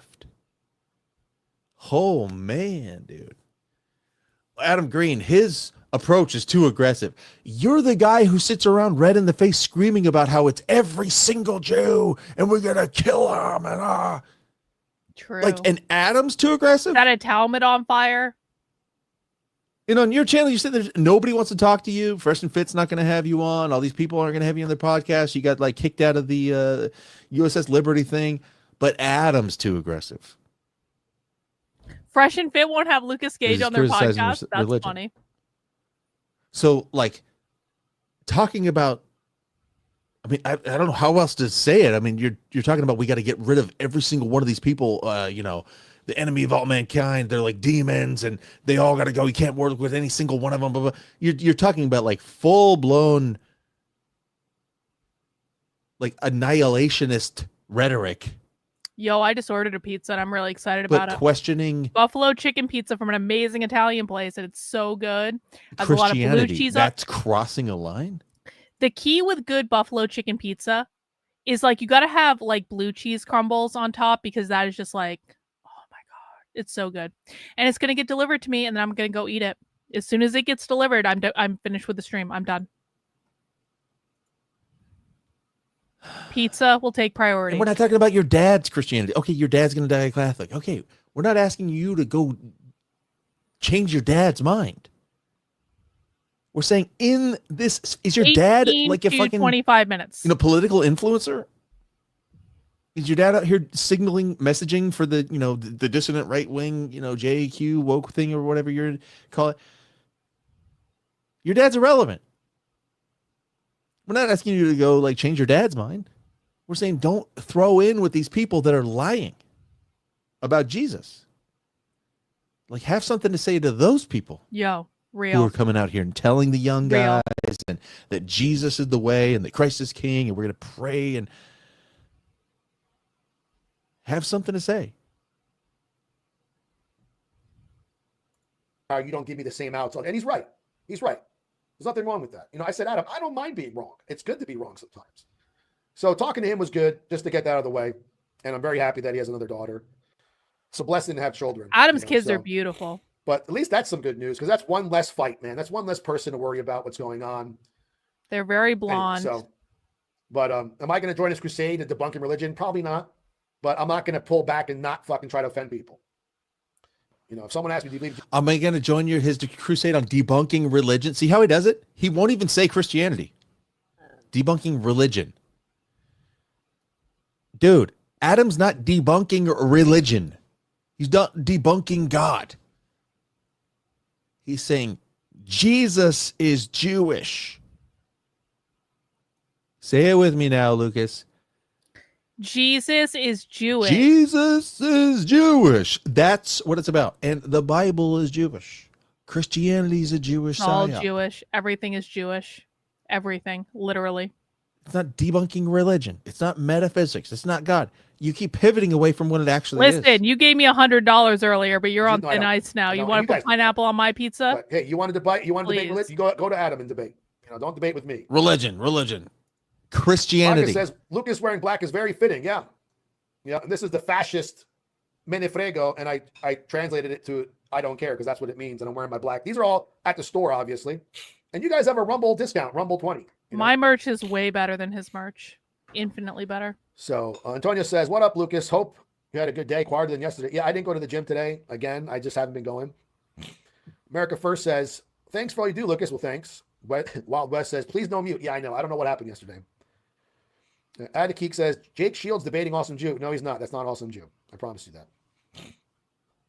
So is Adam King Awesome Jew or not? Because it would actually really disturb me if Adam King was actually Awesome Jew, because I don't know. I'm not going to go into a whole thing. I really just hope that it kind of disturbs me either way, honestly. If Adam King is pretending to be Awesome Jew, that disturbs me. And if Adam King is actually Awesome Jew, that also disturbs me. And I don't like it either way. I don't think so either, by the way. I think this whole thing that Adam King's like, I'm Awesome Jew. I think this is all just bullshit. I don't believe him. I don't buy it. Well, maybe Big Tech's right. And I sort of resent it a little bit. I do too. I agree with that. Adam King wants to play cute and be our friend, and I'm like, oh, I'm a friend. I'm gonna have these peaceful conversations, and I want to bury the I agree. hatchet and, I agree. We're your favorite, we're your best ally and everything. And then you're just lying to us. Mm-hmm. You're actually you're literally conspiring with an actual Jewish. Yeah, I actually unironically agree with this. Adam King is lying either way, and I don't like it. And it's very smarmy, and it's very fucking Jewish, and it's it's unnecessary.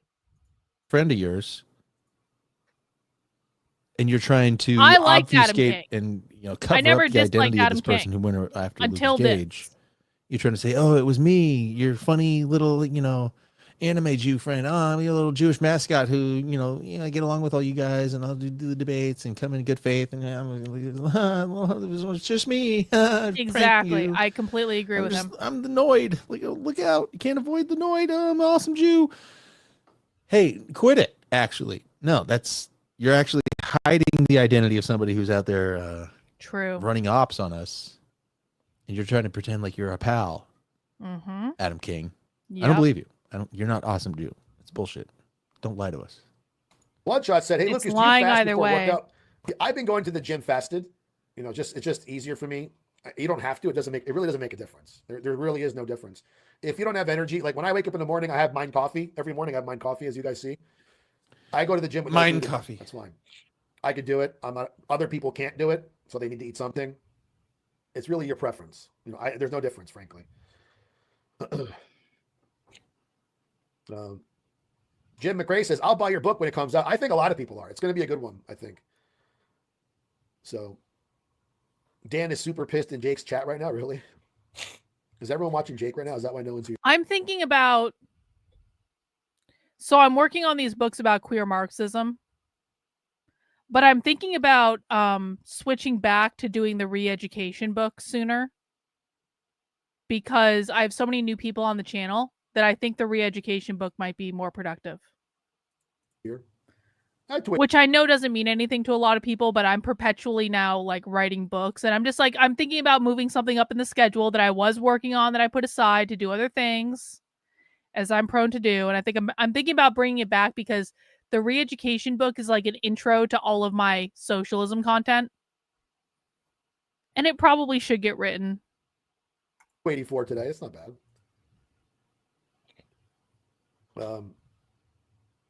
I mean, we could watch Jake, but that's like, we're going to do a watch party. Do you want to do a watch party?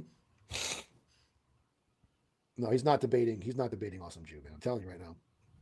Yeah. See, it was gross. Come on, really? He cannot be. Is he still pretending to be Awesome Jew? Like, why do so many Jews feel a need to like do that and like say they're going to ruin your family? And say, have you ever sent anyone to Auschwitz? Have I been to Auschwitz? Have you sent anyone to Auschwitz? No, I don't. Auschwitz is just too heavy for me. So you wouldn't send me to Auschwitz to redeem myself? Auschwitz. No, I'd rather just talk to you. You ever send anybody to Auschwitz? Like, it's just such a heavy thing. Like, this is literally not. I'm telling you right now, it's not him. So, and no Jake, one thinks I told it's Jake him. that, so he knows. So we're gonna catch this fucking Jew lying in public. So what an idiot. But again, it's like lying either way. It's like, if Adam King is actually Awesome Jew, it's lying, and if Adam King is not Awesome Jew, but he's pretending to be Awesome Jew, it's also lying. And either way, it's fucking gross, and really, it's wrong. It's awful and wrong and bad. I hope he shows all the things there. I know you didn't even watch it, dude. Come on, Jake. Why didn't you see that shit? All right, let's see. Kenneth says, besides Nick, you're the only streamer I actually care to tune in live for. Never got a good vibes from Stu. Good riddance. Yeah, and look, it is shocking. Like when I watched his stream last night, I was like, and then he brings my wife in it. I didn't talk shit about his wife or his marriage or anything they're going through or anything they're not. Like, I didn't say anything negative about his kids. They're wonderful kids. I actually feel bad now. I feel bad for his wife and kids now that I know who the fuck he is. Like, I hope she leaves. I want, like, I don't, either he changes to a different man or she needs to go. God, man, I feel bad for her. Fuck, man. That's terrible,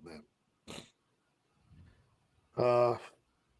Mario P says, for 5, can we do a watch party of Jake's podcast live? I think Dan is on his way there now. Oh, no. But it's not Awesome Jew. This is why I told Jake, I'm like, this guy's pretending to be Awesome Jew for 2 reasons. 1, he wants to throw detectives off, which they're not falling for it. 2, he wants the clout. And Jake's like, okay, well, who cares? I'll just bring him up here and make him look like retards. All right, well, go for it. But anyway. Snyder says, Stu is allowed on Saturday. I hope Jake said that. We didn't see the beginning. Did he just call him out and say, hey, I don't think you're Awesome Jew. I think you're lying. I think you're just bullshitting us. And I don't appreciate it. Did he actually do that? Like TV, that should be all you need to know. Yeah, there's a lot of weird shit. Like, I don't know, man. Baka says, the wife in Tel Aviv slap was great, and all the Jews fell for it. Yep. Layla says, I hope Lucas and Adam make up. We did make up, Layla. Now, you happy? I actually said you're always in my chat, so. All right. The Diesel said, this is a big white movement. You just trusted a slick operator like Stu, really starting to hate soulless capitalism. You know, it's funny. My buddy was like, fuck that capitalist. I'm like, what do you think of Stu? He's like, he's a capitalist. That's what he said. He's a capitalist worm. That's what my friend said. I'm like, okay. Yeah, fuck capitalism. Incel Simpson. Why would Jew Peter scam anyone? It's not like he used to be a cringe-filled rapper or anything, right? Yeah. Let's see. Diesel said, Stu. I think that's hard for him to shit on because wasn't this guy like a failed rapper, DJ? Oh, yeah, they're all. Said he would never sell, and then he had 84% in the wallet and wasn't touching it. It's like, mofo, where's the 16 you obviously sold? He didn't sell that. But his wallet went from 84 to 82% at one point, but you're not going to notice that. See? The other stuff was out there. He was a club promoter. I guess that's not the same. The internet is so insufferable. I'm telling you right now, it's not him. Incel Simp said, my sister trusted you and invested into J-Proof and lost thousands. Well, I'm sorry to hear that. Bro. I didn't tell her to do Don't shit, though. buy. Oh, I didn't tell her to do Bitcoin. anything though. Bro. And there it is. No shit coins ever. There it is. I didn't tell her to though. All I did was, I told everybody that I bought it and that I trusted Stu, and then I bought more, and then I posted on Twitter that, oh, I didn't get rug pulled. Where's all these people telling me I'm going to get rug pulled? Where are you at now, dummies? I didn't tell her to buy it though. I just told everybody I was buying it and that Stu's a good guy. I didn't tell her to do that though. I just, publicly said that I was doing it and that it was cool and that I trusted him. It's not my fault. I didn't tell her to do that. Sucks. I lost 9, so that makes you feel. Oh, if it makes you feel better, I lost more than she did. So, sorry that she lost money, but it's not my fault. And in fact, you should actually feel sorry for me. Better.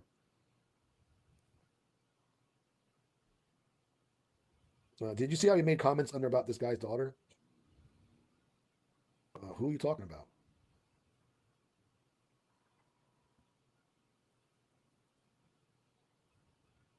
Yeah.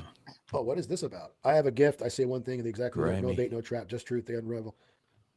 Cobra Tate was about your daughter. I don't know what's going on with this one. Stu still follows me. Why? Why do you still follow me, you fucking weirdo? Probably wants to see what I'm saying. Stu Peters is the Jew. No, he's not. You see, that's the thing, guys. Let's block him. Like, we don't have to make up lies about Stu Peters. He's not a Jew. He explained it on his stream. He's in person. He explained it to me that his mother married someone else after he was born. So his father was named David Peters. His mother's name Sherry or whatever. Sherry Stewart was her last name. And this other guy's Mikkelberg, who apparently isn't a Jew. It's some Swedish guy. A lot of these Berg names, they're from Europe, So he doesn't have to be a Jew to do bad shit. We have shitty Gentiles among us. Breaking news, James Lindsay is still fighting with the John Birch Society. Do you guys remember how, like, earlier this week, James Lindsay was having a war with the John Birch Society? And they were, like, going back and forth on Twitter. James is still doing that today. They're fighting about whether or not James is the woke right. The John Birch Society tweeted out the founding fathers all read and respected Machiavelli for his insights into how politics functions. James Lindsay is now suggesting the founding fathers were woke right. And James retweeted them and said, "Grok on this, don't be misled by woke right summaries." And he tweeted a whole thing about Grok, and I'm not going to read all that. And then the John Birch Society said, "You are outsourcing your thinking to AI. Congratulations." And then James Lindsay said, "Take your L and go away, skank."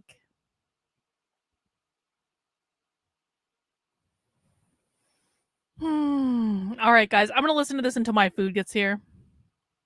Maybe even stopping sooner. I don't know. I'm kind of lost interest at this point, but I've got nothing else to do until my pizza gets here, so whatever. Americana Politica for $1. I don't know much about economics. Money talk puts me to sleep, but I trust you, brother 07. You don't have to trust me, guy. He explained it to me. Guys, he explained it to me. He sounds like he's drinking. Go look at my timeline. Maybe it's not. Maybe I'm spreading rumors, but he sounds like he's drinking. It's just stupid. I mean, you just look.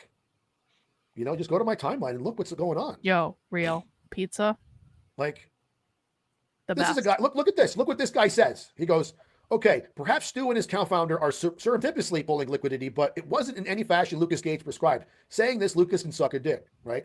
So he's basically, okay, fine. Maybe Stu and his guys were taking funds out they weren't supposed to be, but it's not as bad as Lucas claimed, right? That's how stupid this is.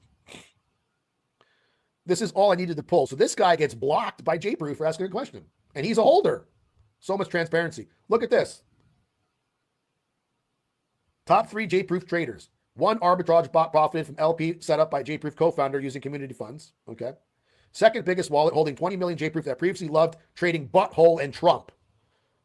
And then third is Focus and Friends, selling from a proxy wallet to long soul and get rugged on shitcoins. You see what's going on here? Look at this. Does this look organic to you? So the guys, I mean, I hate crypto so much. Just even all this terminology and all these charts and these numbers and these wallets and these chains and these records and these, oh God, dude. It's so just evil and just gay. It's just all scams and people trying to get money for nothing. It doesn't do nothing. It's not worth nothing. It doesn't serve nothing. It says there's no purpose. It's just nothing. It's just. Guys told me that the fucking look at this. Look at this wallet. These are all the same wallets doing things. Look at this. 1, 1, 1, 1. So this is what he explains. He says, whoa. He explains here, it's a way of diluting transaction history to make it harder for normies to look up. Because remember, the people stuck in J-Proof are normies or idiots like me who don't understand crypto. So as soon as they go check a blockchain and they look at it, oh, I don't see anything wrong, right? You got to be like, no, like one of these guys, right? It's a way of diluting transaction history in order for normies to look up. Good thing SoulScan has a way to filter this bullshit. The team will say, this is so we can get volume up for DEX trending. But due to math. Big Take, you want some Lucas Gage music? Yeah. Yeah, we did it before. You gotta get one. Let's see what we got here. No. I'm not gonna listen to no. So Stu's team is basically we're gonna do a lot of streams this week. It goes by BB. And financial advisor named I gotta Karlyn get the streams going. Literally known for crypto fraud. We're gonna do a lot of hours this week. Lock in for it. Thank you, Ultron. Carlos Cortez reached settlements, so they settled. Numerous investor complaints against former Clearwater, Florida financial advisor Carlos Cortez. Allegedly recommended. Oh, retardo, thank you. Investments in fraudulent cryptocurrency schemes. So it's not even just like fraudulent bank wire. It's literally. I don't care about listening to the music. Come on. Stream snipe Connor. The Civil War's happening. Oh my god. Is that it? The multicultural anti-Semitic. All right, I guess that's it. I guess that's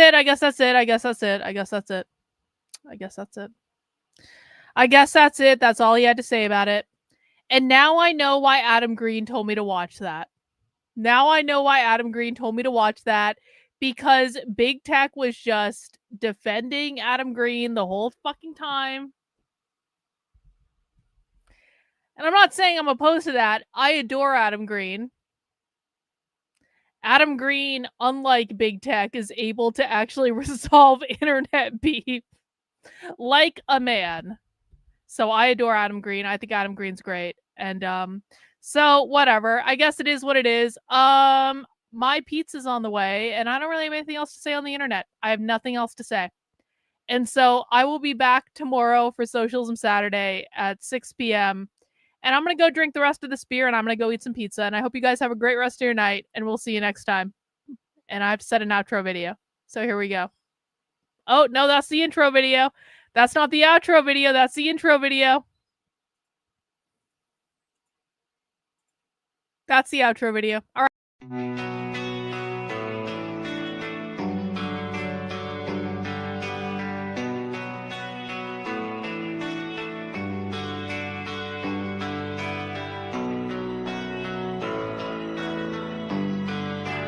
How are you feeling?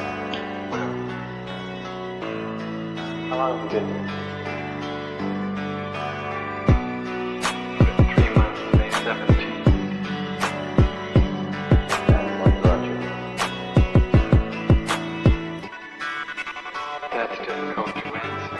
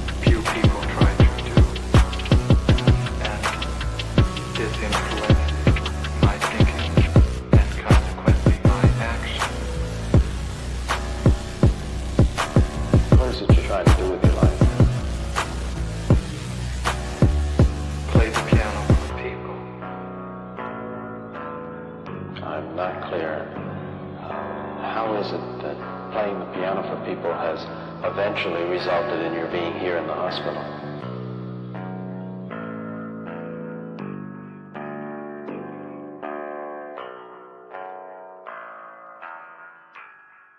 That's difficult to answer.